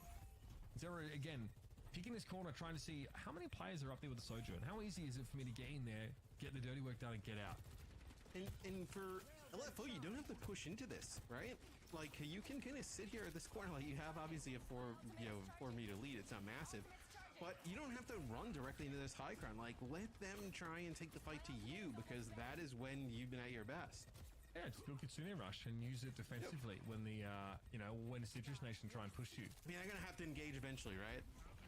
You would think. Yes. They'll try and wrap around. I mean, that's also, you can see where Lyre is playing right now. Right in our backline for LFO. Not trying to get cute, not trying to boot, Zeb around in the front line. Very much sitting back here on the Sojourn, on the Kiriko. And I guess Citrus Nation, you're building up towards beat, right? Maybe you're looking at one fight where you got, double support ult in the mix, but yeah, right now, just good old-fashioned standstill here. They're dropping, they're going for it here. Yeah, here's Kitsune Rush now. Citrus Nation are done with waiting. They're going to push. MCD has one of his own, though. Now the pressure is on for Mirror. Knocked away by the Javelin Spinner now. A Terra Surge is online. Sound barrier used here. Jacob went for the earlier one and manually gets brought down. Eventually, they find the Sojourn. Here's where the House of Cards gets a little wobbly. Zeb still well healthy. Terra Surge gets a huge amount of damage. Nicely set up here. And Citrus Nation, with the earlier beat, actually come out on top here. Yeah, I mean, it's a huge Terror Surge there. The amount of damage that was put down from Zeb was huge, and they'll get the cart rolling. Like you mentioned, a little bit of a earlier sound barrier. Typically, we see that result in like a fight lost, like when there's a sound barrier on both sides. But Citrus Nation, they're playing that high ground, playing passive for a while, and then eventually when they decide to drop, they win that fight. We're not done yet. Keep pushing. Manually would not like to give this bridge up for free, but the sheer numbers of LFO giving him pause. Okay, Jacob. Gotta be careful. Seeker there, pretty easy shot for him to make as Lucio is on exactly that high velocity in the air. So, bots start to move back the other way. Game's been broken open a lot more now. So LFO don't have to opt into some poking neutral game. They can just push with weight of numbers here until Citrus Nation have tapped back in the fight.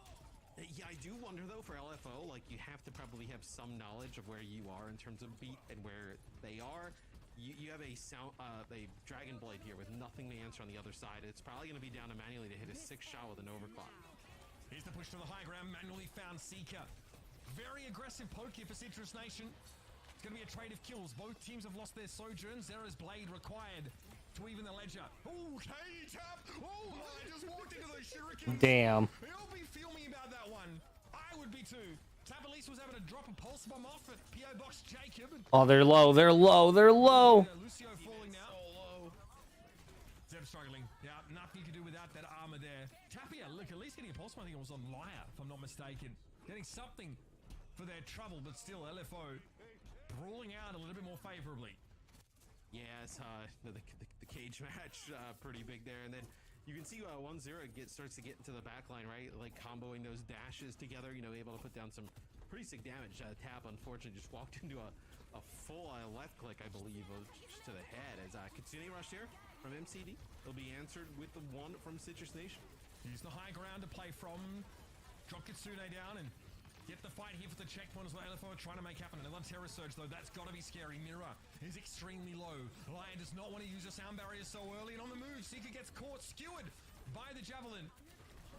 Now LFO are going to have to give this ground up. Terror Surge, okay, they're very happy to get that here, I have to say. Zeb a little bit lower now, and the sound barrier does get committed late in the fight with 4 players. LFO are starting to tighten this pressure.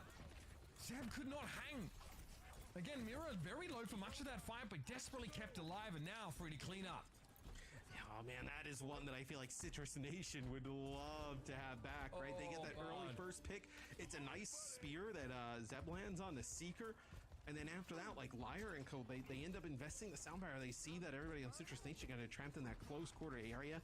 So the Genji and the Maga can get tons of value. They come up huge, and now look, I mean, Jacob forced to kind of match beat in that last fight. Nothing here for this Dragon Blade.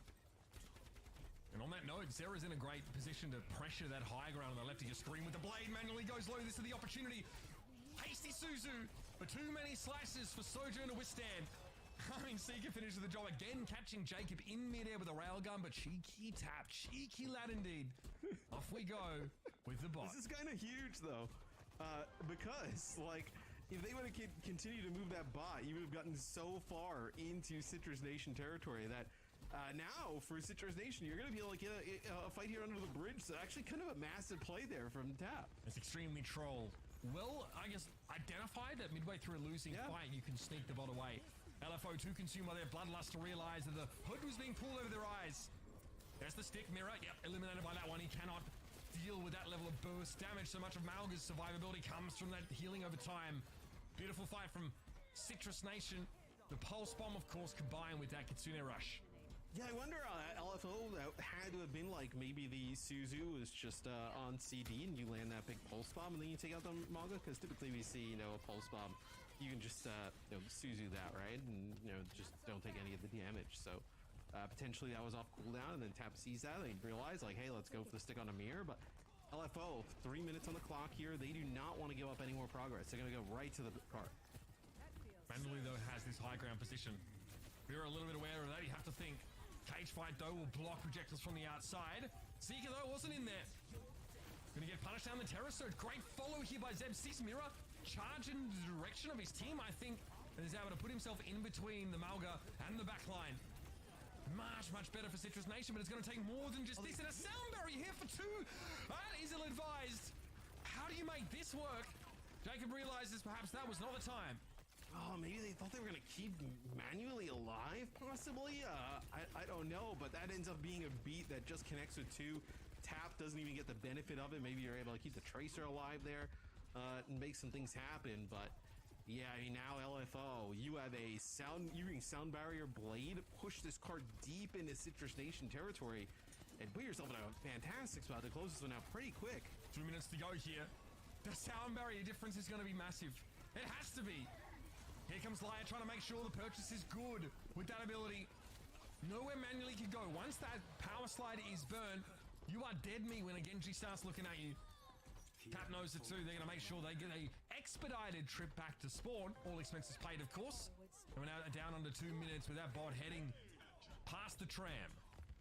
And the you know, it feels like Kitsune Rush. You can be a little bit more open it and how you use it, but man, if you have a beat that does not get max value like that, and the other team doesn't have to use theirs, or doesn't even have it at the time, and then can kind of now use it a little bit more offensive. I mean, that is 2 fights in a row that go fast in terms of in the way of LFO. And look at this, Mitch. I mean, that's basically like giving them like double in terms of the meter advantage. Yes. I mean, yeah, you're not even looking necessarily to get kills. This is generally Sony Ultimate. Citrus Nation can't pick out into this. That pulse didn't work out. Maybe a Suzu on the intended target. Tap coming up empty-handed.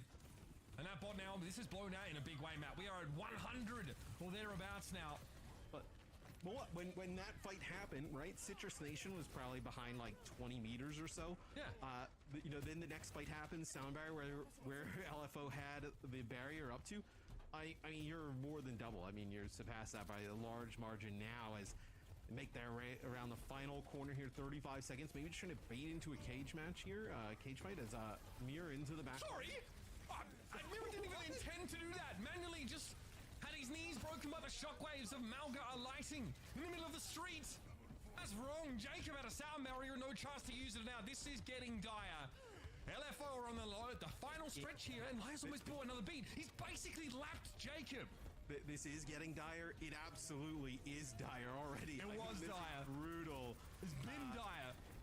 The Citrus Nation, they're going to need to obviously stop this push, but then basically get a run back the entire map to keep themselves alive. In overtime. A huge amount of ground across, including a checkpoint that will cause the bot to stop. It's all been impossible here. Mirror will eventually get brought down, but LFO drop with smiles on their faces because they know the real damage. The gut shot has already been made. And I mean, the bad part for Citrus Nation, right? I know you do have some ultimates, but they don't even have that first checkpoint. So you're gonna have like a stop down here.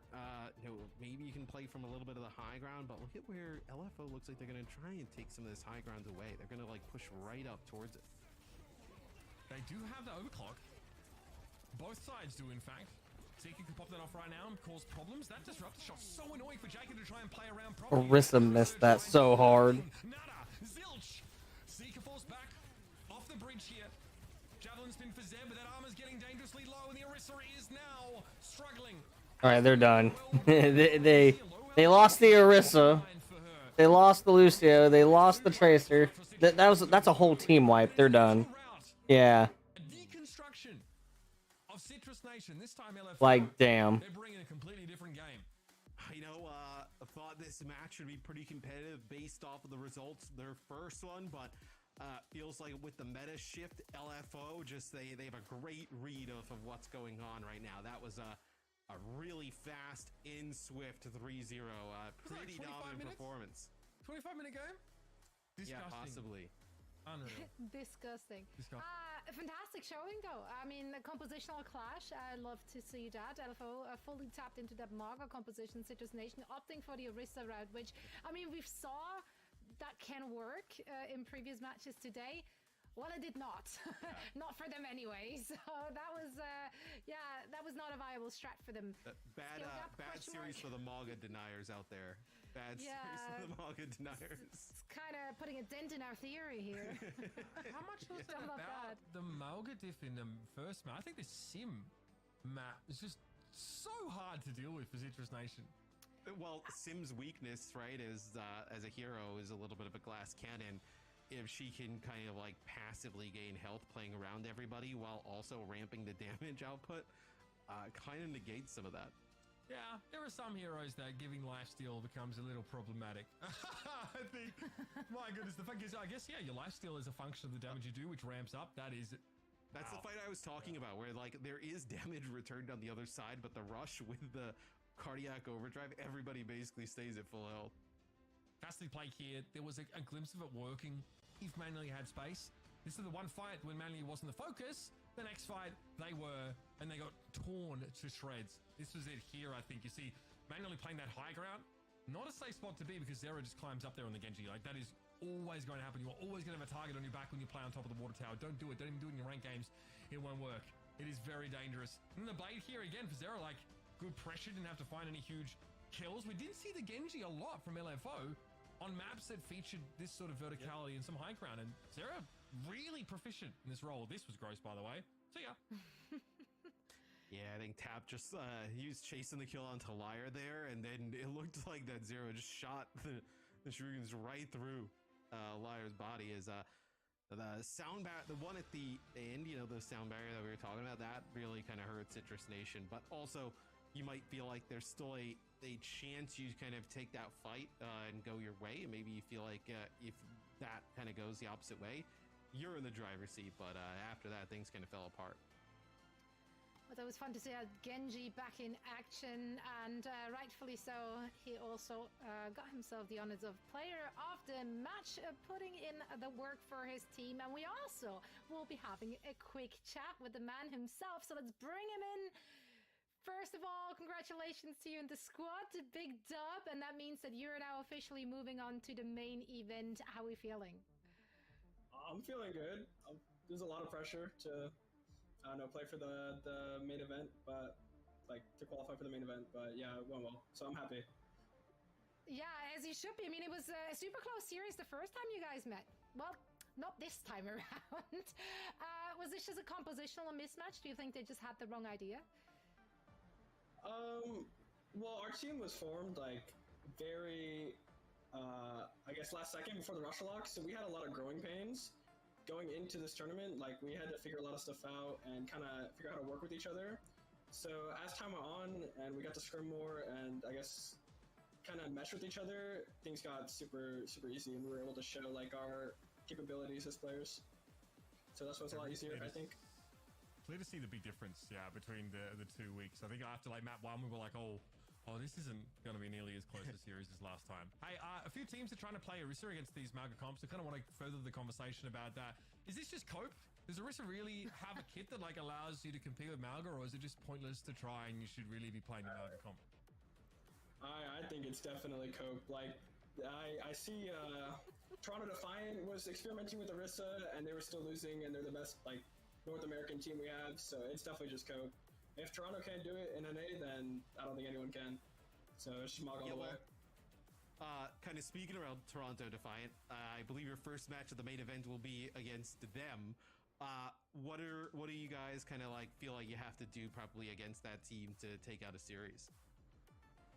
I think we just have to, I guess, kind of work harder in scrims. Kind of, I don't know. I mean, they're the best. They're the best in the region. So we just have to work hard and play to make a big upset. Like, I mean, Seeker. Pressure will be on them, right? So Yeah. Pressure will be on them. Do you feel relieved that people don't have those expectations on you? Do you feel like you can sneak under the radar there? I mean, I think our roster has a lot of firepower, but the pressure's definitely on them. We have nothing to lose; they have it all to lose. So, I guess we're definitely looking to go in there swinging. That's right. I mean, taking on former OWL champions in that team, definitely a fun opportunity. Thank you so much. Also, before I let you go, I just want to compliment your room. It's looking clean. It's looking slick. Love the matching nightstand and the bed and everything. Light breeze on that little window there. Yeah, no, it's a top tier bedroom. Compliment. And that's it. If my mom is watching, she's gonna kill me. My mom's gonna kill me if she sees my bed a mess. So it's not messy enough though. Like it's not. This is acceptable. Yeah, Mama Zero, cut him some slack. He's got hands one to mom click. to another. He's got hands to click. Yeah, he's got people in bed. That's right. He got the win. Now he can go make his bed. That's it. Thank you so much for joining us. Best of luck in your opening match in the main event. Thank you. Thanks for having me. Okay, man. Of course, great to hear it. Yeah, Citrus Nation to make his bed for him. So when it goes to spoilers, I say, this guy shouldn't be making his own bed anymore. Give him a freaking palanquin.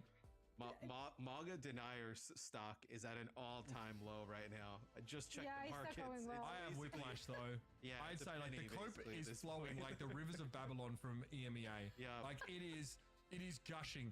The dam is about to burst. It's going to be a cope tsunami if we're not careful. We need to protect ourselves as NA residents to stop that from reaching our shores. No cope tsunami, thank you. Shore up the There, walls. you heard it. Shore up the walls. Bring up the brackets as well to see where we're currently at in that group, as we just finished it with a very, very dominant performance from LFO. They take a 3-0 lead in that series, and that qualifies them for the main event, where they have the utmost pleasure of going up against Toronto Defiant. Like Zero just talked about, though, this team, you know, kind of forms in the bit of chaos that happens before Swiss starts taking place. Where now that they've had some more time to gel, right? I know some. I think obviously more time to gel, plus like in a way the meta resets, so everybody's back at kind of like zero, so to speak, right? And now everybody's trying to learn again. Could be a good.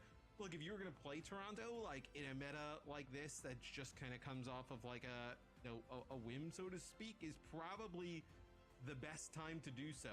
Probably not when they've had 3-4 weeks of playing the same type of thing.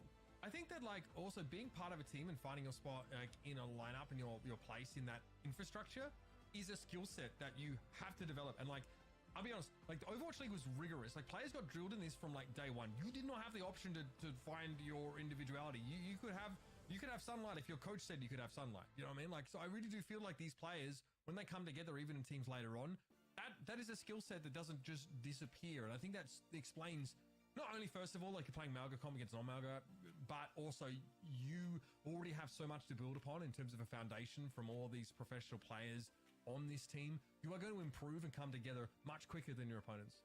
Yeah, we've definitely seen that. We've seen that during the Swiss stages, heading into the group stages. If you followed a lot of the teams which just recently formed right before the roster locks, you saw them gelling. You saw them finding their stride, their identity, and it's only up from there. Just like the competition is going to get stiffer and stiffer as well, of course, as we're moving along in this format. Now, up next, we have yet another elimination match. This one will be fought out between M80 and Obsidian, and all of that will happen after a quick break, so don't go anywhere.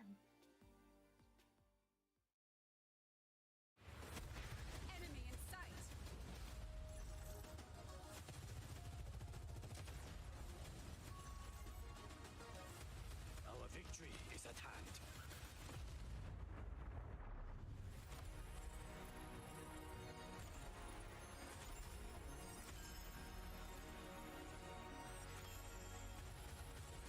Ashes to ashes.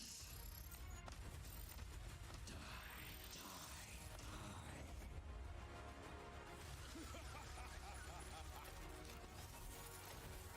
Let's get you back out there. Maintaining connection.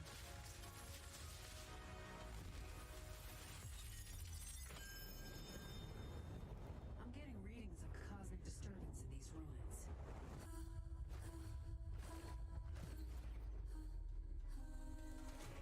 Moira, prioritize our people, not your cosmic experiments. That's an order. Accept my gifts, and all will be yours. Your ally has descended into darkness.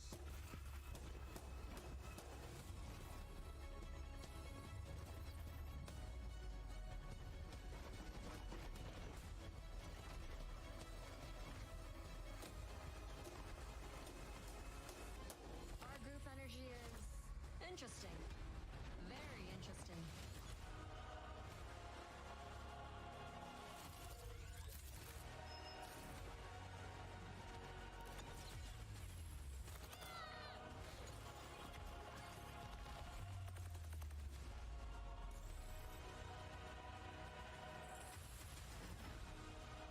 Check this out.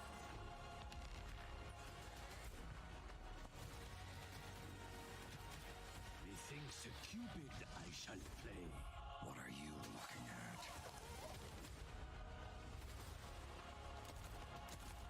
Keep moving forward.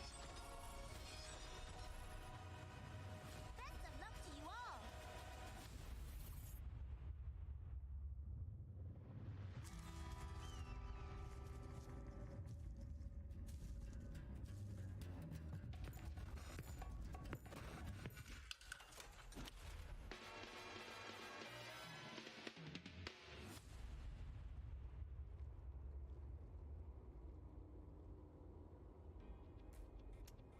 Welcome back, everyone. Zoe here, joined by Mitch and Matt, and we just speed ran through our first series here in the NA region. Let's see if the second one will be a little bit closer.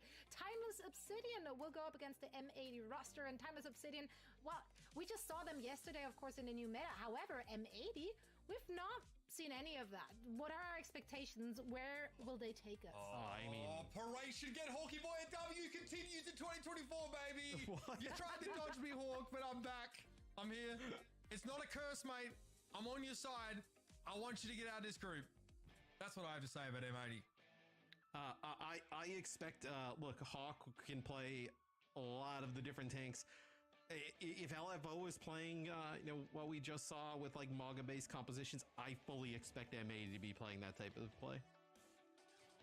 Yeah, on a serious note, I mean, we saw how this game sort of played out for Timeless Obsidian. I thought it showed us a great performance. I do think that, we are talking about an M80 team that took it really close against Timeless itself, right? So that's sort of worth bearing in mind. I did think, though, that the Malga comp understanding from Timeless Obsidian in their matchup against Nine was very, very good. We also, have to ask ourselves, how does M80 look now? Because they are also another team full of ex-professionals with these skill sets that won't take long to really gel, to really come together. Obsidian has to hope that through their elimination match they had to play to even get to this one, they even had to undergo a similar process. Yeah, I mean, they pretty much just relied on that Maga composition yesterday, right? Obsidian, that is. They looked really competent in it as well. They had the Mei added in there, and Nightwind could not deal with that. But we know, of course, that M80, they're seasoned veterans in that team. I mean, it would be a massive shock if they don't make it out, right? Yeah. I think even as stacked as Timeless are and have just been like one of the best teams and contenders for the longest time, basically, and essentially earning themselves fame from never even competing at that top tier. I still think this M80 team, like the names on this roster, it is disgusting. It is going to be again the ultimate challenge for Timeless Obsidian to try and replicate the success of their sister team. And again, I loved what we saw from Dynasty, right? The Genji play as well, especially on Colosseo, was really compelling. I feel like they have a really good understanding about how to manage the Malga mirror and mix the Mei in when required. M80 though, I mean, any loss for them, I also think like the Timeless loss it felt like an upset to me, right? Even though one team had a lot of experience together, a lot, and M80 had sort of just joined in this form. There are a lot of elements here that have played together for a while. So it'll be almost mirror matchups, except it'll be M80 playing the Sim versus Obsidian playing the Mei. So we saw them play the Mei the other day. Want to really kind of like split teams off, make it difficult. Right there, they see that looks like Tread just drops a little bit further down. Look at the Reaper! Look at the Reaper! And they just follow directly in. Yeah, well, that's Hydron picking up some kills with the turrets in that small space. That is a first fight win there for M80 really fast. You see the kind of pressure this composition generates because of that Sim TP throwing an entire death ball in your face. You do not have the bandwidth to turn around and look at the Reaper, who's extremely good when he's right up your clacker, hitting with those shotguns. Pelican's also like one of the better Reapers, I feel like. We've seen him play Reaper in the past a ton. Looks like Obsidian just having... It's like rating people on how well they pour cereal, right? It seems like it's a very elementary skill set to have, but like a good Reaper makes a big difference in terms of sort of prolonging your own lifespan here. This is... They get them low, they split them off with the Sim wall, right? And they just basically sit on the other side in that close quarter area and just do damage right on through. There's nothing Obsidian can do. Operation Look at the Reaper? Underway here for Obsidian. Again, they don't have any space. They have no room. Lepta speeds M80 in onto them, and if they need extra mobility, M80 can use the Sim TP. They're going to drop down here. Mei wall to try and buy a little bit of space for Obsidian. They've made good use of their hero in the past, but here they come once more. M80 on the way in. Tread trying to replicate the charge in there, able to bring Hawk down. They call lessons here from Ultraviolet. It's a little late in the day. It feels like, though, that M80, they kind of got what they wanted at the start, which is, getting that Mei wall out early. Sound barrier for both sides. They still want to fight this, even without Hawk.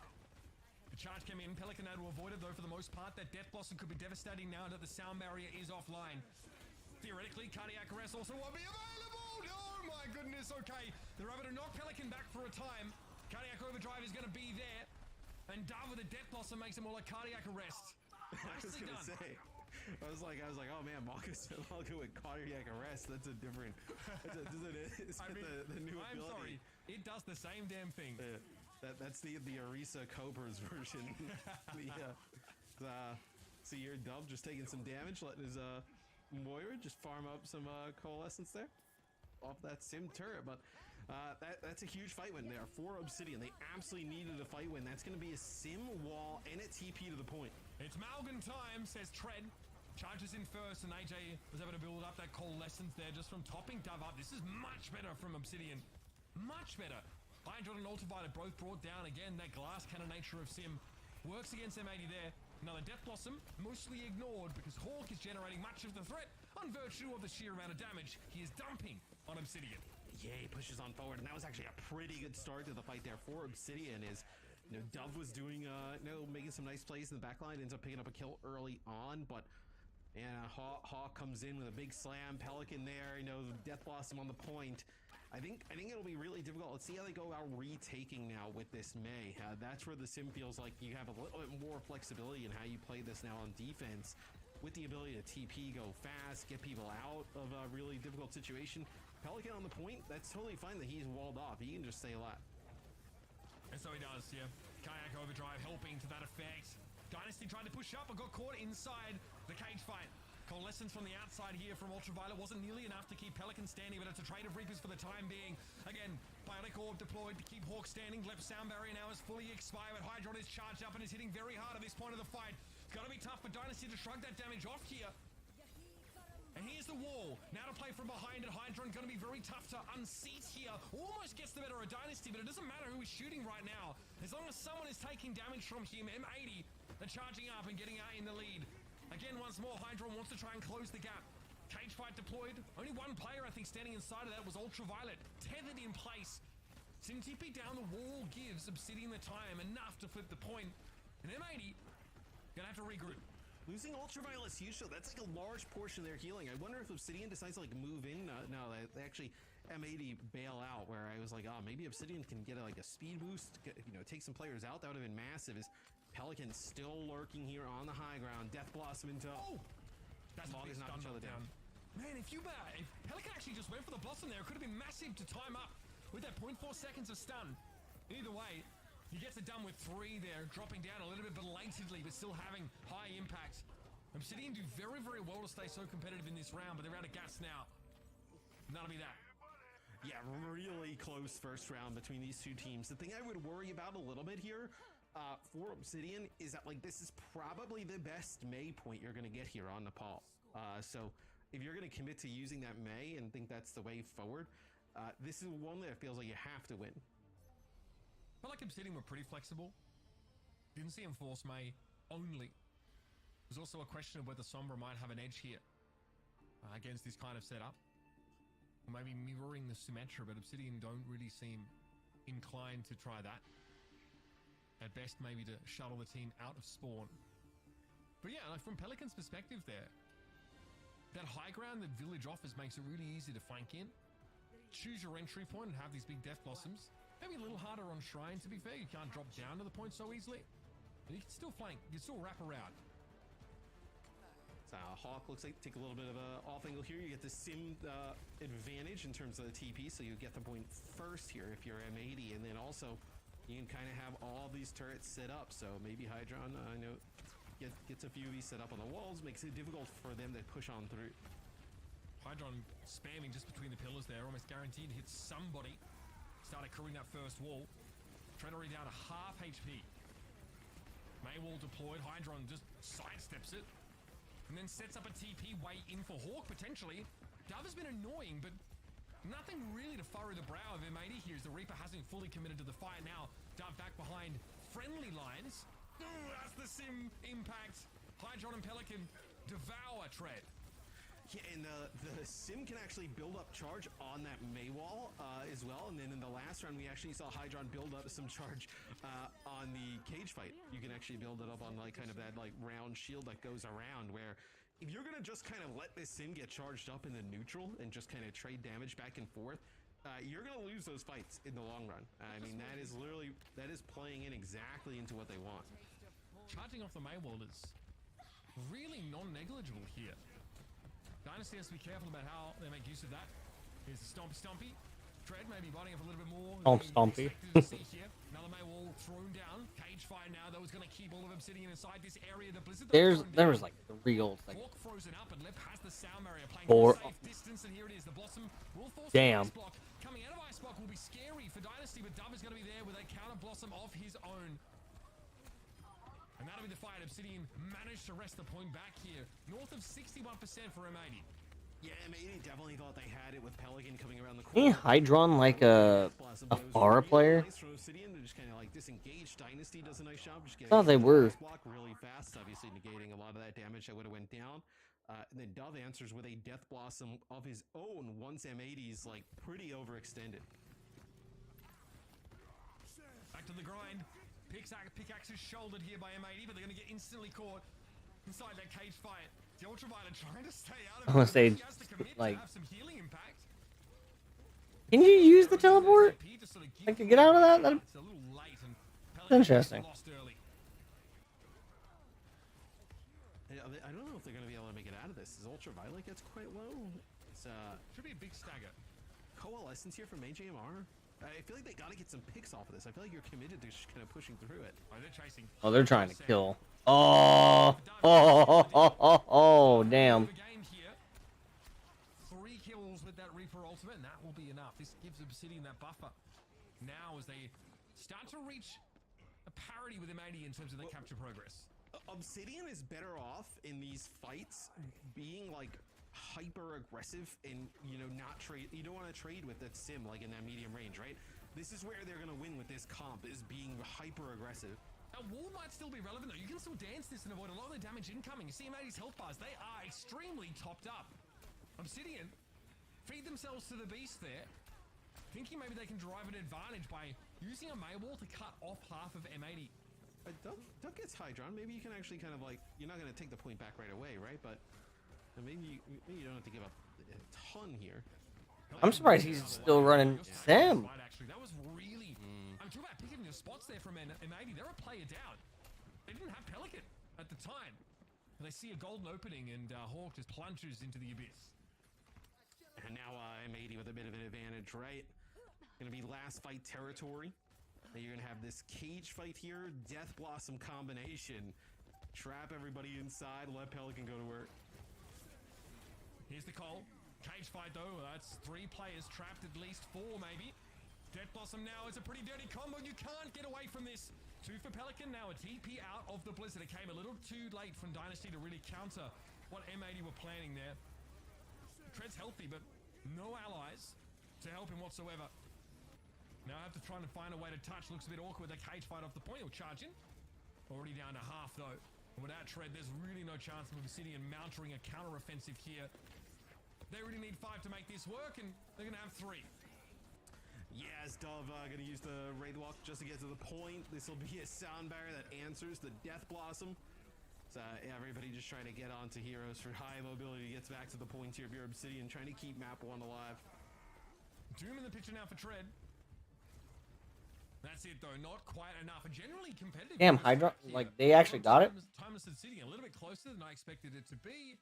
And it looks like their travails so far through this lower part of the GSL group have definitely galvanized them as a unit. I think they started to get a little bit better in the second round there. And I mean, the first round was pretty back and forth, but I think, like, you know, realizing when they have the opportunity to go, when the sim is like a non-factor, I think that's going to be important.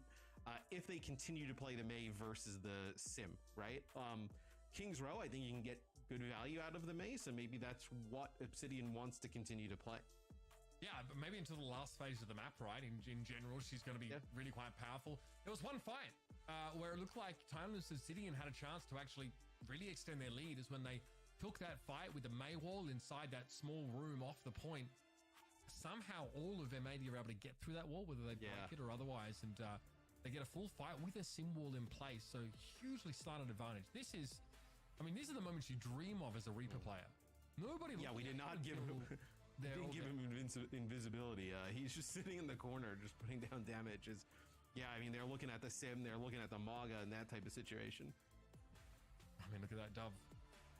Can't do too much there, but then the later Death Blossom pays off pretty well. Again, you are being forced to match up against Pelican. Dove giving a good account of himself over the course of that entire map, and we can see the value proposition of the Mei. You can see what she offers you, especially a Blizzard, like a good counter option when your team gets caught in a cage fight, or when you're trying to catch the enemy team in one of the Malgar ultimates of your own. Generally, like, I'm pretty happy with what we saw from Obsidian, and we might have a much closer series than we sort of anticipated. Just like using the transitive property where M80 played it close against probably the better timeless team, as far as we're concerned. Seeing this being this close is promising. I'd also say the sim wall was actually pretty impactful, right? We saw a few times where Hydron was able to get that off.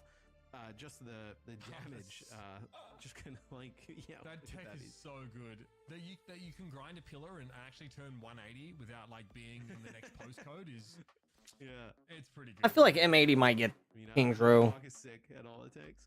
So it'll be Obsidian on defense here to kick off King's Row.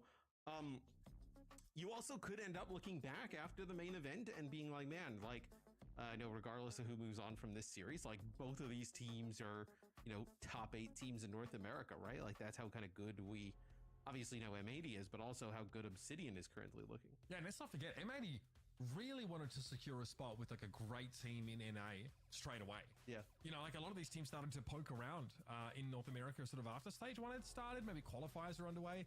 M80 obviously had a bit of a false start, picked up a team, didn't work out, but went straight back and said, okay, there's still a lot of talent in North America. Let's build something new.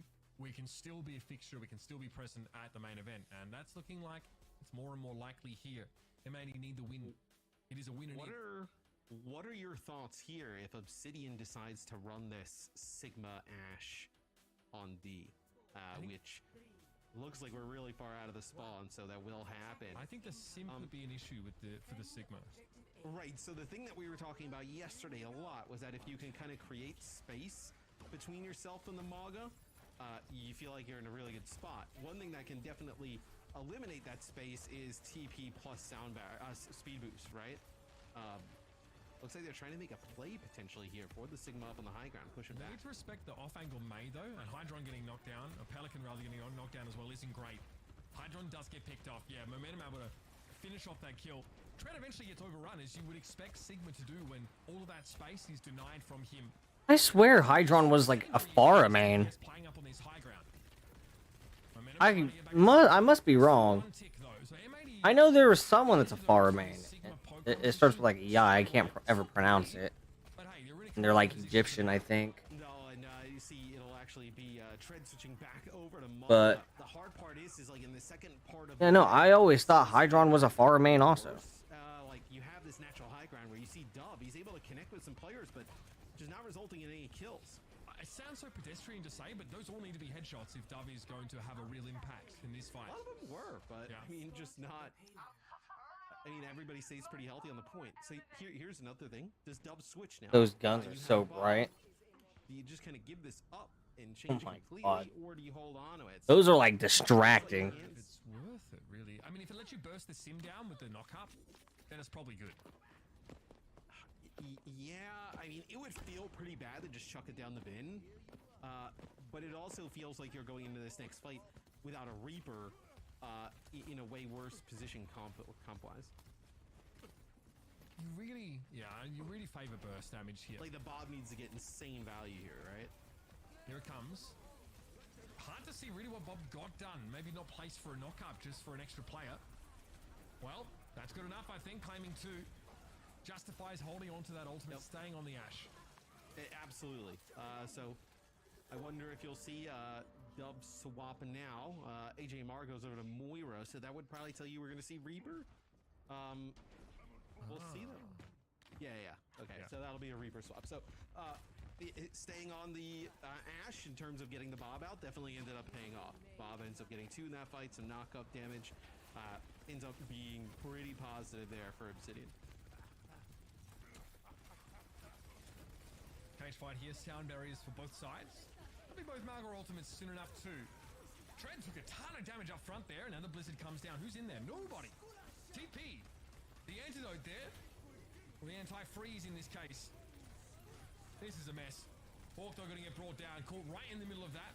Hydron trying to get some good damage in from sort of the card, but very exposed from that spot without the Malga in play.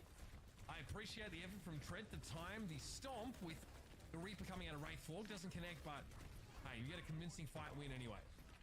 Yeah, that is a double cage fight going on there. Lep ends up using Sound Barrier and not sure it actually connects with everybody there for M80. So another fight win there for Obsidian.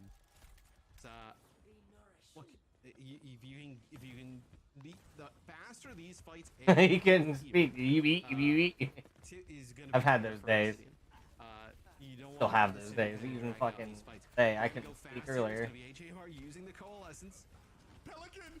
Save Pelican! Well, I guess Operation Look at the Reaper now is actually paying off for Obsidian. They got the memo. Flip sides though. M80's moving away with a car, so they they like the Reaper though here. Once Dove can actually close the gap, this could be bad. Okay, Dove, hello. Gets caught in the Death Blossom and really not in a position to impact anyone else. The speed boost, who apparently was there for Lep to get M80 out of trouble. Now Pelican's going to be on the way back to the fight, and Obsidian are down a player. Dove going to be switching over to Widowmaker here and try to be the difference maker, but a Sound Barrier coming out earlier for M80. They need to turn this into a kill, but the Ice Block from Dynasty delays things. Death Blossom here's an option now as this Sound Barrier is expiring from Obsidian. But Pelican doesn't have a good angle. Not as Dove, in fairness. Surely hoping to pick off an easy Moira or Lucio. Just seeing the big bulk of Malga obscuring much of his view. Hydron playing that off angle here, probably cognizant of the fact that Widow is on the hunt. Hawk trying to push Tread away. Losing out in that damage battle. Eventually that cage fight's going to expire, and here comes Pelican with the second part of that 1-2 punch. Stun will interrupt that ultimate, but it's enough at least to catch the Lucio out, and Hydron's there for 2. Yeah, and obviously, the Widow switch to just get back and maybe a line of sight thing. You probably would have, with how long the fight went, you probably would have made it back on the Reaper, which I think just kind of bodes the difference in that fight, right? Obsidian actually held on for much longer than I thought when you're kind of like trading these ultimates back and forth, especially being able to. Yeah, Pelican on Reaper just he's mean. They're mean with the Reaper. Oh, and Dove swapped Reaper.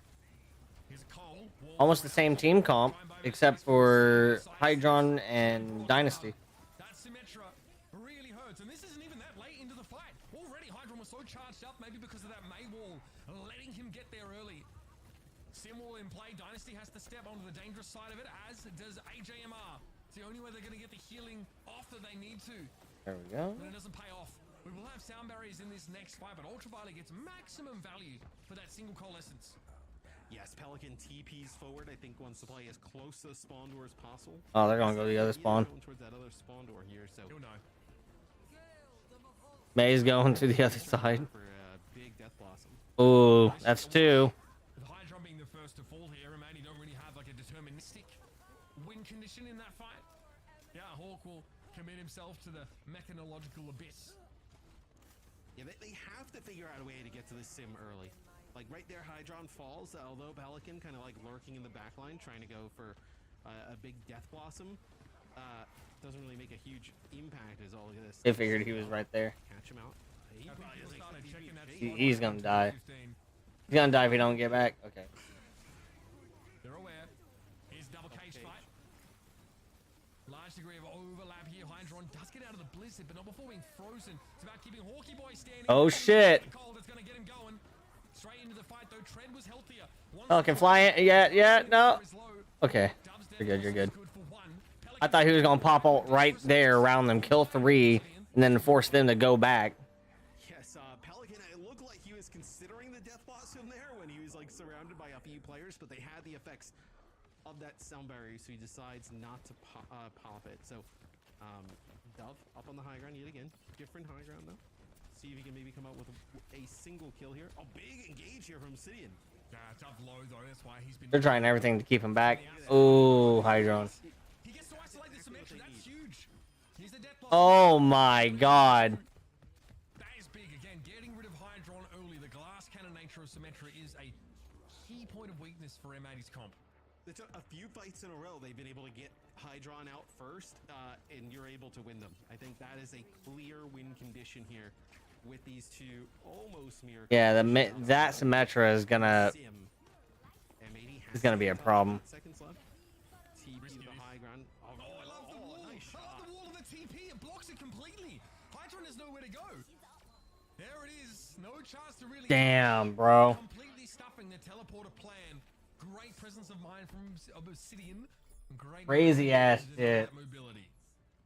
Yeah, it's a Dynasty with a headshot right on a Hydron before you can even get through the TP. But yeah, the nice Maywall knocking players to that low ground, and nobody actually able to get towards that cart. So the Sigma didn't really work here on defense on first point. They started to come alive in the mirror, and then I think towards the end, really like, hey, we're gonna use a Lucio rush. Yeah, look at that. I mean, that is nice with the Maywall, with the Sim wall as well. They need to basically, when they see M80, they need to figure out where Hydron is, speed and collapse. Like that is kind of the goal. Like you feel like you have enough sustain to live through some of the damage that Pelican's gonna put down. You don't have the sustain in the long run if Hydron's around.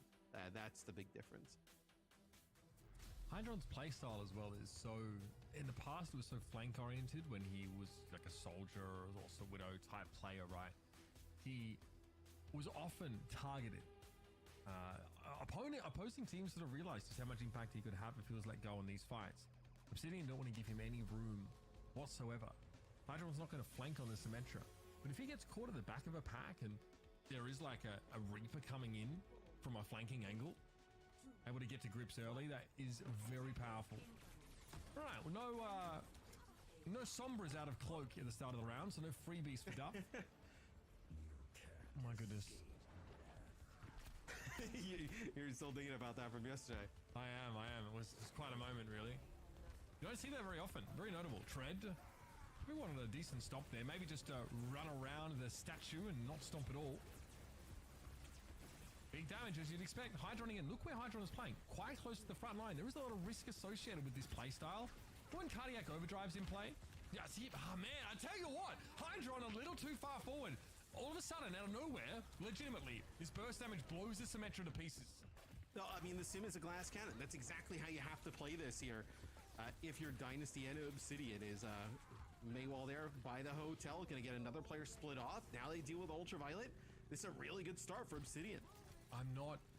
Yeah, it's a big vulnerability. A team like Obsidian, who seems to be very good at identifying those key targets. Yeah, they need to swap. They're gonna really punish you. They really need to swap Sam. Sam's good and all, but they're struggling so hard to even tap something or push it, just because of the amount of push or hold, just because of the amount of damage that Hydron is receiving. I also think really give M80 some kind of thing to think about here in the break between maps of like, what do you do moving forward? Is that Cole? Ooh, Dynasty couldn't be seen. AJMR, they realized their May was low, but they couldn't get at them past the card. Line of sight. And I love how they're playing Moira. So to everyone that sits there and say Moira is a fucking throw pick, they can kiss my ass. Moira is one of the best supports in the fucking game. This is devastating for Obsidian. Now though, a little more salvageable. Not the result you want, but at least you trade those Lucio ultimates and don't force yourself to be at a disadvantage for the next fight too. Yeah, I mean, it's not awesome. Dove switches. Oh, they're running Ultraviolet too. They have that on. Okay. Ultraviolet's really good on support. The fact that they're running Moira too. And yeah. Some car progress they're going to get here for Obsidian. You're going to have to use this Blizzard to kind of counter those two ultimates though, right? No support ult on the other side. But it's unfortunate because they can't. They don't. It just seems like they don't have enough damage because they're running the Sim. Sim's good, but the problem is you can't. Oh, that was a perfect time to blossom. There you go. You got the Moira. That's a big pick. Get that Reaper. Oh fuck.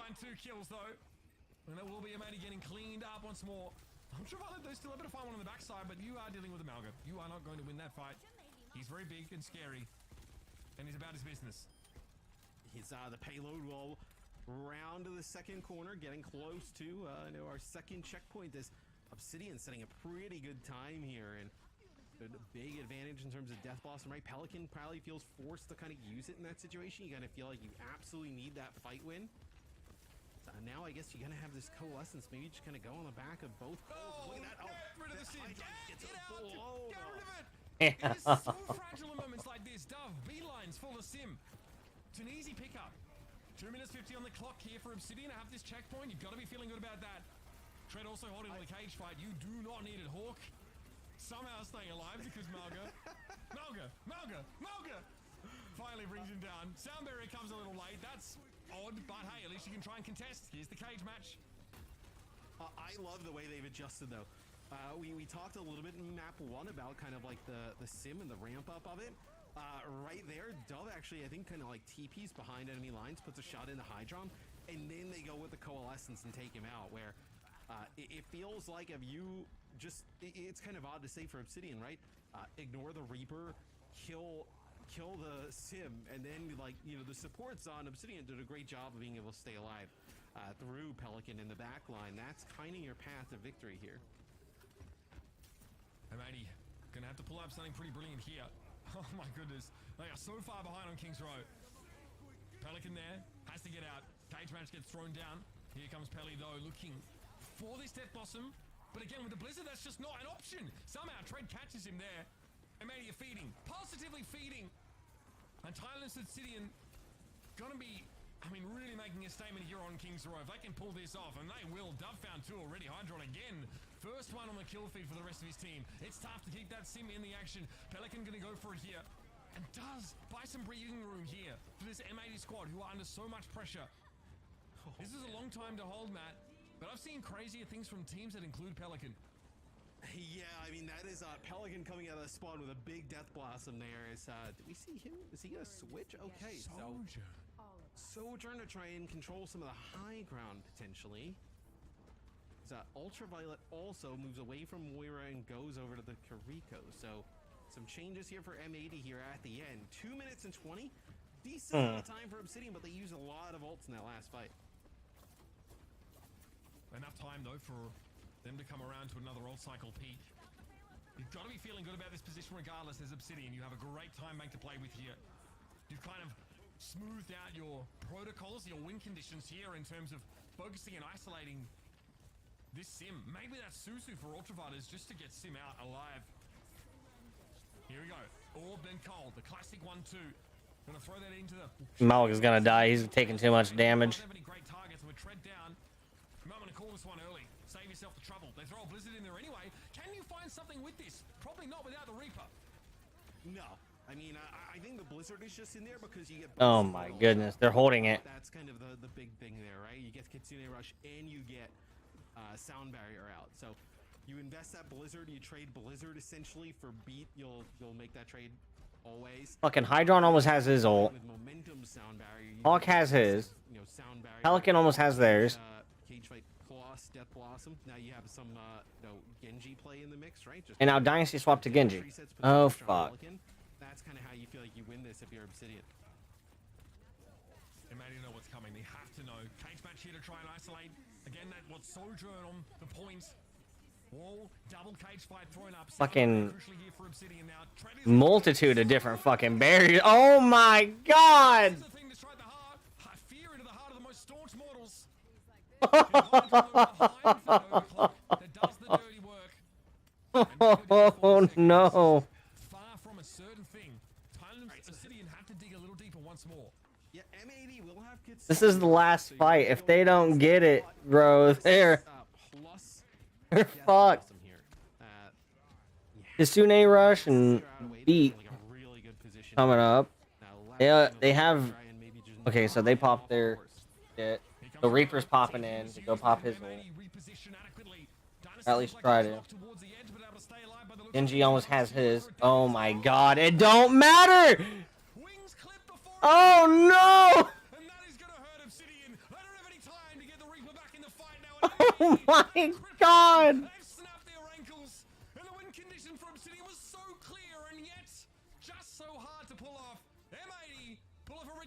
last hold of the last phase of King's Row. Dude. Come on, man. Fucking shit. To be able to really get the payload over the line, and That fucking Reaper constantly they're doing a great got fucking literally diff. putting the pressure on the sim, getting the sim. It's like, oh, you know, this is fine. Like, holy shit. Suzu's definitely like trying to keep Hydron alive, right? That brief moment of no invincibility, and then Pelican up on the high ground. You don't have to play as aggro with that kind of composition, right? You can let like the Sojourn and the Sim in that neutral just kind of like ramp their damage, and it ended up paying off. Obviously, controlling some of that high ground. Crazy ending. Truthfully, like the Susu is very powerful, and it actually gives your sim enough time to set a TP and TP through it. Run to safety. That might have been what was most important. David was very clear, was having trouble accessing the backline towards the end of that round. Now, the Foundry phase of King's Row is harder on flank angles. They're not as good. Man. You need to walk through a corridor to access one, and the other you need to take high ground, which is normally patrolled by Lucio's constantly. So it's harder for Dava anyway, but we saw that last fight. He has to Wraith walk back with half HP and then gets eliminated as he comes out of it with a Death Blossom in hand. So frustrating here, but I love the adaptation from M80 to figure out how to protect the Prez. Yeah, the highlight there with the Widow, I would love to know if you had the Reaper there, how that would have went, right? Like, you're kind of coming down to the wire there. But yeah, I mean, it feels like they've, you got to protect the sim, got to protect the Prez. Like, if you're able to do that, that's where you see M80 is able to like kind of clean up a lot of these fights. But Dynasty and Timeless, I mean, these two teams are so close in terms of, it feels like in this meta right now in this series. It feels like, one of those series where you're a few decisions, on either side away from it, going the opposite direction, where M80 finds themselves up 2-0. You could easily kind of see this being a 1-1 or 2-0 the other way. 100%. I mean, I am really impressed with this Obsidian roster. It's very hard, I think, to really get a measure of them in their previous games, and especially against like Nightwind, for example, where there's probably a bit of a disparity there just between the capability of both those rosters. Here, though, we get to see them tested against some legends, frankly, of Overwatch, and hold their own. Just a couple of little things, right? Composure, so important. That last fight, it could have gone either way. It's frustrating for Obsidian, but it has to be fuel as they head on to Esperanza. They need to keep some gas in the tank here to try and take this all the way. It has to be a reverse sweep, though. And I feel like the May, like King's Row and Nepal, pretty good May maps. I don't know if I would throw Esperanza in there in terms of, May maps, right? So maybe it's a little bit harder for Dynasty to get some value out of those walls. You can definitely circumvent things a little bit easier here, I feel like, on this map. But look at this. This would be interesting. If M80 decides to play the Sombra here, that would be a big change. Again, in terms of like limiting Tread survivability, interrupting some of those like timed abilities, like, I don't know, a little ability called Cardiac Overdrive seems like a good one to try and shut down. I think Ice Block. Like, you get the if like the Dynasty's trying to trade in the middle, and all of a sudden now thinks he can Ice Block and can't. That's one where the Reaper's definitely going to be able to kill MA. I don't have the Ash here. You don't have the Sim to run her down now. So, yes, you aren't able to deliver burst damage, but if you can consistently hit these shots like Dub was on King's Row defense first point, then there's plenty of value to be had here. M80 don't have a great way to traverse this distance to access this perch position. But does it ultimately so the damage you're putting down out here, right? Like, you're looking for a dynamite that you can like maybe turn the corner and capitalize on, but it feels like if you're M80, like you're fine just Ooh, Hydron went. Sitting Sombra. waiting for I looked away real quick.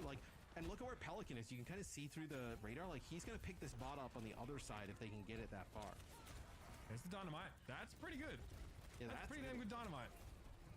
That was a perfect dynamite. Holy shit. Getting very close already to a bob. Will eventually be knocked from that higher position. Not hard to reassume it, though. They don't need to. Obsidian. Hey, I played Sombra like this. So just sit there and, hey, I'm just shooting with my team, bro. I don't need to necessarily just run around and act. I will, But I have more offensive capabilities. Mine. Maybe they think they have him a little bit low as that time Shred comes around the corner, slam, cardiac overdrive. They get the immortality field on top of him, but coalescence used by Ultraviolet. Get rid of that immortality field, get the bot moving. It's a little bit of a change up here for M80 with that Sombra in play. The Obsidian. I think that the Ash and the Bab can work in certain situations. I think when you have to take this like kind of fight on even ground, I think that's where you'll see it fall. Here's the beat. Both teams have a butt to hack on Obsidian. He's punishing indeed. Gonna try and play around the Baptiste as well as they can, but eventually, yep, those healing resources run a little dry. Exsanguinated they are by M80 and Pelican Death Blossom. Definitely making it hard for them to get back into the fight. Now we'll clean up and we'll get that checkpoint. Yeah, and Hydron just adds another layer of pressure on the back line, right? I think, okay, so Dynasty's gonna play Sombra. Do you see Dove? Dove's gonna play the Sojourn, so gonna match Pelican, who's now swapped. So, both teams want to move away from the Reaper here. Maybe it's just like a little bit of harder for Reaper to kind of like traverse those wide open areas. Yeah, again, I think from this position, right, when you have the first checkpoint, you don't really need to push that much further. You're quite happy actually sitting here and waiting for the team that's behind to come to you. So you use Sojourn, you abuse the crud out of her. If you ever want to push further ahead, you can switch to Reaper, or, you know, post the Sojourn up on the left-hand side of that next street phase, but Pelican's in a great spot here to be really annoying. Yeah, and I think what M80 wants is, like, obviously Obsidian to kind of, like, walk into this fight, because Hydron's going to have a huge advantage in terms of EMP, but it's going to be Dove. Dove's had a really good series, connecting with a headshot on a Pelican, but losing your Maga, it's going to be difficult to bounce back after that. A little thing as well, Maga's cage fight persists after he dies. So, kind of frustrating. It makes it a little bit harder to, like, you know, snowball the advantage of, you know, managing to defeat the enemy Maga inside that cage. You're still corralled for the rest of your opponents to deal with. But M80, of course, finding that first pick in a fight where they both trade those ultimates and walking into the next with the Coalescence locked and loaded. It's got to be good. EMP also online for your boy Hydron. Little loop around there for Hawk. Then finds the Moira on the other side as... Yeah, I think they want to like get aggressive with this EMP, but also I think they're trying to, you know, find out where these players are. It's a big EMP from Dynasty, but he actually gets hit with a slam right as he's using that. Come on, Hydron. Fuck him up. Oh, he almost... Oh, if he can get that EMP off again. Oh, he got it. Pelican died, though, but they killed, like, the vast majority of the team. Yeah, this is now getting out of hand. This is getting out of control. Pelican finding good value here on the Sojourn. More than happy to stick to it. It's just a lack of support ultimates here for Obsidian. Oh, now they're running the exact same comp. This is an awesome spot for an overclock as well, right? Pretty much one straight alley that everybody has to kind of like push through. So it feels like Pelican, you can get like, you know, a kill. You're in a fantastic spot as Dynasty high in the sky there. Dynasty, like, Hydron's already at 30%. Dynasty is just now hitting 40. They're both about the same now. Only. That's actually insane. Dynasty is going to get their EMP first. That bunch should be headed back where she was. And the worst part here for Look, I just realized Dynasty died. The support ultimates. I mean, damn. double support ultimate. Hydron's like, I'm the better Sombra. Fuck Try and get a full map completion. Would be a huge message here at the end. A big statement win for M80 to complete the map. But HMR actually finds Hydron there with a biotic orb. So pretty big kill. It's going to force M80 to back up. Just to the high ground where they were before. So they'll still be able to abuse this positional advantage. Dove will slowly make his way here to the left and maybe try and find a nice rail. Much of Hawk's bulk, though, is obscuring his field of view. Hawk, okay, I'm going to pop that charge there. Disrupt the shot. Not really a huge problem, but Ultravide's in a good spot to make a lot of use of this coal. Bait them onto the bridge. One of the most linear parts of this entire map. Yeah, that's a great spot for it. I mean, man, what do you even do? 4 minutes, and you're down basically the entire map. 127 meters. You want my honest answer? What? You spill a drink on your keyboard. Okay, and then what? Don't call a pause. Then give me 30 minutes to look through the rulebook. No, don't call a pause. Just don't do it. I'll let you figure out the rest. Dynasty taken down there. Here's that EMP. Tired tread, rather, excuse me. I'm misreading that, but he probably feels it after that. Hawk here to shove on Ajamar. He's going to be forcing out that fade. Who knows the rest of Obsidian hold up here. Oh no, that was just mean. That was just mean. Wow. He fucking said, fuck it. I'm putting my cage fight down. And I'm just gonna have my fucking way. And give up 0 meters on the other side. I mean, just Oh my goodness. a wild way to finish. That is funny as fuck.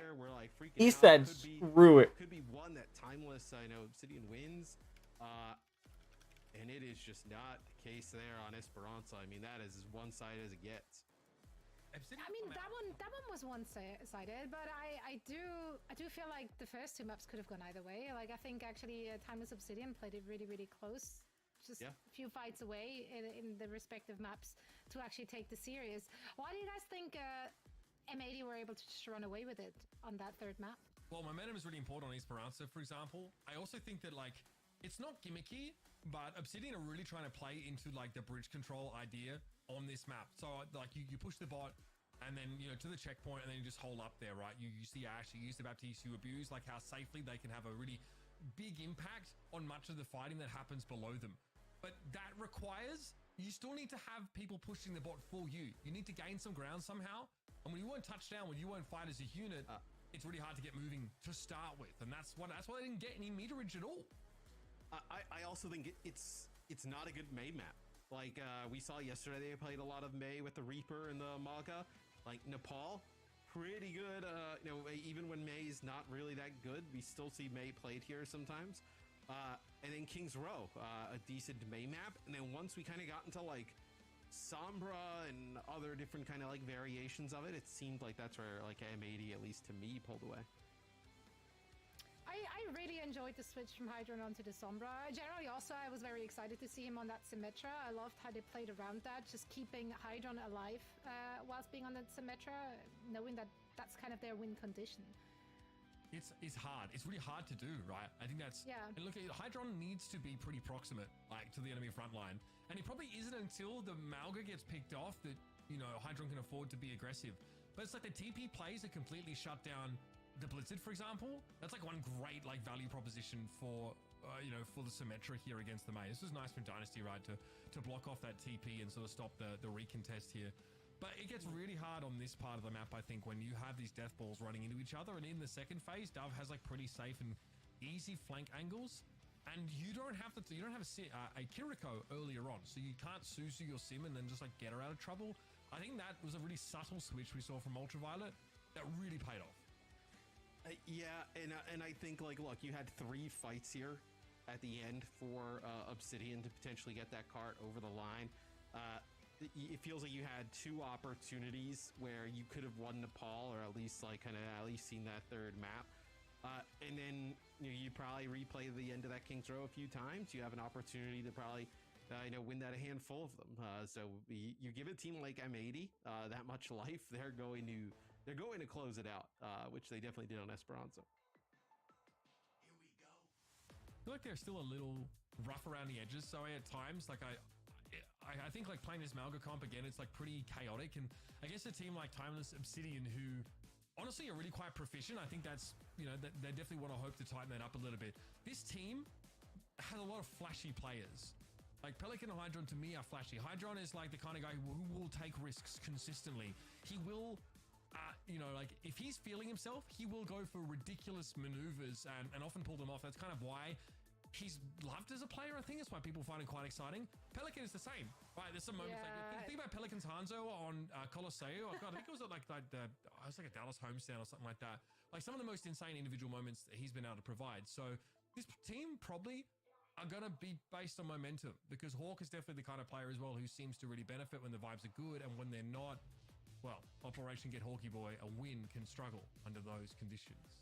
That's why I was so excited for M80 in our just previous meta, because there were such good opportunities for individual pop-up moments, whereas in this Mauga meta, I think it's a lot harder to do just that, and you have to play more as a unit.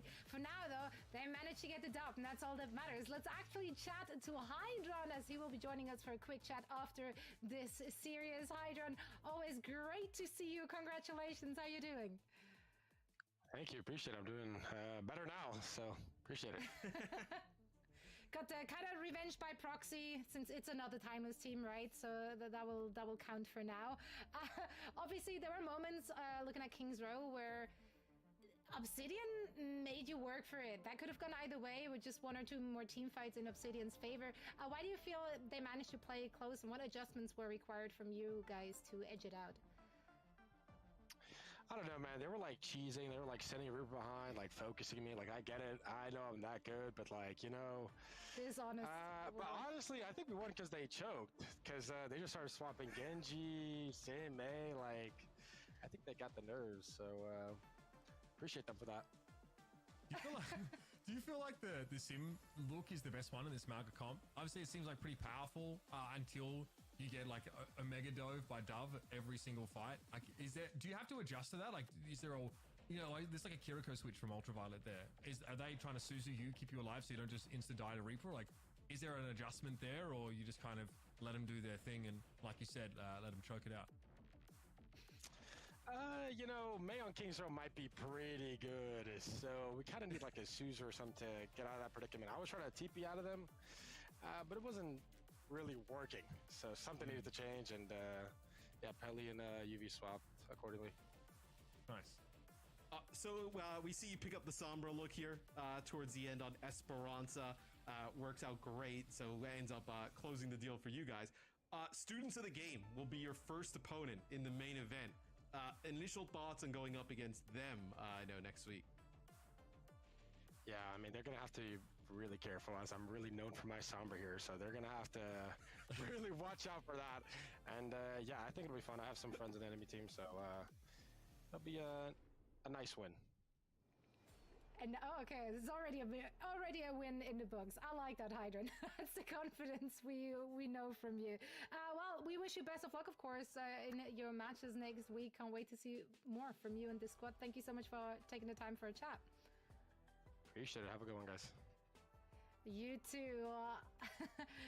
Well, that was Hydron. They got the W. Let's take a look quickly at the bracket of this group to see how their journey has been thus far in our group stages. I think some might even consider their loss against the Timeless squad an actual upset. So I think they were very, very eager to come out, even if it was in the second seed. I do on name value alone. I think like that Timeless team have been together for like a really, like, in Overwatch terms, like a really long time. Yeah. And like that team is so sick, like Chopper, Riker. I mean, that squad, like, I expect a lot from. Like, they don't get to be underdogs anymore. They don't. Not after coming out of the group in this particular fashion here. So they've got to be, you know, really switched on. But again, they've got sick cohesion, and they've really worked at their synergy for like a genuinely a long time. Where, like, you know, frankly, sometimes in contenders, like, it was tough. You know, the risk-reward ratio wasn't even there, or the time you had to spend in order for what you might come out with didn't always compute. Like, I'll be straight up with you guys. Like, if you literally talk about hours spent to prize money, like, maybe they didn't quite feel it was there. Some teams have not felt like it was there.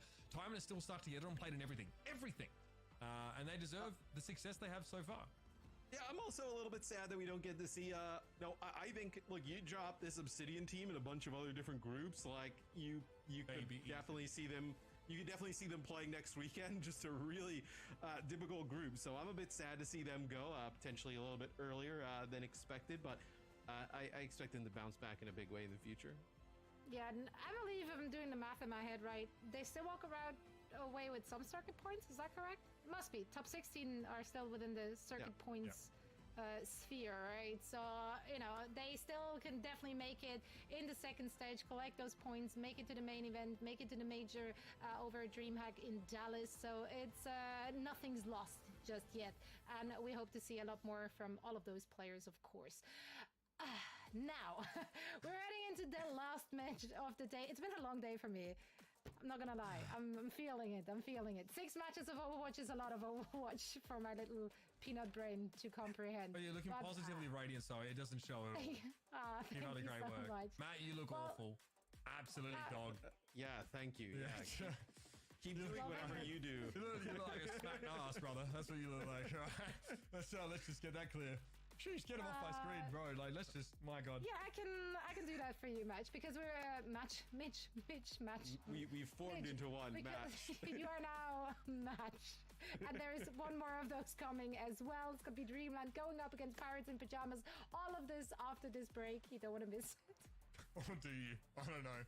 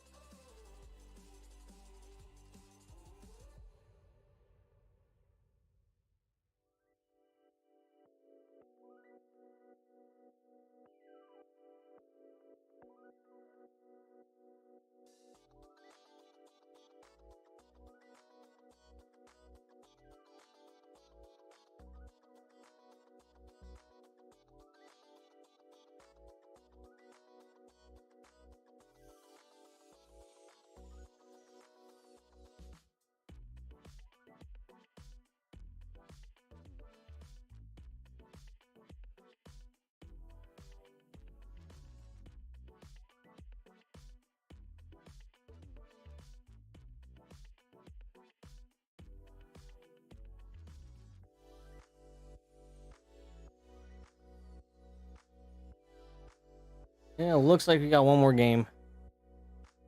And we'll play on the Xbox. I got the game loaded up and I've been practicing my aim so far. Try to get warm up. Also, I might have to drink some caffeine because I am somehow very exhausted.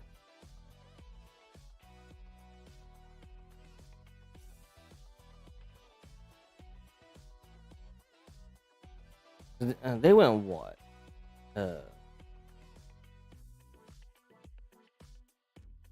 Oh, M80 went 3-0. So they didn't win a single.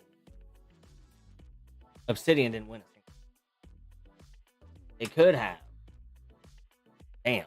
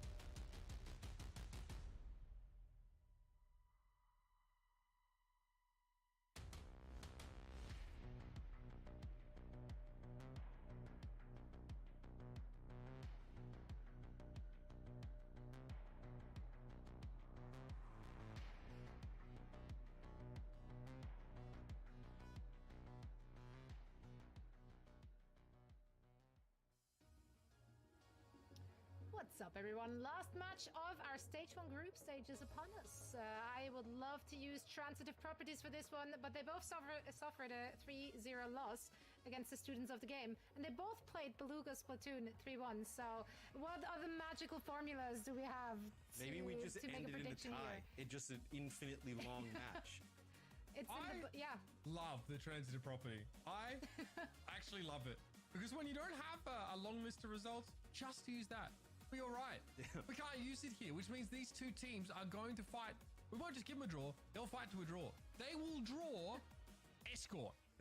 That is how closely locked they are based on that. Great to see Onion back, of course. Previously NYXL. Yeah. And again, this Dreamland squad dropped one map to Beluga Platoon, like Zoe pointed out. I'm looking forward to see what they have for us here. Do feel like Pirates in Pajamas looked pretty darn good on multiple occasions here. Again, this is an elimination match, probably one of our last ones, right? So it's really now or never. Yeah, and this is some clips from Dreamland. I believe this is against students of the game. But you see how different this is, what they're playing against. And now as we move forward and we look at some clips here of Pirates in Pajamas, right? Magic Maple, we talked about, the Lucio play the other day. Really fantastic. Chronic. How can I make that a K? I don't know. Anyway, Chronic on that Sombra, also a huge game changer for them. I think it was a big playmaker. Really, really great EMPs. Yeah, look, this team I think have a pretty good handle on like how to play this Maga comp, but we've seen quite a few teams mix it up a fair bit, right? Where it's got to be Sigma, where it's got to be maybe Orisa. They have that option. Chronic definitely a standout player, especially on that Lijiang Tower matchup. Again, a team that really had a good understanding, I think, of how to win in the mirror or how to make small changes at DPS to give them the advantage. That Beluga's Platoon game, I think, was pretty telling for me. That was, again, a 3-1, so they do falter at one point in that series. But again, here against Dreamland, they want to lock them out. They want to get out of this group. And again, I mean, this group, much harder to call than some of the others we're looking at, right? Yeah. Into the game, like, well and truly above and beyond. But honestly, like, these two teams, really hard to separate them. So a compelling matchup in that there's no clear favorite, I would say, coming into it. Yeah, and we'll probably see Chronic play that Sombra yet again, like we did yesterday. I'm curious what we see from Dreamland's, like, Maga based. I mean, there's gonna be like, we were joking a little bit in the break today. It's just kind of like Maga Wars or NA, it feels like. But what they decide to combo with it. So Reaper setup. So potentially, Reaper with a Sombra in the mix. So we'll see what Pirates in Pajamas decide to do on their side. Yeah, it just feels really reasonable, right? Especially, Garden, not really the map type where you necessarily get your max value from the mate anyway. What would you think about the Kiriko? Yeah, what do you think about that? Kiriko versus the Coalescence. The haste buff. The haste buff is pretty disgusting for your Maga especially, and the Reaper. I think that like any comp that features like Reaper, Kitsune Rush is really, really powerful. So I like that, trying to supercharge the Reaper Maga setup. Astronex and Strider respectively taking a bunch of damage here. We obviously have our initial cooldowns traded. A good focus though on towards Ryan. That is going to make it hard for Dreamland to put any pressure on Strider and co. And this gives them a positional advantage.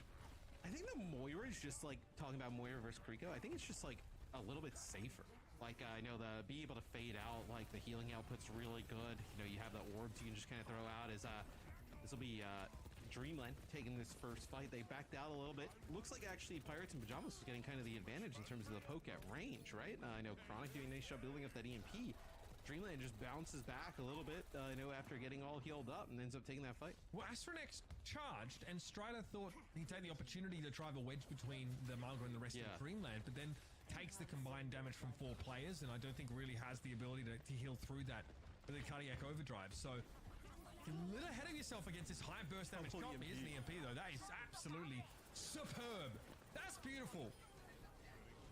Yeah, double EMP. I think the difference is Divinity doesn't get hit by it, ends up using the Coalescence, and he's not able to get that ultimate off, and that allows Pirates in Pajamas to come back with a really fast fight win. But I would say you have now the Coalescence here for Dreamland.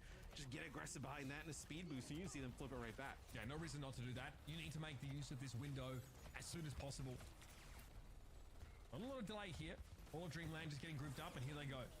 Here's the call from Anion. She will lead the charge now and make sure Astronex benefits from that as much as possible, but there's a sound barrier online here for Magic 8 Ball. Grapes holds it until now. Great time to let that one go, and there's no way Strider was getting out, even with the cage match.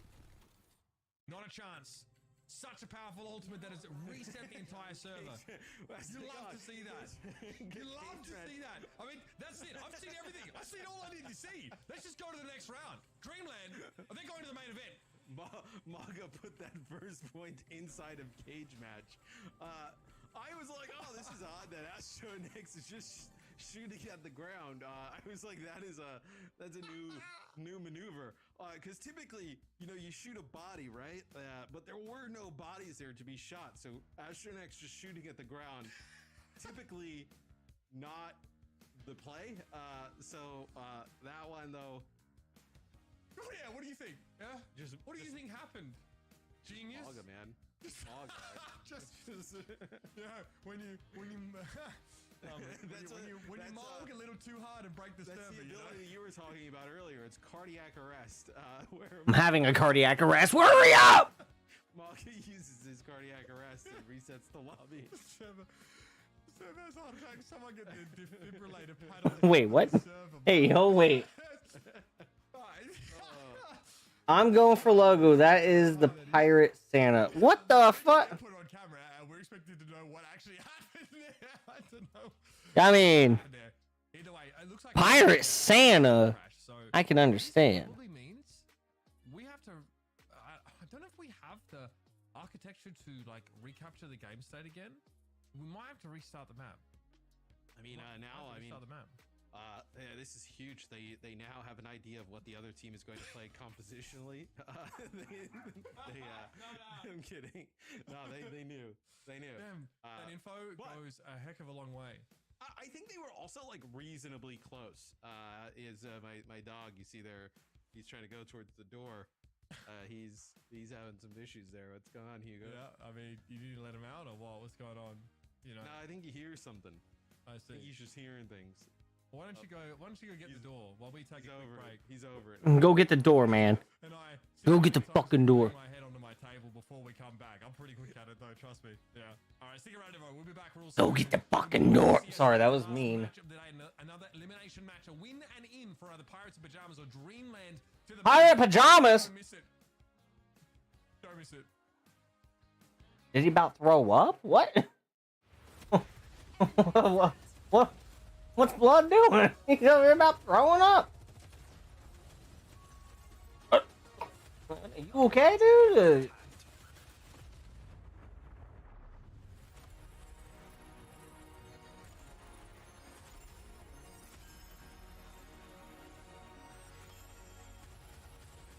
Ashes to ashes.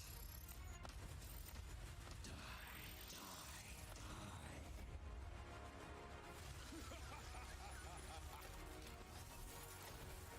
Let's get you back out there.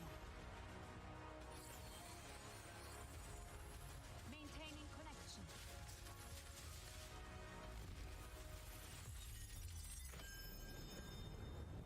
I'm getting readings of cosmic disturbance in these ruins.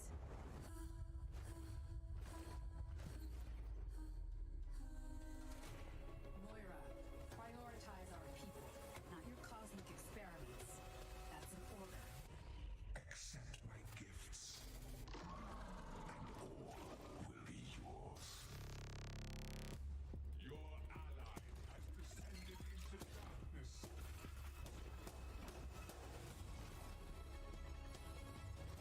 Get him! Get him! Sorry, that was mean. Look at this fucking guy. Our group energy is interesting. Very interesting.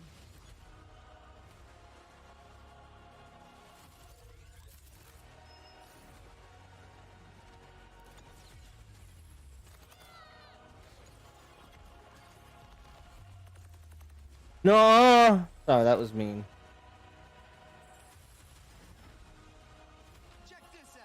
Check this out. Check what out? This fucking hot. Sorry. Methinks a Cupid I shall play. What are you looking at?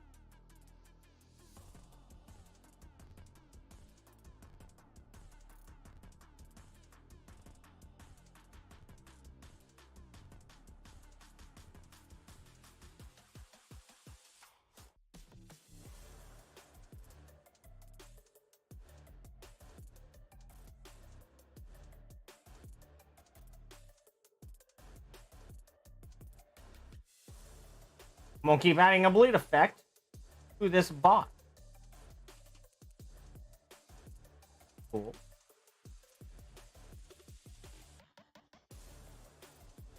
Because we still got like however many fucking minutes left. What the fuck?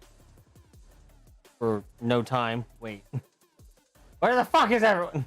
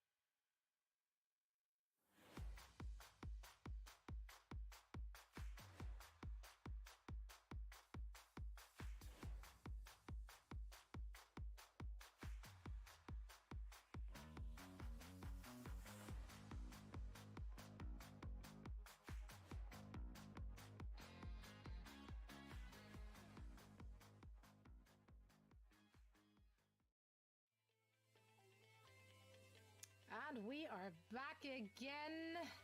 As you may or may not have noticed, that there was an abrupt ending to that very last map we got to see. And we will be... You saw nothing. We will be restarting it, of course, as things just got a little too heated. You know. Yeah, look, all these magas running around, beating their chests. I don't blame the servers for PP overheating. Match. I said too heated. Match, I see. Yeah. Yeah, you're a little too close to my liking, Matt. How about you scooch over there, buddy? How about you get a different box? I'm not really good at lighting matches, but with that circumference of that head on top with yours, I think I can light that. Damn, bro. What do you That's a lot of area for me to strike a light. And I reckon your head is actually like proportionally bigger than mine. They might have had to scale it up to match, but in that picture, you got a fat head. I think so. You got a dome. You bobblehead looking. I saw you post those before and after pics. I was like, man, the only thing I think is grown is his head. Your boy a little dicey, all right? Yeah, Matt at Orange Theory could never. Nah. I mean, Matt before he got married, credit to him, went out there, tried to get some gains. Like, he really went for it. He looked pretty good after it. And then he let himself go. He let himself go. And now we're on the revenge tour, right? Summer 24 revenge tour. We're revenge so back. for what? Revenge against the cannoli taking their toll on your physique, bro? Yeah, sure. Revenge against the Uber Eats orders when we were in lockdown. It's tough out there, you know what I mean? With all these, spending all my day with Malga, you know, it's tough to find the time. What do you think they're gonna play here? I reckon they're gonna play Malga, actually. Malga Tracer. Yeah. I reckon these teams might have... Wait, what? These teams might have seen each other before. Yeah, Malga Tracer. Yeah. Yeah, well, that would be wrong. They're both going to play Sombra. And interesting enough, you know, obviously before the reset, Dreamland like backed out at the start and then got a nice advantage, then pushed in. Pirates and Pajamas won the next fight. So now naturally you see Pirates and Pajamas, they drop quite low here, taking a lot of damage around that pillar. They're gonna have to back up, get Strider healed up before they challenge point. Yeah, Moira Miri here, so that heal pressure is important. Moira cannot just left click for the rest of eternity. She will eventually run out of healing resources under this kind of pressure, especially when there's no cardiac overdrive available. So even chip damage can be important in some windows. Not this one though. Not while these Malgas are glowing like that. Here's that EMP though. Chronic and Chime both go for it here. Chime and Annie, though, are going to be the first to fall here. Did Chime? No. Surely they didn't get shut down during that animation. Those EMPs came pretty close together. And Magic 8-Ball end up getting the sound barrier down as well, which is like the huge difference in the fight, right? Grapes, I don't think had it at the time. When the fight kicked off, Magic 8-Ball did. So that is actually a quite long first engagement that Pirates and Pajamas comes out on top. Big difference maker there. Yes, Dreamland have both of those ultimates for the next fight. Sure. They're going to need them against the Death Blossom. Coalescence will be up here for Divinity. How do you turn that one fire win into lobster percentage? That's a real question. Can you stall things out a little bit? Pirates and Pajamas don't want to play slow, but they get grapes for free. Who had the Death Blossom still? It's ironic. Because most, like, for some reason, most Sombras just like to run around and hack and try to pick somebody off. But now we're seeing a playstyle with Sombra where they just stick with the team, hack whoever, throw virus, and only use the translocator as a disengagement tool instead of an engagement tool, unless if it's with an ultimate. So this is actually interesting.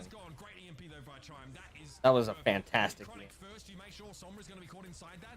Magic 8-Ball, I guess, because it's free? Virtually? Commits the sound barrier here.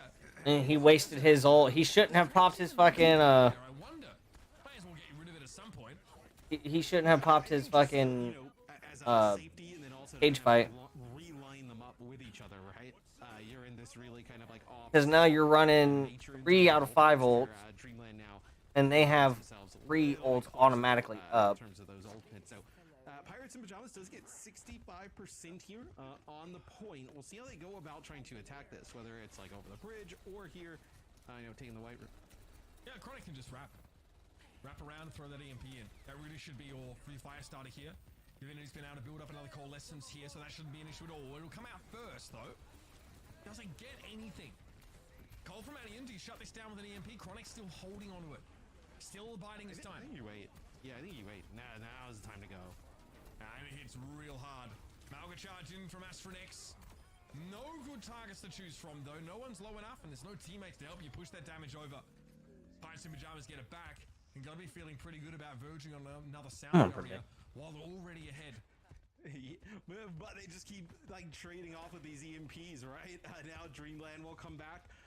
EMP, Death Blossom of their own. Like, what is the counterplay here for Pirates and Pajamas? Is it like, I know maybe the sound barrier can go off, but I mean, look at this. I mean, that is an EMP plus Death Blossom right away, and the point will flip.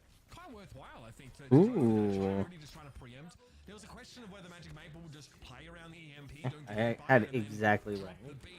But losing Stone so early in that fight is absolutely no reason to do so. Pirates and Pajamas, they're still kind of happy to take that exchange, I feel. Now, they're definitely favored. They can get into position. Yeah, I mean, we'll see if they can get into a great position, right? It takes so much burst damage sometimes coming across here. Be difficult to live. Looks like Dreamland gonna back up, almost gonna give them control of the point, or at least to what it looks like. Maybe you're trying to farm up an ultimate, but no, it's gonna be sound barriers from both sides. Right to beat here for PIP though. This would be a good time for Stone to pop his ult, at least try to solo ult somebody. Nice. In a great position to get coverage in the Blossom. He'll at least get Ryan. That's a trade, but you are Malga down, and you need to equalize that deficit. Eventually, Stone does. Astronex is toppled now. Pirates and Pajamas haven't flipped the point. Just Moira, Lucio, and whoever else around. Strider wasting no time getting back in position.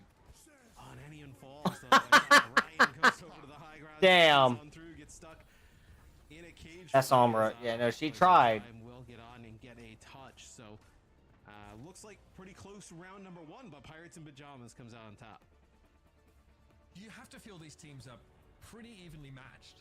When you have mirrored compositions and gameplay like this, where like fundamentally there doesn't seem to be too much of a gulf between these rosters, so much comes down to timing and old economy. I really think that, you know, Pirates of Pajamas get a huge lead by just punishing Grapes. You know, Magic 8 Ball builds 2 beats before Grapes uses their first. That is massive. Yeah, and I mean, a lot of these fights, especially with this mirror, it's going to be like, I know, ult cycling and who kind of, you know, has what. We saw, like, in the last series, right? Like, it was a sound barrier that came out against M80 that I think was from Jacob and the other team that, like, you know, maybe wasn't at the right time, and then, you know, it's huge snowball the other way, right? I think it's, especially with this real even matchup in terms of composition, it's going to be huge. What is it exactly that takes Astronex so low there? I mean, maybe he just doesn't use the cardiac overdrive, wants to hold on to it for a second, then use it to engage. Perhaps. Fortunate to get away though, and if that is true, then you've got to feel pretty good about that exchange. Pirates of Pajamas haven't been able to cap the point, so you don't lose anything for holding on to that cooldown there. Strider needs a while to get topped up here, but won't have that space. Nicely done. Astronex and Dreamland, they take a face full of damage early, they disengage, they get a lot of ult charge from healing, and then they come back behind that cardiac overdrive. Beautiful neutral fight. Yes, Strider ends up popping the cardiac overdrive. He's just so low at the time that, like, there's not enough time to put down any damage to keep himself alive. And they back out Dreamland, like you mentioned. They get topped up. They build up some other ultimates. They don't even really need them here. So we'll see. This will be Chime playing on the outside. EMP is going to connect with just about everybody. Perfect. Get the virus hit as well. Astronex times the charge. Nothing you can do if you're Pirates of Pajamas, and this is a snowbally map. You don't even need a May to make this extremely hard to get back into for the team that is behind. Pirates of Pajamas will be given an opportunity to build and bank some of these ultimates. It's all about the EMP to open this up. Yeah, Magic Maple in the last fight did actually dodge that EMP, just didn't have the sound barrier. Could have been a little bit different. This will be Divinity using Coalescence, wanting to go early. Anio and Crew doing a nice job, though, backing out, not having to use that ultimate early. Okay, that's an EMP coming out in response. It doesn't stop the coal, it doesn't stop the beat either. Dreamland have so much durability now. They're striking off every bit of damage thrown at them. Can see why Magic Maple has to go for a beat of their own here. Stone gets knocked into a position to actually be more impactful, taking Chime down, but that is it, really. This round has only had Dreamland's name over it. Yeah, they give up the point a little bit, but still, it seems like they have a great idea of when to, like, disengage and then when to then, you know, up the tempo. It looks like the EMP comes through from Chronic when Astronex comes right back in and makes a play for the point. But because you use that EMP, you know, maybe on the Maga, you don't connect with both supports. Cage fight now. Strider has to accept his fate. He's Cage here for the long time. Stone going to be brought down. There were Dreamland might capture this round. It ain't moving for nothing. Eventually going to be brought down here, but again, what are you supposed to do there, right? You have to make a play for the boy. You have to speed in. You just get caught like. Oh, look at him flex. Yeah, I mean, and again, like you lose your repo. So Hardcore criminals, then Frog. Hey, wait a minute. On the corner, like if they EMP this corner, he's gonna come down with a huge slam. Yeah, this is elementary stuff here. You walk into ults every single time you try and reconnect.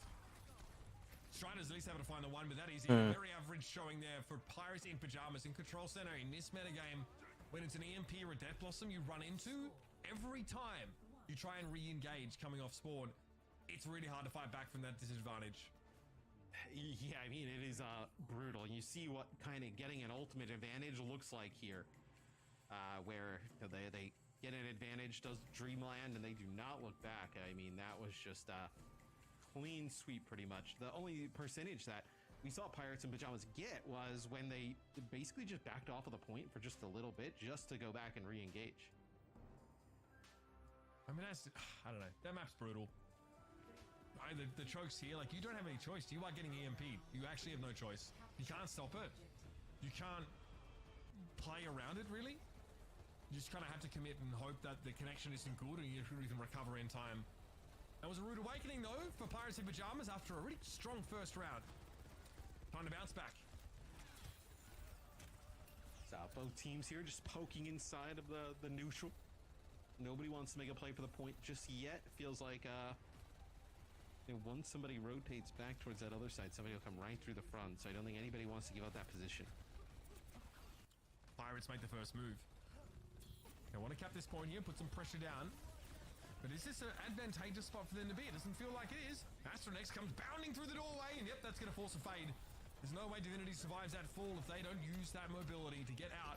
And while they're absent, the rest of their team are devoured. Yeah, it feels like Dreamland has a really good sense of, when to disengage, when they have the advantage, and when to push. Pirates and Jumps, they get control of the point for just a brief period of time, but Dreamland sees an opening, with Ryan getting that first pick. Now it'll be with both EMPs on the field. How these teams play around them is Chime going to be forced to use that translocate. Has to back up a little bit. Or try to cloak away. Going to go for the EMP instead, but hit none of the supports with it. Will that hurt them? Chronic. Finding a great spot there. After popping that EMP of their own, Sound Barrier from Magic Maple isn't enough. And my God, what is going to be enough for Pirates in Pajamas? Whenever they forced that from Chime, it looked like they had good pressure on the Sombra. Still get absolutely rolled in that fight. Watching Chime's POV, you're like, how are you live? It's like EMPs going off. The sound barrier there from Magic Maple trying to keep Pirates in Pajamas in it. It's not enough as Onion just answered the Coalescence. Now Dreamland has a huge advantage. Here's that call. Chime a little low once more to start the fight. Ryan is waiting. Needs to chunk them down. Cardiac Overdrive is in effect. No point going for a blossom there. Oh. More advisable, but they are in a double cage here. And the later blossom from Stone seems to be a little bit more devastating. Sees the Sombra of Chime go past. Chime probably not inclined to use an EMP. They would rather stall as Dreamland have a healthy lead as it is. Yeah, I think these supports at the end here just trying to extend it as long as possible. Crazy double cage fight plus double Death Blossom used there during that one. It's Dreamland probably a window here. Well, actually, it's going to be an EMP for both sides, so we're kind of back at square one, so to speak. The thing is, Magic Maple doing a fantastic. Oh, he went to go EMP too, but fucking Chronic got it. Early in that shit in that one. I think Chronic sees Chime translocate out. Realizes that's the chance to make sure you catch at least the enemy Sombra inside that ability. Either way, that's really good. That is very cheaply won. Just the one EMP? Yes, you absolutely take those. Those one old fight wins are at a premium. Lucio on Pirates almost have their ult. Sound barrier to potentially deal with the EMP that's coming on the other side. Pirates almost have like 2 ult, pretty much. 2, 3 ult. He does. And the beat comes in. It's beautiful. Damn. That was a good EMP. Brave's able to do more than just send this team careening into Pirates in Pajamas. Magic Maple can't do more there.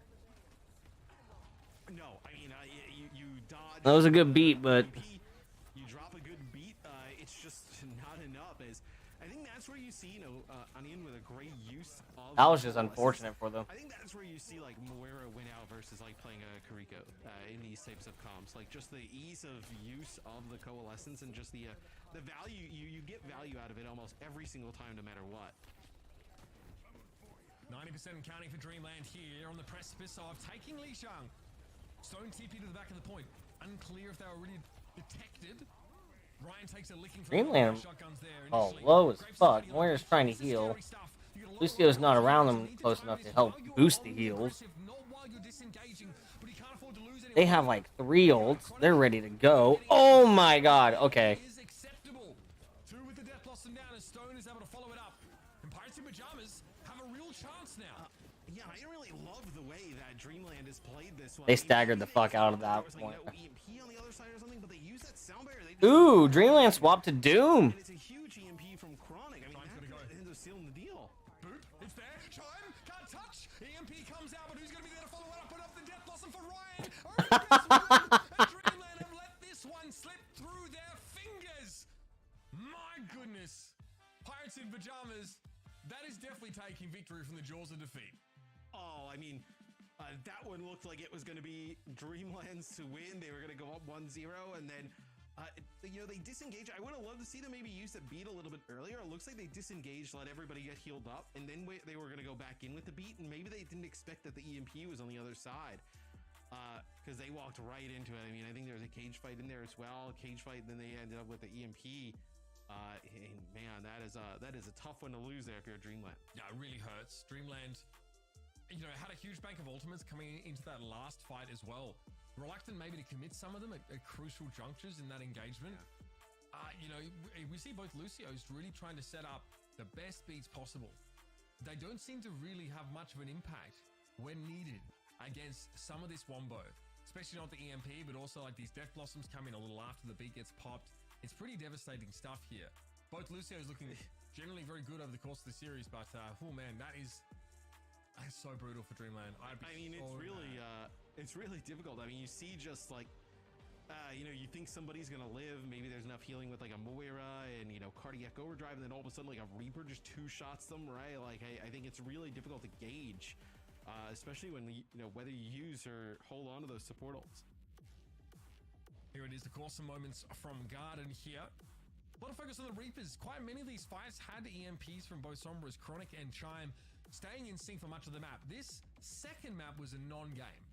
Genuinely. Once Dreamland had control and were forcing Pirates in Pajamas to play through the choke, it was either a Death Blossom or one of these, an EMP. They walk straight into it and you don't have a choice. You cannot get to the point in any other way, really, unless you go around the left-hand side, which forces you into multiple chokes as opposed to just that one there at the opening. This is the start of that last round. I mean, you see the trading. The Strider is so low here. There's a Fade Force straight away by Grapes. These are all great looks. This is the cheapest fight win I've ever seen. In this meta, one EMP to rule them all. This is what puts Pirates in Pajamas in a position to actually take this away.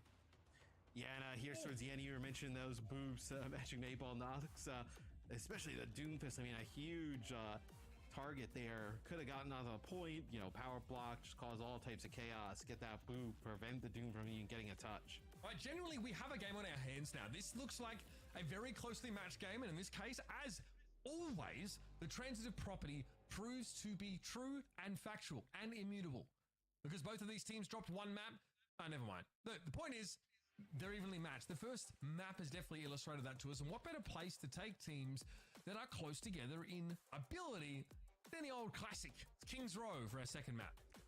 Yeah, and I think you're going to see the same exact things. I think with Sombra, like, it's obviously way different than how Sombra's been in the past, you know, with some of the changes here in Overwatch 2. You can't, like, play as, you know, stealthy all the time, just kind of, like, lurking around. You have to be a little bit more, like, proactive in the fight. But EMP is still the same thing, right? It's still extremely impactful, especially, like, EMP plus speed, and then now Maga has this, like, uninterruptible slam that becomes, like, devastating. Sombra becomes very good. Yeah, again, much like Accretion, it has that like stun component, like the half a second-ish of stun, which interrupts abilities too. So your Death Blossom, for example, can be turned off by that. There are obviously maybe it's unless you're Jonathan Reinforced Larson, you're probably not charging into a ulting Reaper with a tank. But it worked for him on a couple of key occasions, and it can work if you can get it set up properly here with Malga. That interruption is really devastating for your opponents. If you get multiple people close to the epicenter of that slam, yeah, you're going to feel it in the morning, no doubt about it. On the attack, it'll be Dreamland here, seething, positively molding after the result of that first map. It's time to regain some hair, trying to regain some points. Yeah, and I feel like they need an awesome start, right? I think if you don't have a great start here, you fall behind 2-0. We've seen a lot of 3 Overwatch. I think this is a huge, offense here for Dreamland. High ground being maintained here for Pirates in Pajamas, but at some point there has to be a contest.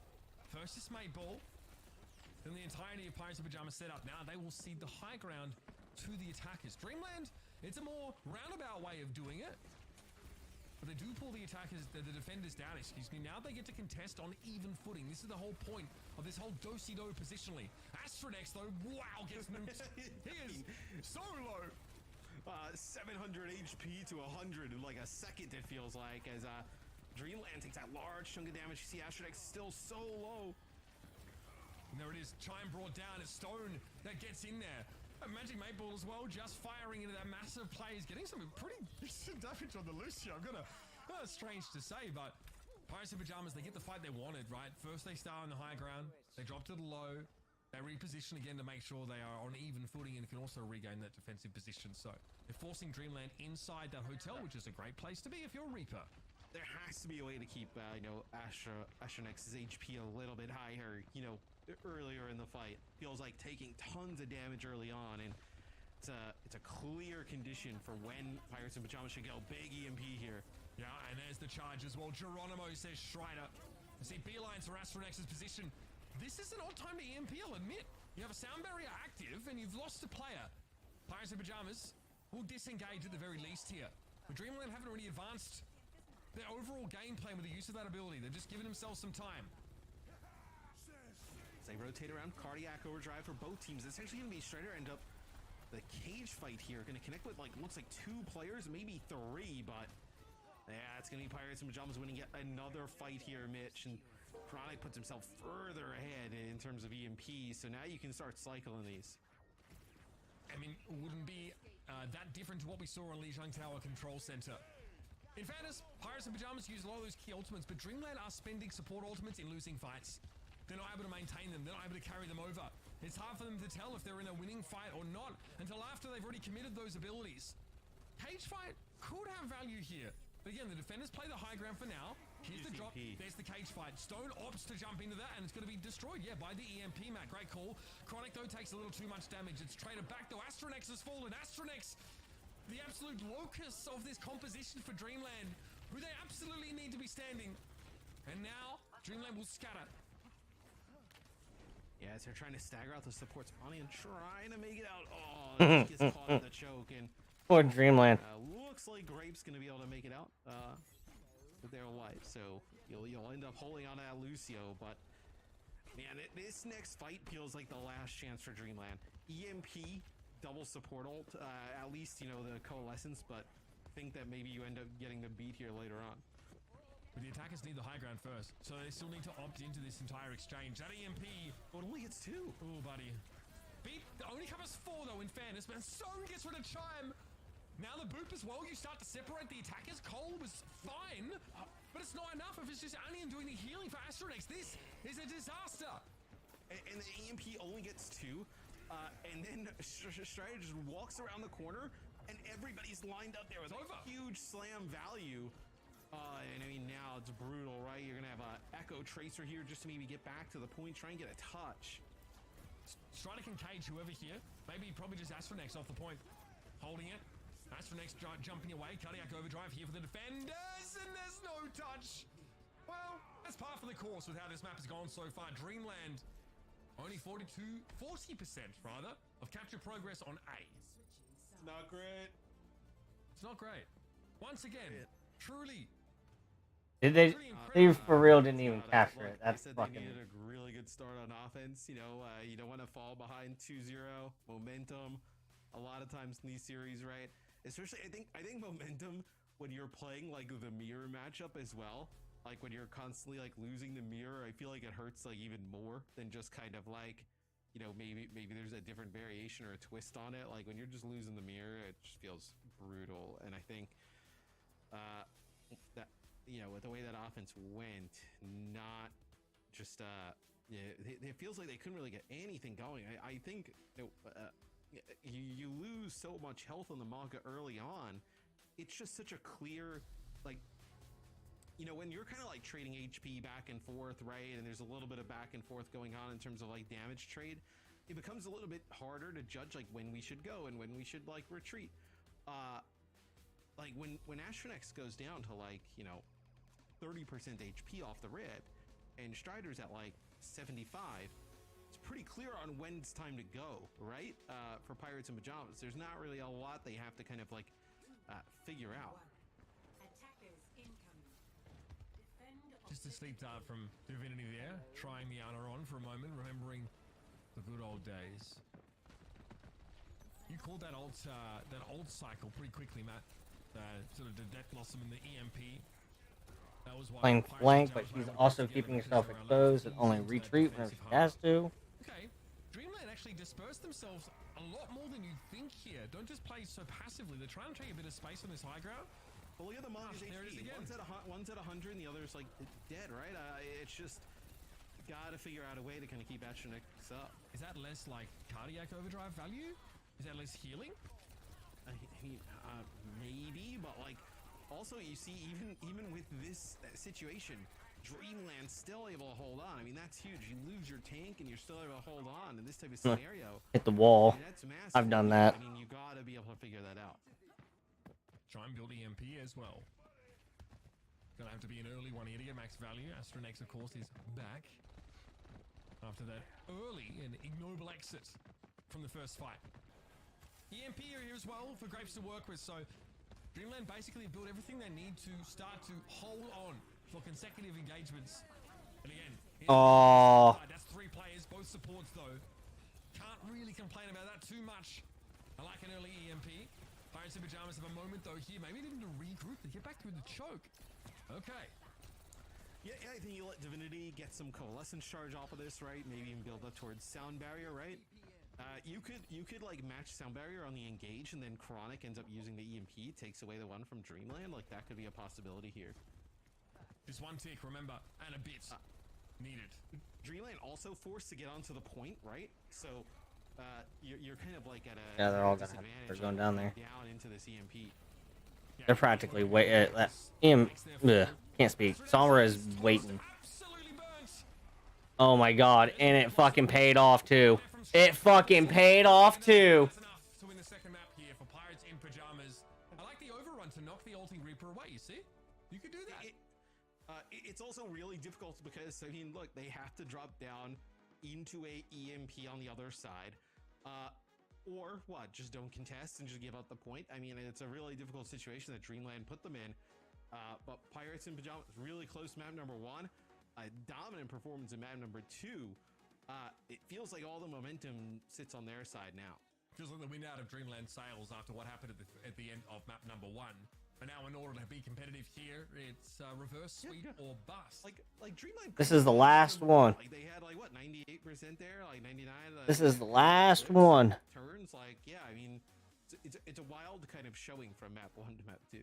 Yeah, and it's frustrating, and you don't have a chance to fix it. And now you've also just got full held on offense on Kings Row of all maps. Yeah. It's a cocktail of the worst possible circumstances for,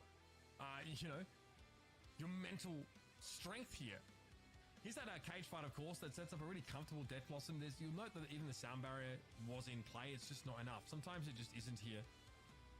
Mabel, I think, able to dodge the EMP and just ghost again. The EMP was not good, unfortunately, from Chime. They cannot get purchased. It's only a couple people that are really affected by it. And then all of a sudden, you're very split. Dreamland are playing over multiple of those rooftops and platforms. And it's just a coalescence from Annie and trying to keep Astronex alive. It's just not enough. Yeah, and what I worry about for Dream, Alright, I'll just help shoot. Go into push, right? Is that like push is even like less forgiving. Yeah, I see here at the end, right? It's cage fight that you're jumping into with an EMP on the other side. Cage fight with an EMP that activated, and then the tank, though, was charging and knocked the fucking ulting Reaper away along with the rest of the team because of the boot. That's fucking nuts.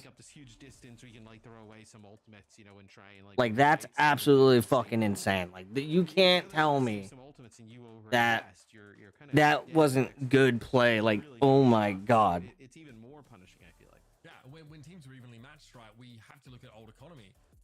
In that map, Pirates in Pajamas able to put like a pretty nice old cycle together where they would never really short-handed in abilities that single-handedly could win fights, let alone when combined with support ultimates or cage fight or anything like that here. So they got rolling. You've been live for like 6 hours just watching this, and I originally said, "Oh, I'm gonna stop it at the 3rd match." No, we just went straight through it. Said, "Fuck it." Sometimes they were committing more. They just weren't able to get value out of the. That's funny as fuck. They had a dodgy EMP. They had to coal to try and fix that issue. Didn't work either. Yeah, I think you're looking at EMP. I think you're also looking at, maybe like you're losing so much health on the Maga. Maybe it's like the way they're using Cardiac Overdrive or like the way they're trying to play around it. Because we're trying to figure out why Astronex is like getting chunked so much early in these fights. Yeah, I mean, you lose like 30 to 40% of your tank's HP at the start. You're in a really rough spot. So this is Lukewarm here coming in. So we'll have a sub here. So Chronic out, Lukewarm in. So Chronic's been that Sombra player the entire time. So maybe a little bit of a change up here on New Queen Street. Could potentially see like Sojourn. Yeah, Resting. like Reaper Sojourn possibility. Sojourn seems fine. You still have good pressure on the Mauga, the inevitable Mauga. Run from it as much as you like. He will come for you. Last chance here for Dreamland to have a crack here at the main event. This is an elimination match, our last of the weekend. Mit being So first if means it must be a reverse sweep for Dreamland to advance. New Queen Street again, the kind of map where we have seen things blow out pretty seriously when a team starts to put together a nice little old cycle. Yeah, I mean, yet again, extremely important. This is gonna be fucking difficult for Dreamland.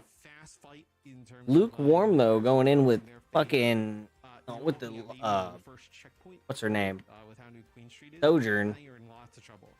While Chime's running in with that Sombra, and then Stone going Tracer. Divinity going Kiri. Ryan Sojourn, Chime's Sombra, and of course both tanks are going to be Malgas. And the other support, okay, they're running Kiri Lucio as well. So they're running almost an identical comp except for one DPS.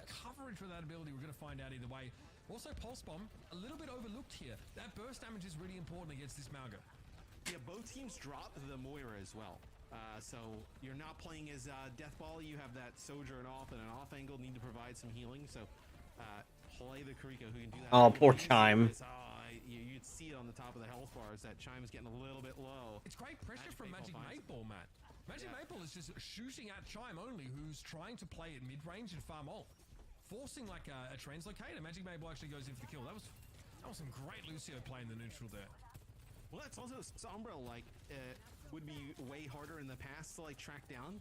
You can do, like, in order for her to go self, has to be completely out of the fight for long periods, which you can't exactly do when you're fighting for that high ground position there. Yeah, maybe a liability. Oh, Chime almost got fucking... Not having the same degree of flexibility as the Tracer does to be in and out.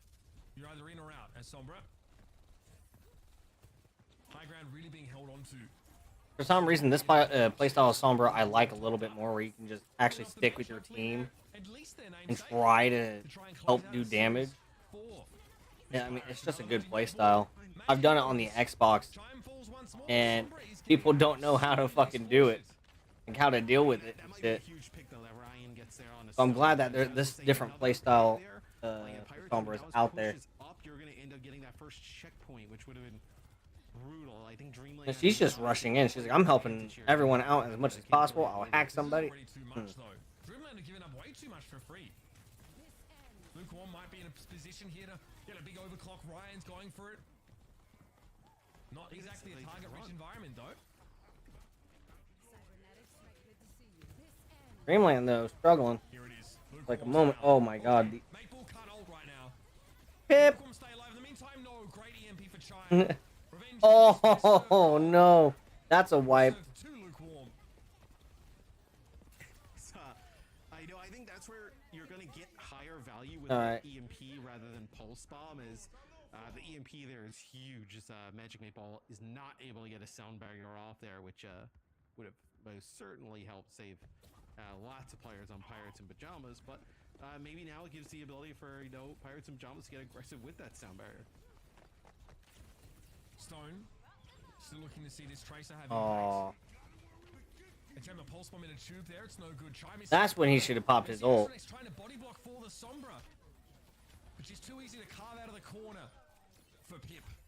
And now we're heading back the other way. 52 players. Stone's like, I ain't having this shit. Win for Pirates with only having to spend the cage fight. And look at this, even just the cage fight, right?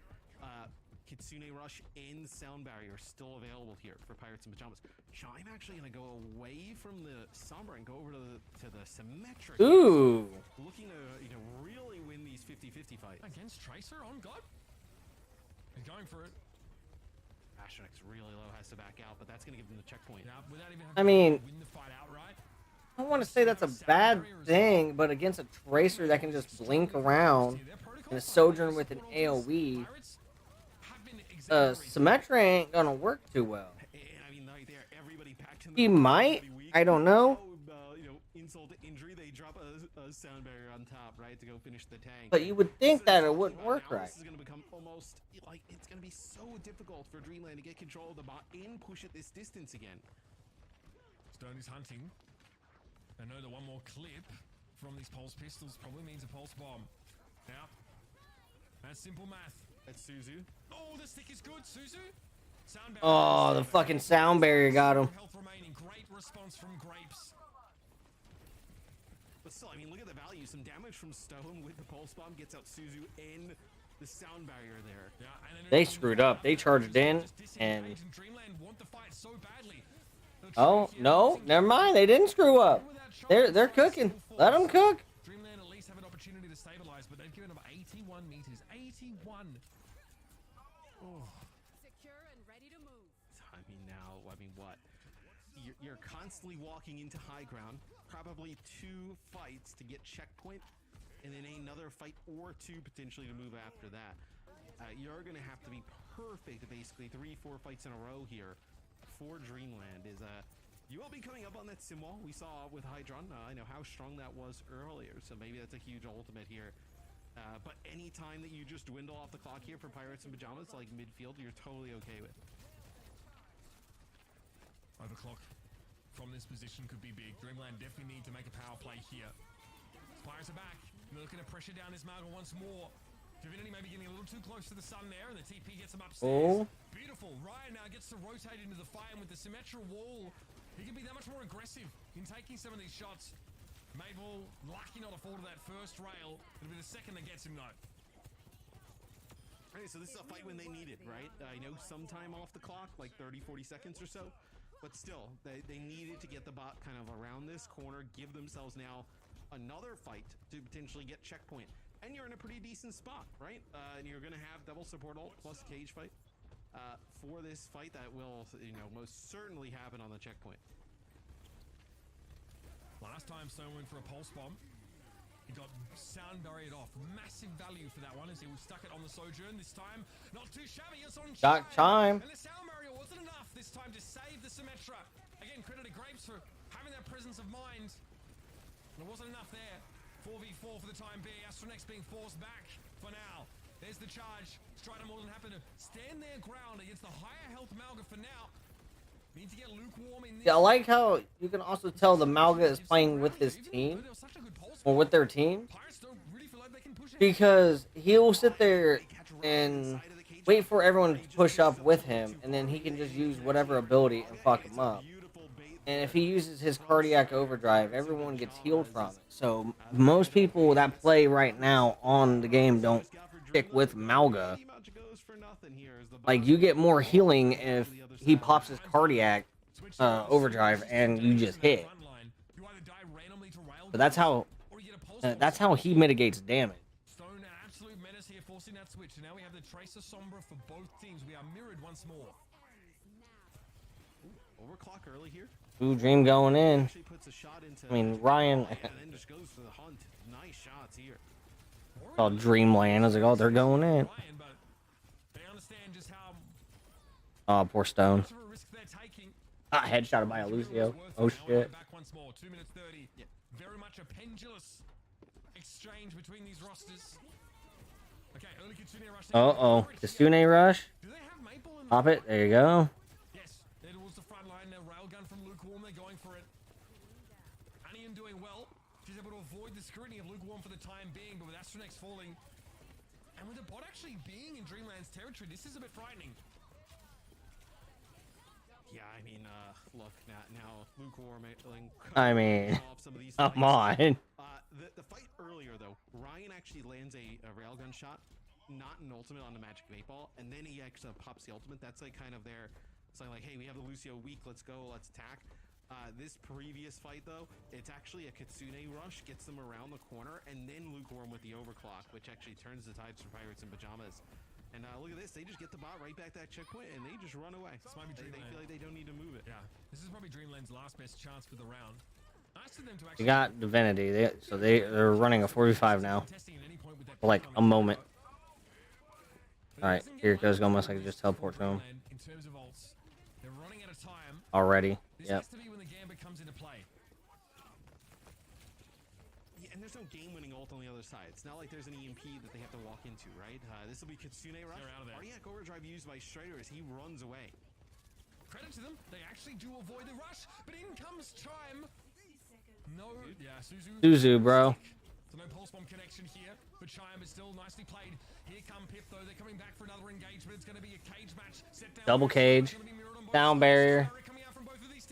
Oh my god. So does the damage. They have the critical mass to blow through the Malga of Dreamland, and Lukewarm is going to add some railguns to the mix. Quite the hot pot, I've got to say. And with 33 seconds to play, Dreamland They're cleaning house, bro. that entire load is gone. And we'll have to rely on nothing but the overclock. Yeah, it's a double cage fight like you had mentioned. I know support ults use galore They- on both sides. It's actually Empire still got from Stone onto Kitsune and Railgun pretty much. Tracer, it won't take her long to get her damn pulse bomb. 10 seconds left. They're practically only got like one ult, and then Tracer can get her ult real quick. To even be thinking about a reverse sweep possibility. It has to happen here. Divinity's just been able to build a Kitsune rush up and keep an eye out for the overclock. It comes in. First shot hits Strider hard. He's going to take a sidebar on those stairs and be healed up. Kitsune rush down. Pop Kitsune. I'm assuming she's using it to fucking heal a lot. Perfect. Burning a little bit. Chime picked off. How they found Chime. Oh no. Tracer with pulse. Luke with fucking rail. Damn. Damn. You could see there at the end, right? They disengaged a little bit, Pirates in Pajamas, and then Maga cardiac arrest with Lukewarm coming from the high ground. You did it. You got me. Cardiac overdrive. He comes down from the high ground with that sojourn. And they just used the Suzu on top of the Maga, like not even for Everyone went pet. Dreamland's like, all right, no, dude. Invulnerability, just keep him alive, give him a little bit of extra healing and whatnot, and he becomes unkillable. Moving on through there. Dominant performance from the Pirates in Pajamas, which is really good for them because they're gonna face some tough obstacles heading into the main event. It's not gonna be an easy road, so it's good to see them having a good grasp on the current meta, at least the NA version of it. I guess we're believing in the Maga. We'll switch it over to Overwatch. I'm not. It's not a tsunami. It's a mild. It's a Like mild that is. maybe the EU so That was early, something. they're just not gonna give up on everything that Like- isn't Maga. Anyway, let's take a look at some match highlights and point out some of the players which stood out in this series. I think Chronic Sombra really good. Yep. Yeah. You know what? Hold up. Stone also has a tough job here. Again, like it's pretty volatile playing the front line. We'll still keep it on. You want to pressure the Malga down, but if the enemy See what? draws a beat on you, it hits Gonna you once or twice. get all of a chat sudden, open. You have to either Wraith walk away or you die. You just die.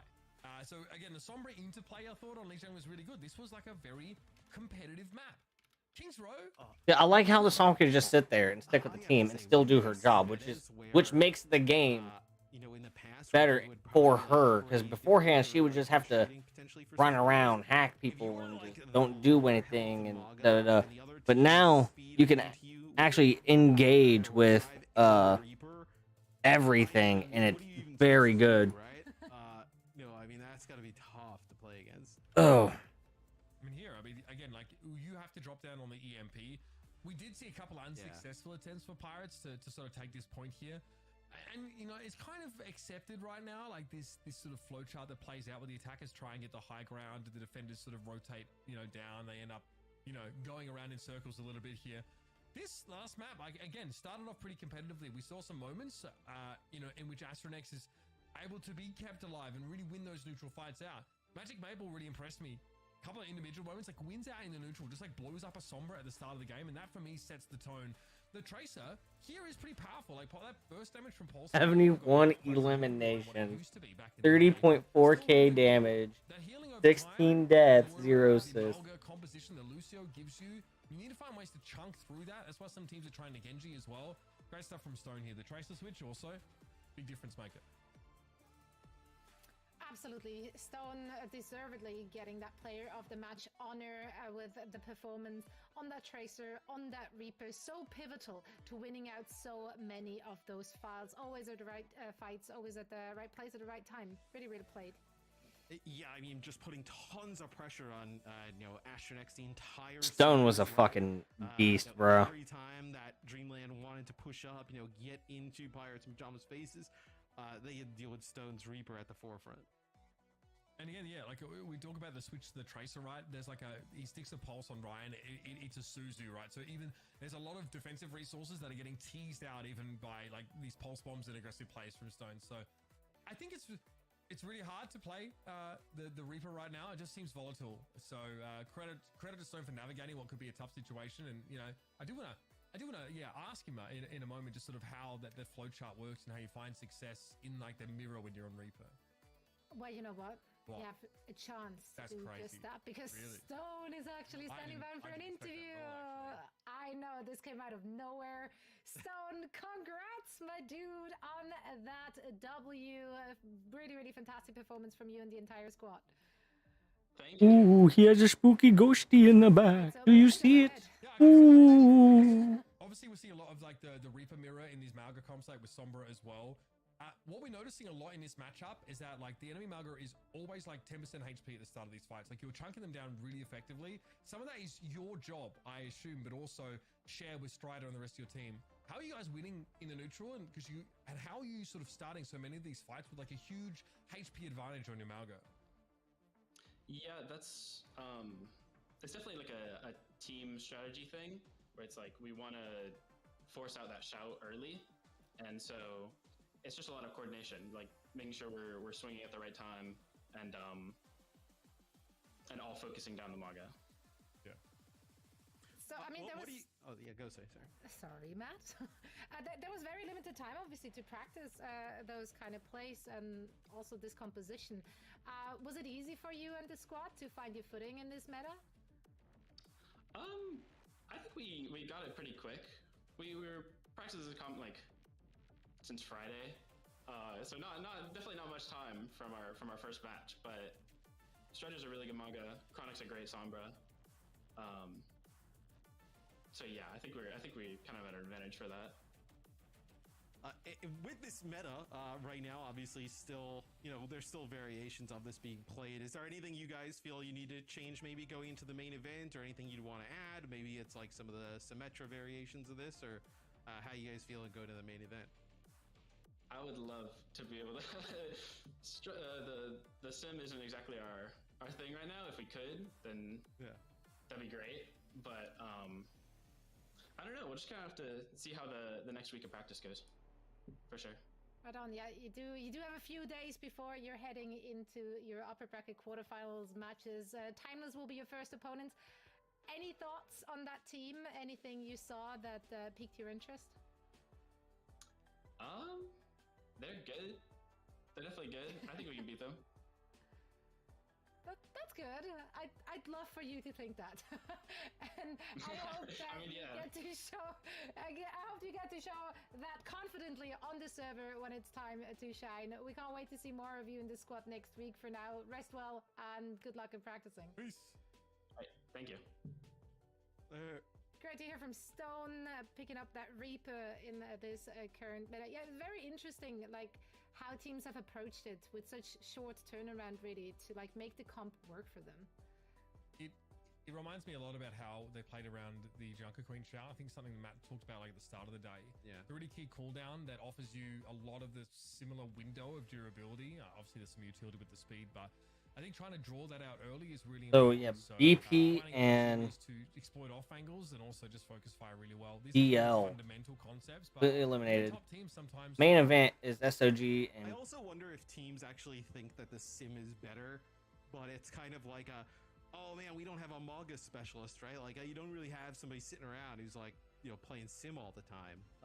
That I wonder if like all things kind of equal, you actually think that the sim is like better, right? Because like let's say you both shout and you have the sim and they don't, you're just gonna have higher damage output, like just by the nature of having the hero. Like so, I wonder if as teams practice a little bit more and maybe they get a little bit more used to the hero, I wonder if the sim kind of variation of it like wins out.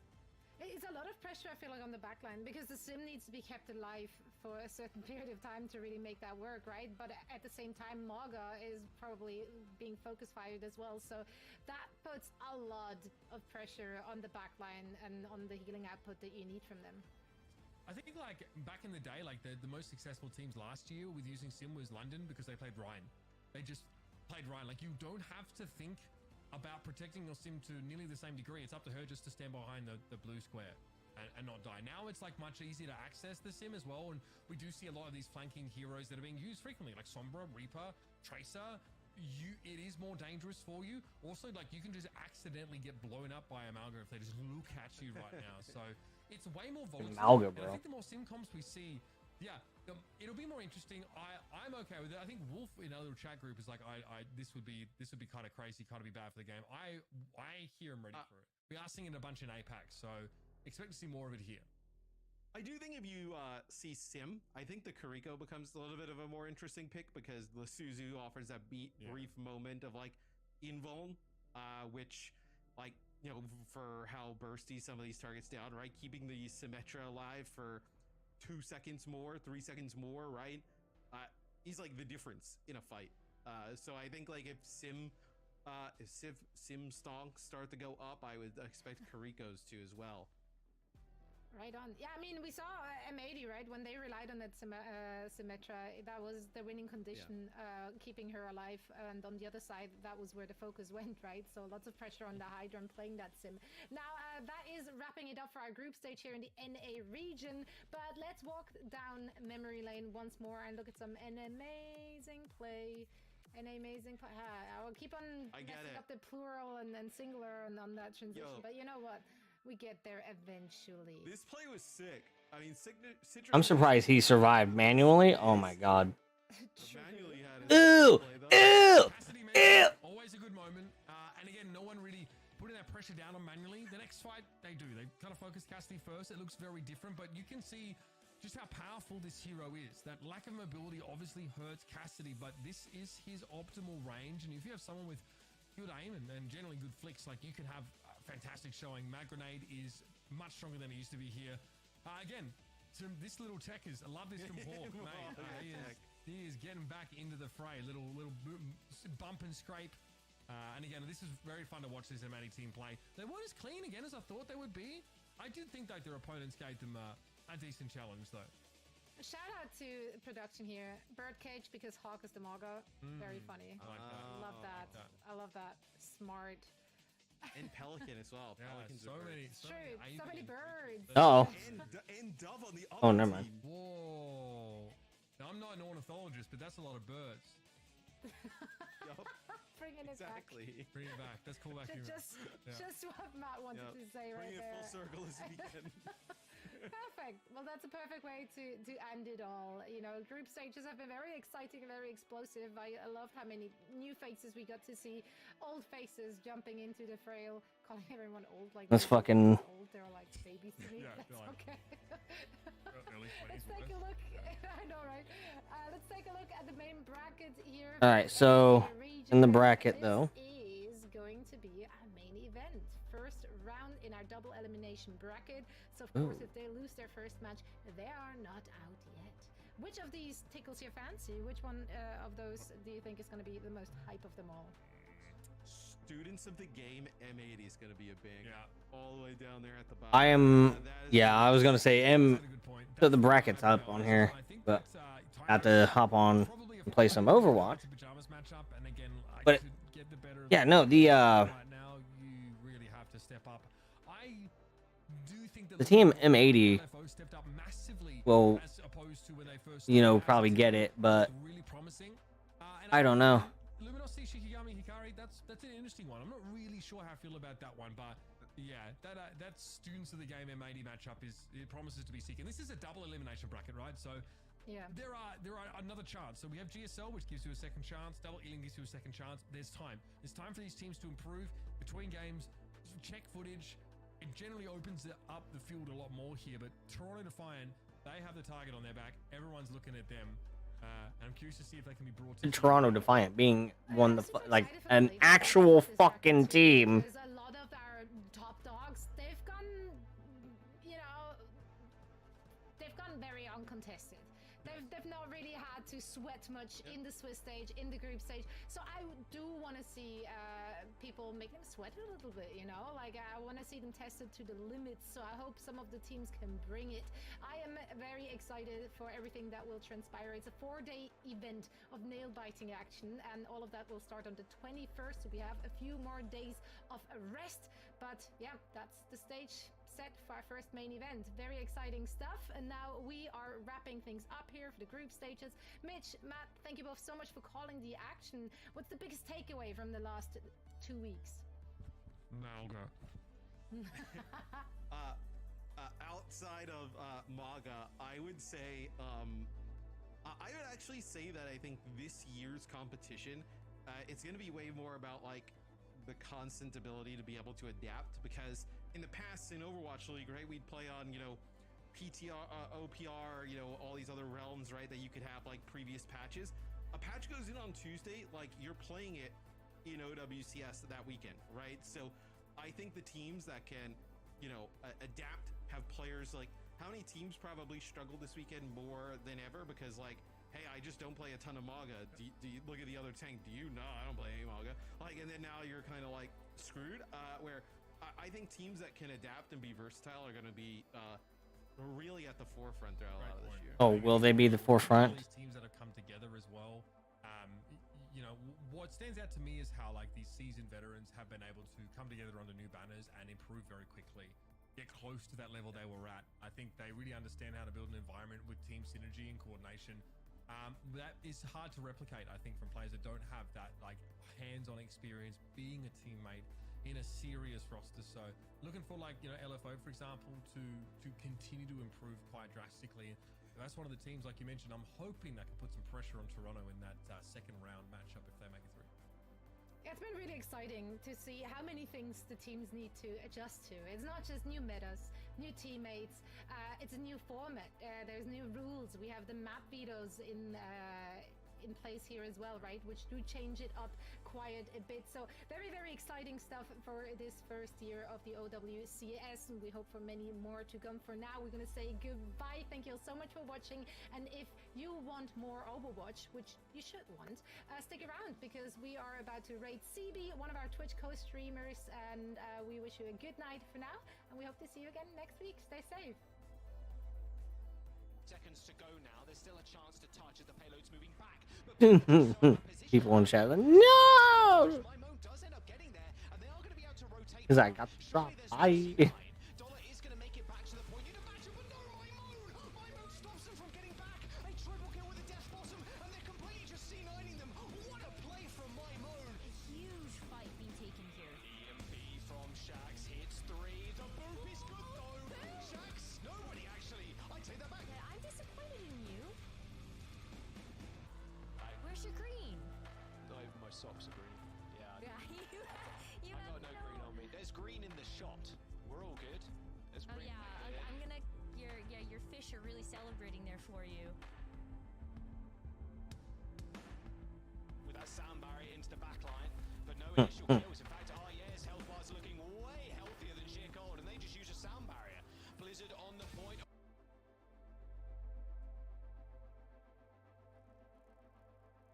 Alrighty. Alrighty.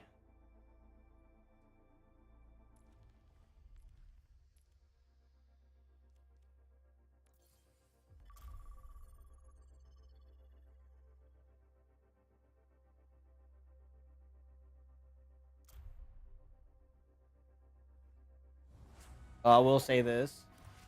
I don't know how many games I will exactly play because we've been live for like almost 7 hours just from watching a game.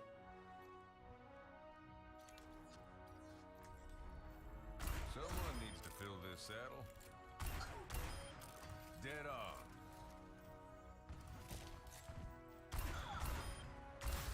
These barrels are smoking. Gotcha. I'll never miss my mark.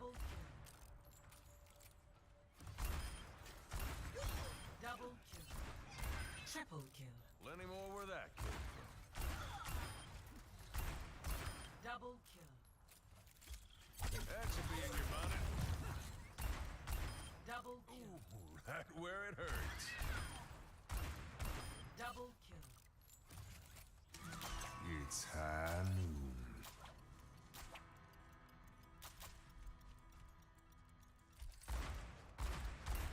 Yeah, see, I just did that for a tactical reload.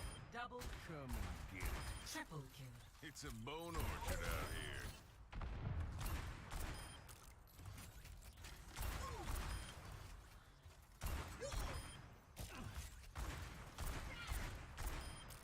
You had it coming. Can't buck that off.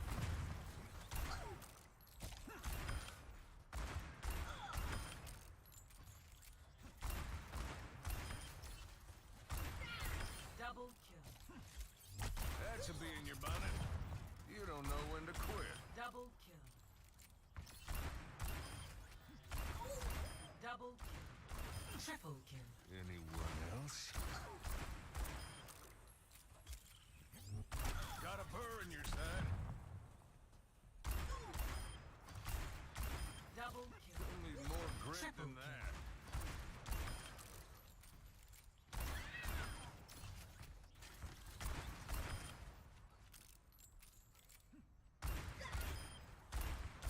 Double kill.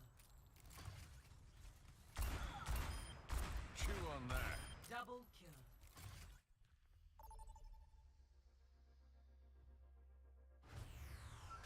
Now arriving at Lijiang Tower. Now arriving at Lutong Tower. Oh, magic. Is that Wife Weaver?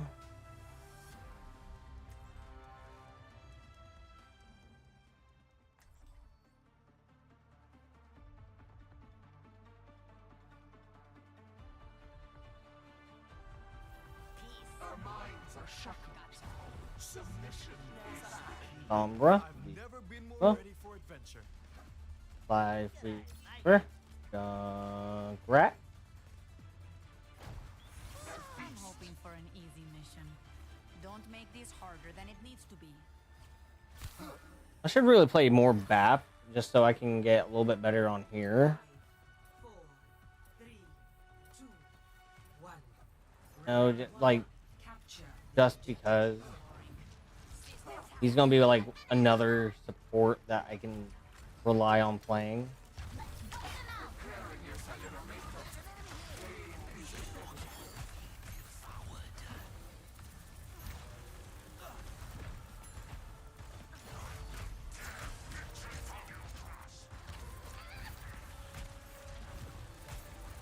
Where's our gear? The objective is now polished. The dead ought to remain so. Your pain may be endless.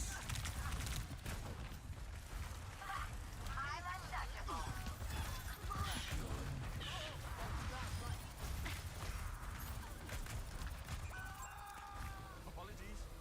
We will take everything. Eldritch blessing. Mending you.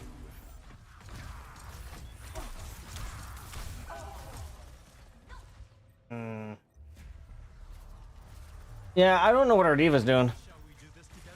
Our diva just like did not even try to.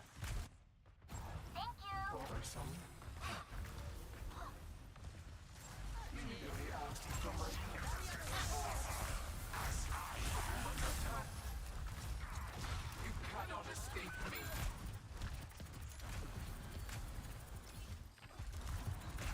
Life protects life. Your end is within my reach.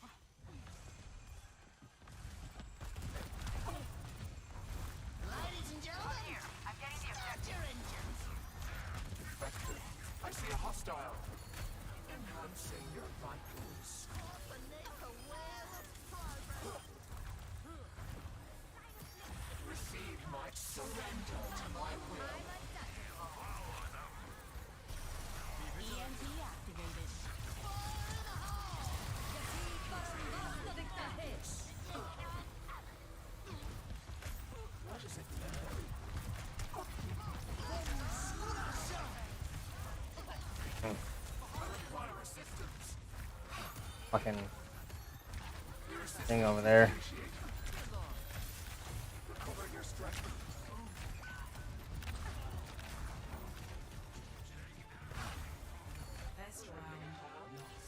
Yeah, no, our tank did not play all that well.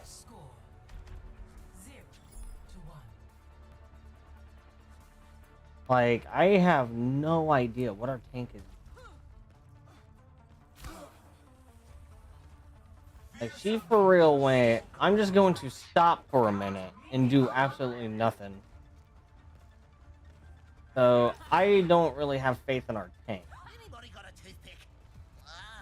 Got one of them mantis arms stuck between the molars. I might swap the color on this outfit. Might swap it to the yellow one, just so I, since I have like the golden weapons for her. In this case, literally golden gloves. I don't know where we're going.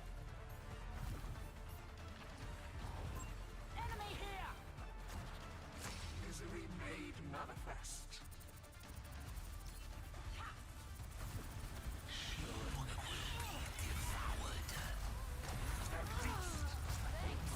Y'all better fucking go in.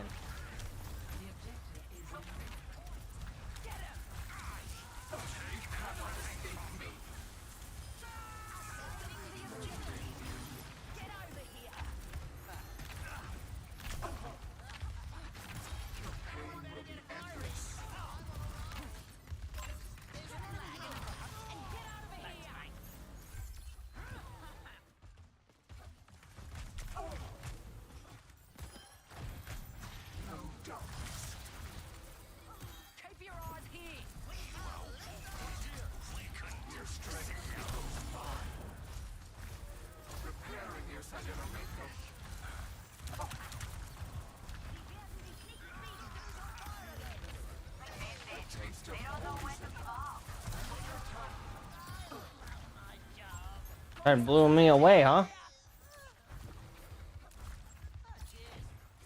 Let shadow consume you.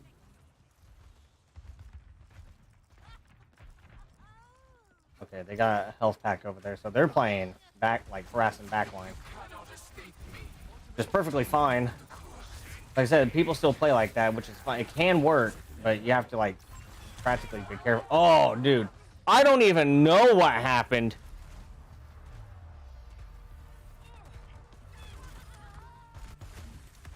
Dude, I got like one piece.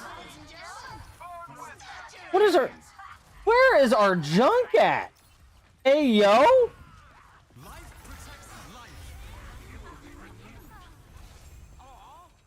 Our junk hit like somewhere and popped that shit, bro. What?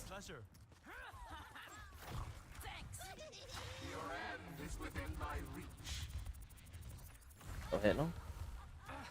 Alright, can't peek, can't peek. Also gotta keep an eye out on the fucking sky because it's them. Got you.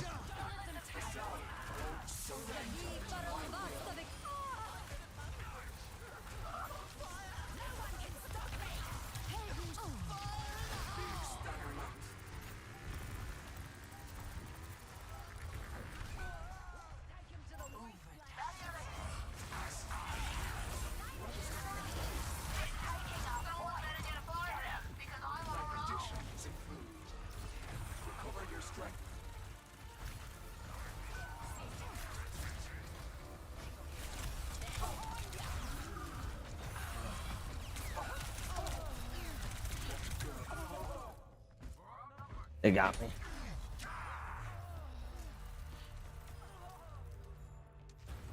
Reborn from the darkness. Sorry. Be nourished. Eyes open, man. Careful of that, Lucio. He's there. He's gonna try to boot. A taste of poison. Oh no.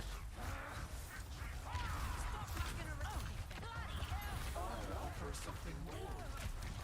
Such glorious words. I'm having for a minute. I'm having for a minute. Gotta regroup. Because they're not gonna let us go down main. Fuck, where's the door? Receive my aid.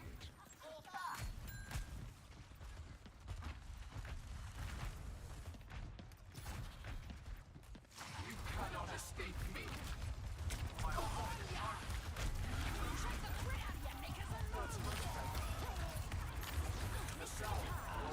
Got it going.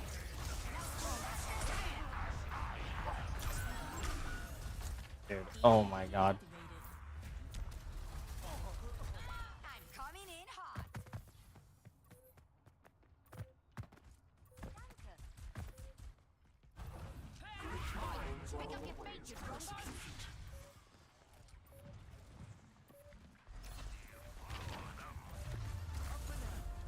Okay, Sombra didn't. Or Sombra did not go and contest. Try to contest it real quick. We could have fucking turned it around. Sombra just honestly kind of threw right there.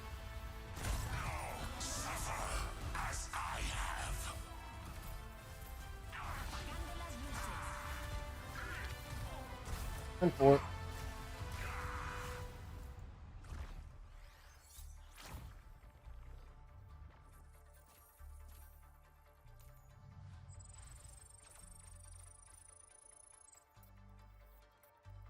Oh, did those challenges ever open up? And one more day.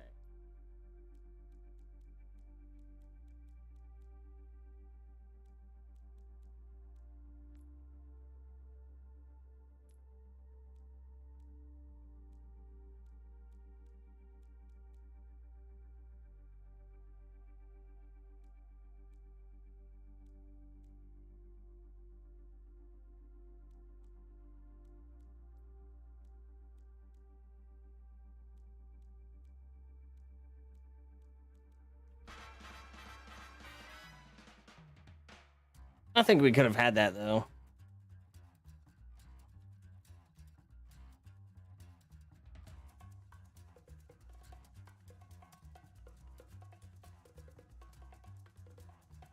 I think it's time we blow this scene. Get everybody in the stuff together. Okay, 3, 2, 1, let's jam.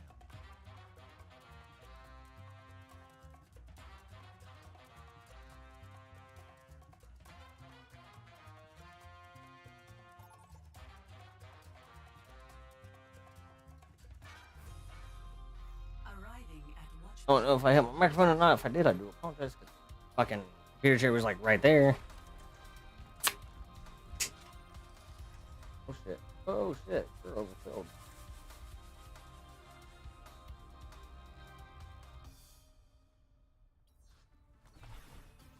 Then? They're running Lari. I carry my burdens alone.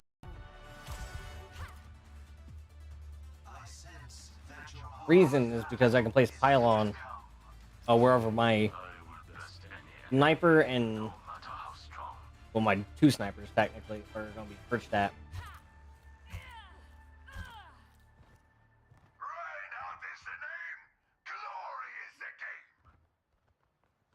Now the thing is, I'm going to place the pylon. Wrong button. Put it a little, you know what? I think this should be an awkward position. It'll be hard for him to do shit. 3, 2, 1.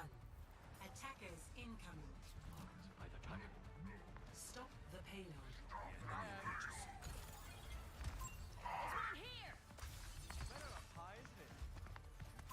Enemy marked. Ready for a knockout? Working on your injuries. Keep close.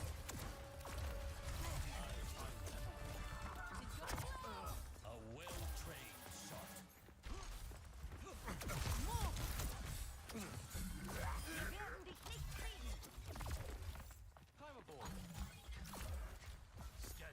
I do apologize.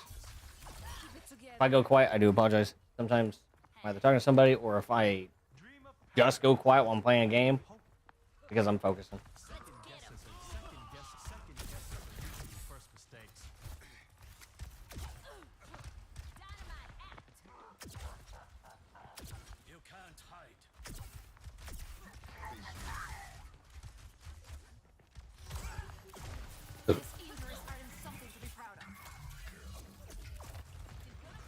Pylon's still here.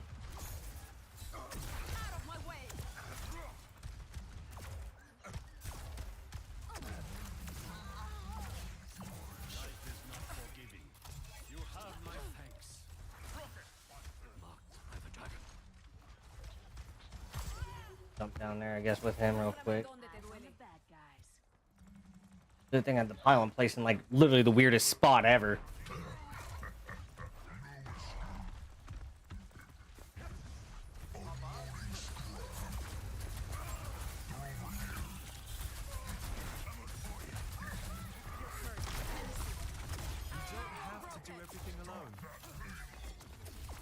My pylon's gone. Fortunate.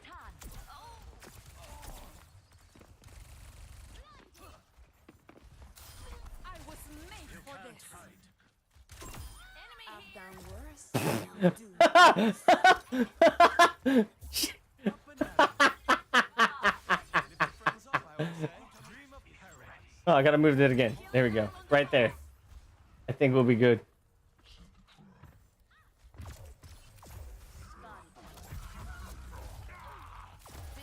Damn, Hog! He's like, I'm just gonna fuck him up. Lifeweaver had no, I'm out healing the Lifeweaver. I'm quite shocked actually. I didn't think I was.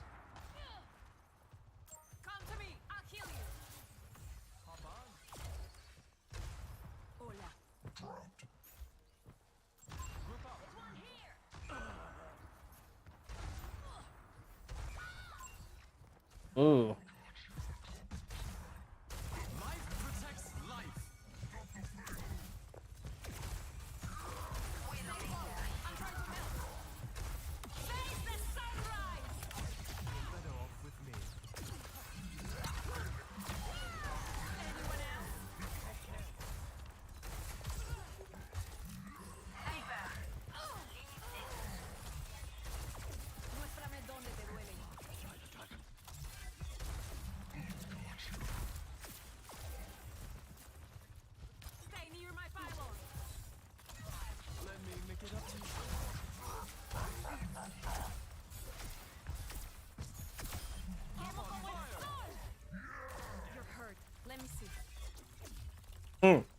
What are we doing?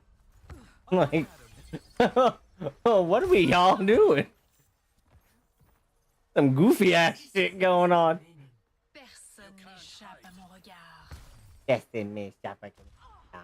Oh fuck! Ping hog, ping hog, ping hog, ping hog, ping hog.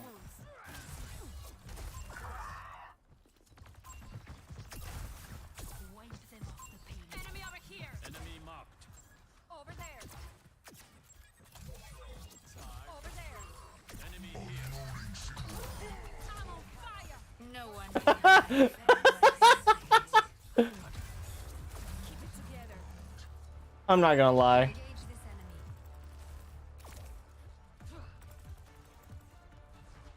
I'm having fun. This is bullying though, but I'm having fun. Got you guys. I got you. Here. We'll set the pylon closer. You weak? Feng shui.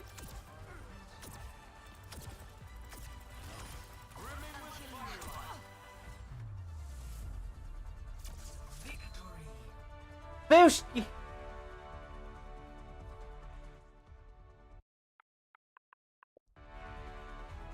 Like, look at that. We Hog, the other support and I did not die, but our DPS did by one time though, and that was unfortunate. Oh shit.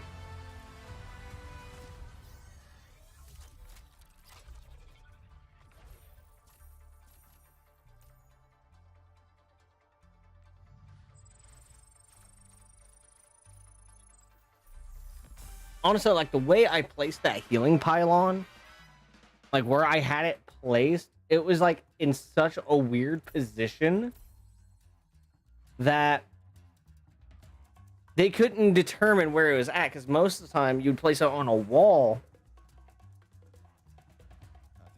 where, you know, they can see it, I placed it where like they should be able to see it, but it was like hard for them to unless they go up those steps or the other side.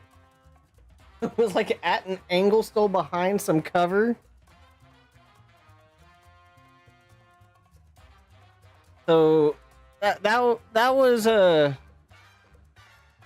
was interesting. That like to literally say the least, like holy shit.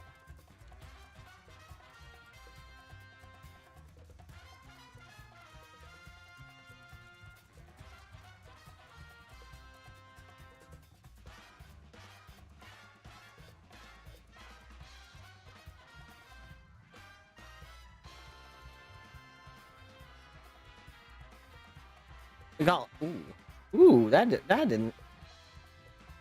Hold up.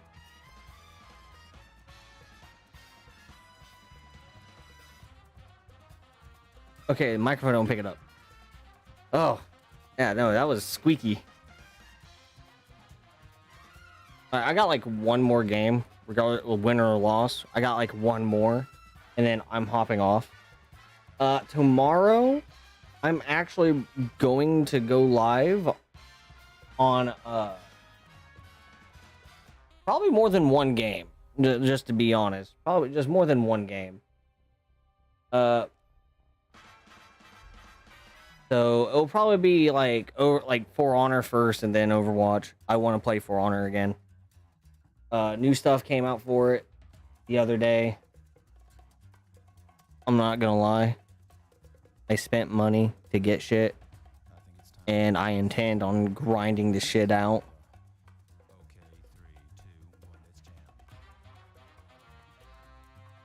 But yeah, like I said, I got like one more game in me, and then I'm gonna hop off of here, and then yeah, I'll go live tomorrow. It'll be on like For Honor and Overwatch. I want to play For Honor for like a couple hours or so, and to play Overwatch.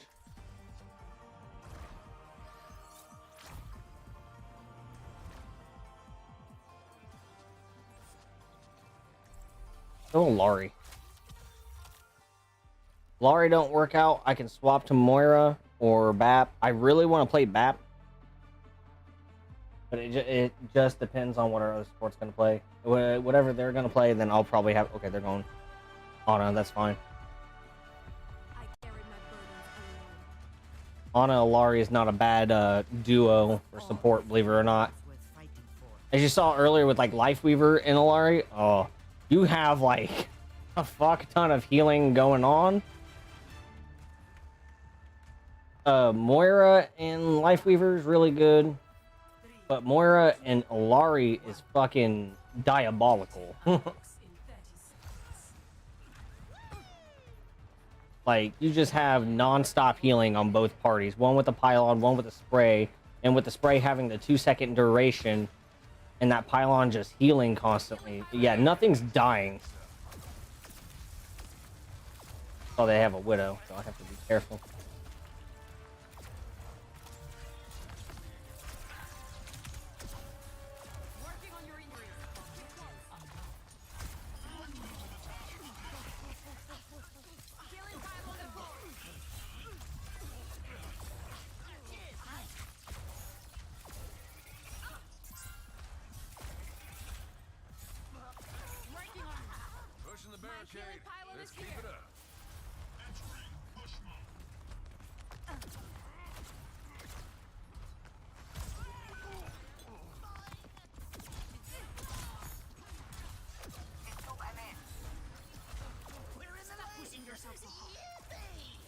Can't help you. I'm recharging.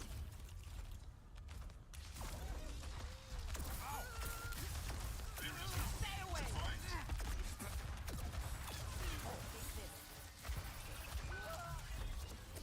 Robots pushing the barricades.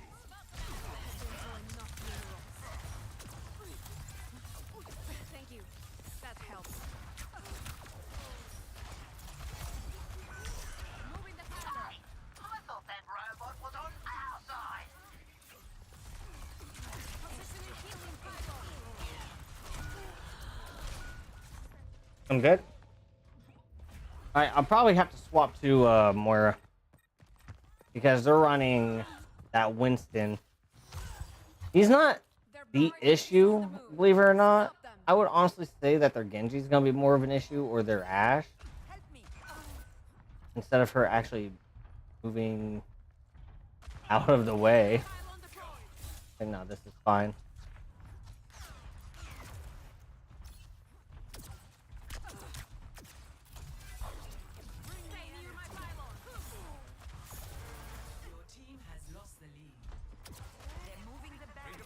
Everyone, they're in the lead.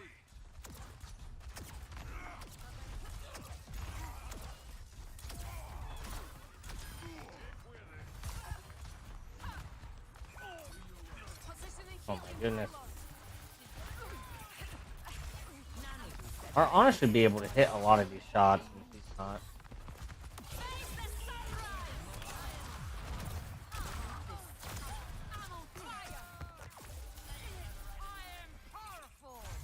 Okay, thank you.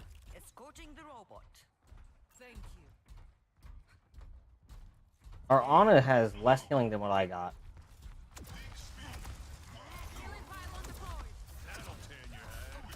For the barrier if we can. Trying to heal her.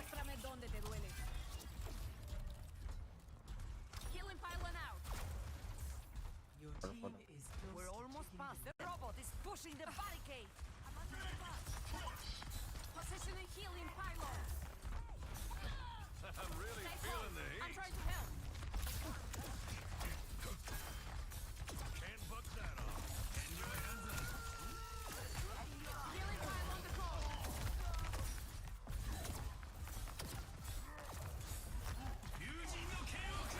I'm not even going to ask, bro. I don't. Did everyone else see what happened with the ulting monkey?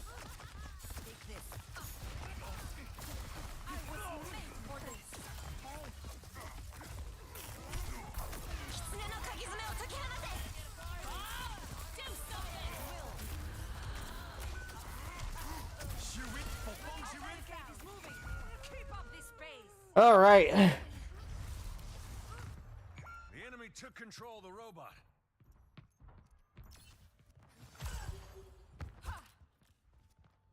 Our we're like running one support pretty much, and it's getting pretty. Stay near my pylon.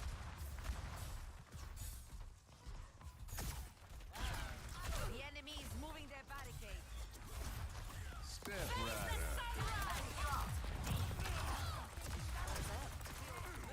That should be in your monitor. You'll need more grit than that. Let's give him the what for. The robot is ours. Let's go. I have to move the pylon. Better.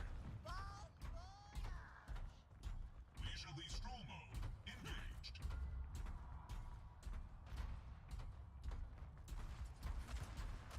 Positioning healing pylon. Healing pylon here. The lead is nearly ours.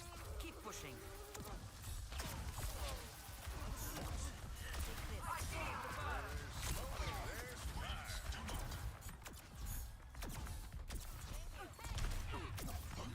Healing pylon out.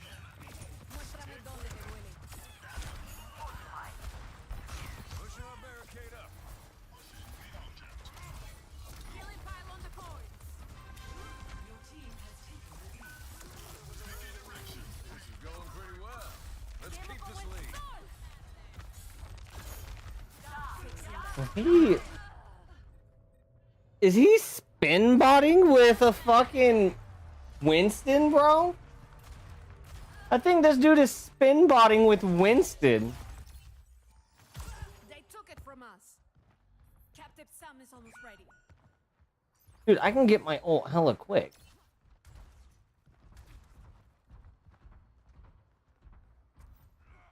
Monkey is literally sitting there spin botting.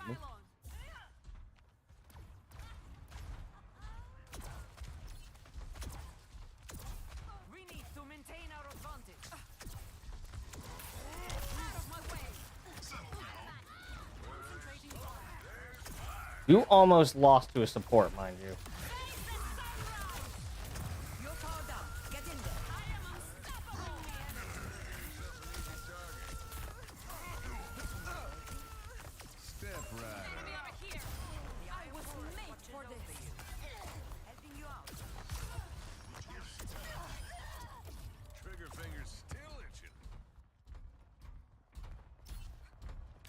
Positioning healing pylon.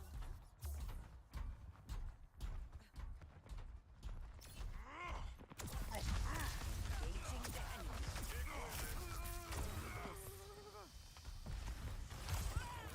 I'm healing you. Do something! Right along. Healing pylon deployed. My willpower is I'm really feeling the heat. This will cut the pain. Forward spawn activated. I'm on fire! Ladies and gentlemen, you're in. Pushing the barricade. Stay Oh, my fucking shit. I will lead us to victory. Stay near my pylon. 2 minutes remaining. Don't touch me.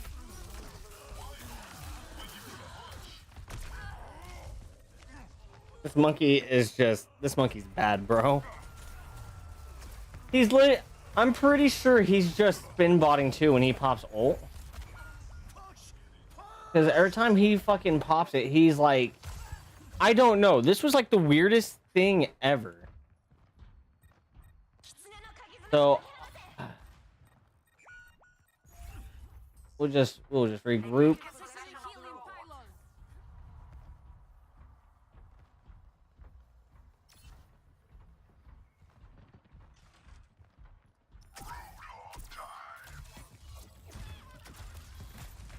Let me see. Enemy contact. Feels better.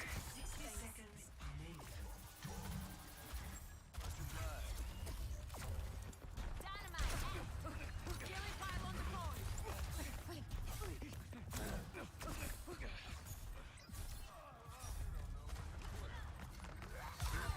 I'm killing you. Hey, hands off the merchandise.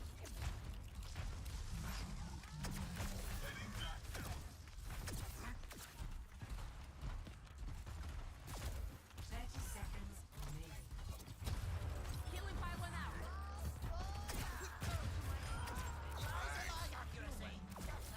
Working on your injuries. Keep close. Bob, do something. Step right up. Nanoboost administered. 10 seconds remaining. Siwit, popong siwit.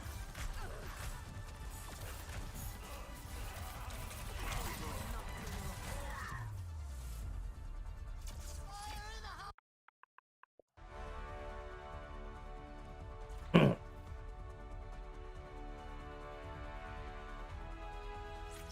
of the game.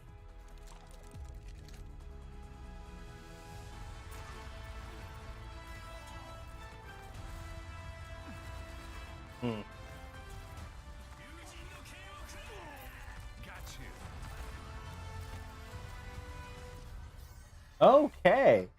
Well, we end it on a dub right now, but holy shit, we gotta save that. Like, hold on.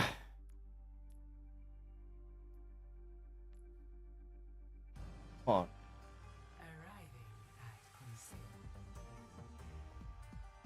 Ready for battle. Controls. I've never been more ready for adventure. We have to see this dude pop ult.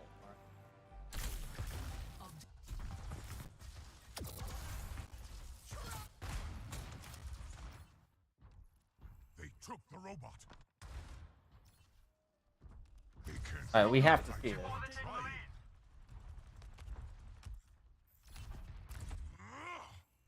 No, shit.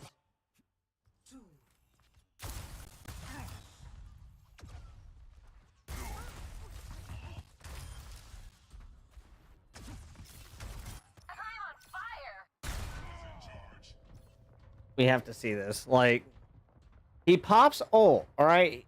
It don't look bad at first. He pops ult.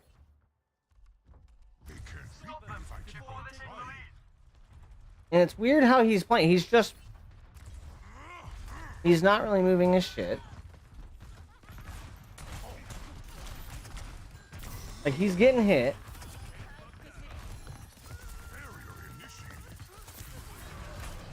This dude is... He is for real spin botting with an ult.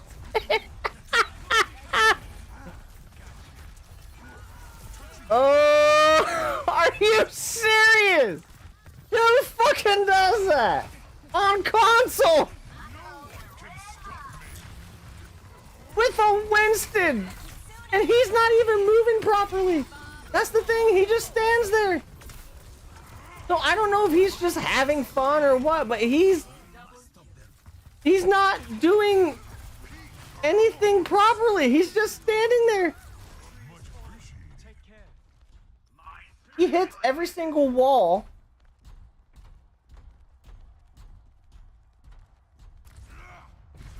He doesn't do the tech jump where you get a little bit more momentum. So obviously he doesn't know how to do that. He stands there. Holding left. Yeah, no.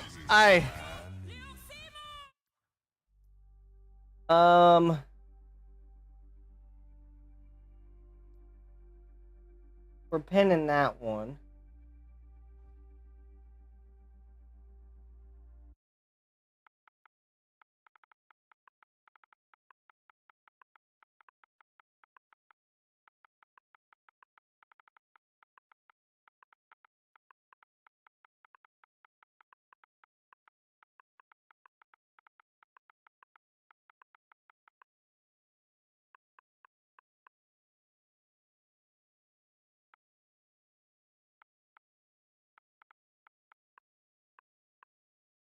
Win 10 dot, yeah, you know, fuck it.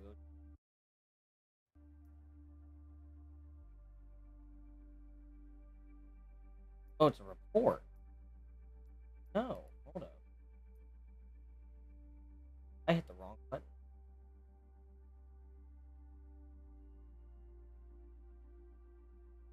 OMKMZ. Okay. OMKMZ. That should also be available on the PC version. Alright. That was fucking nuts.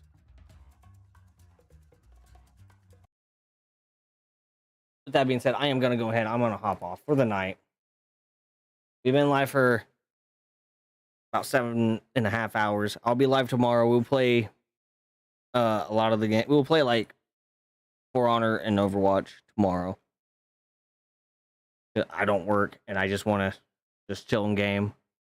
And I'm going to probably be dog shit at For Honor because I haven't played it in a long ass time. So let's see how bad I am.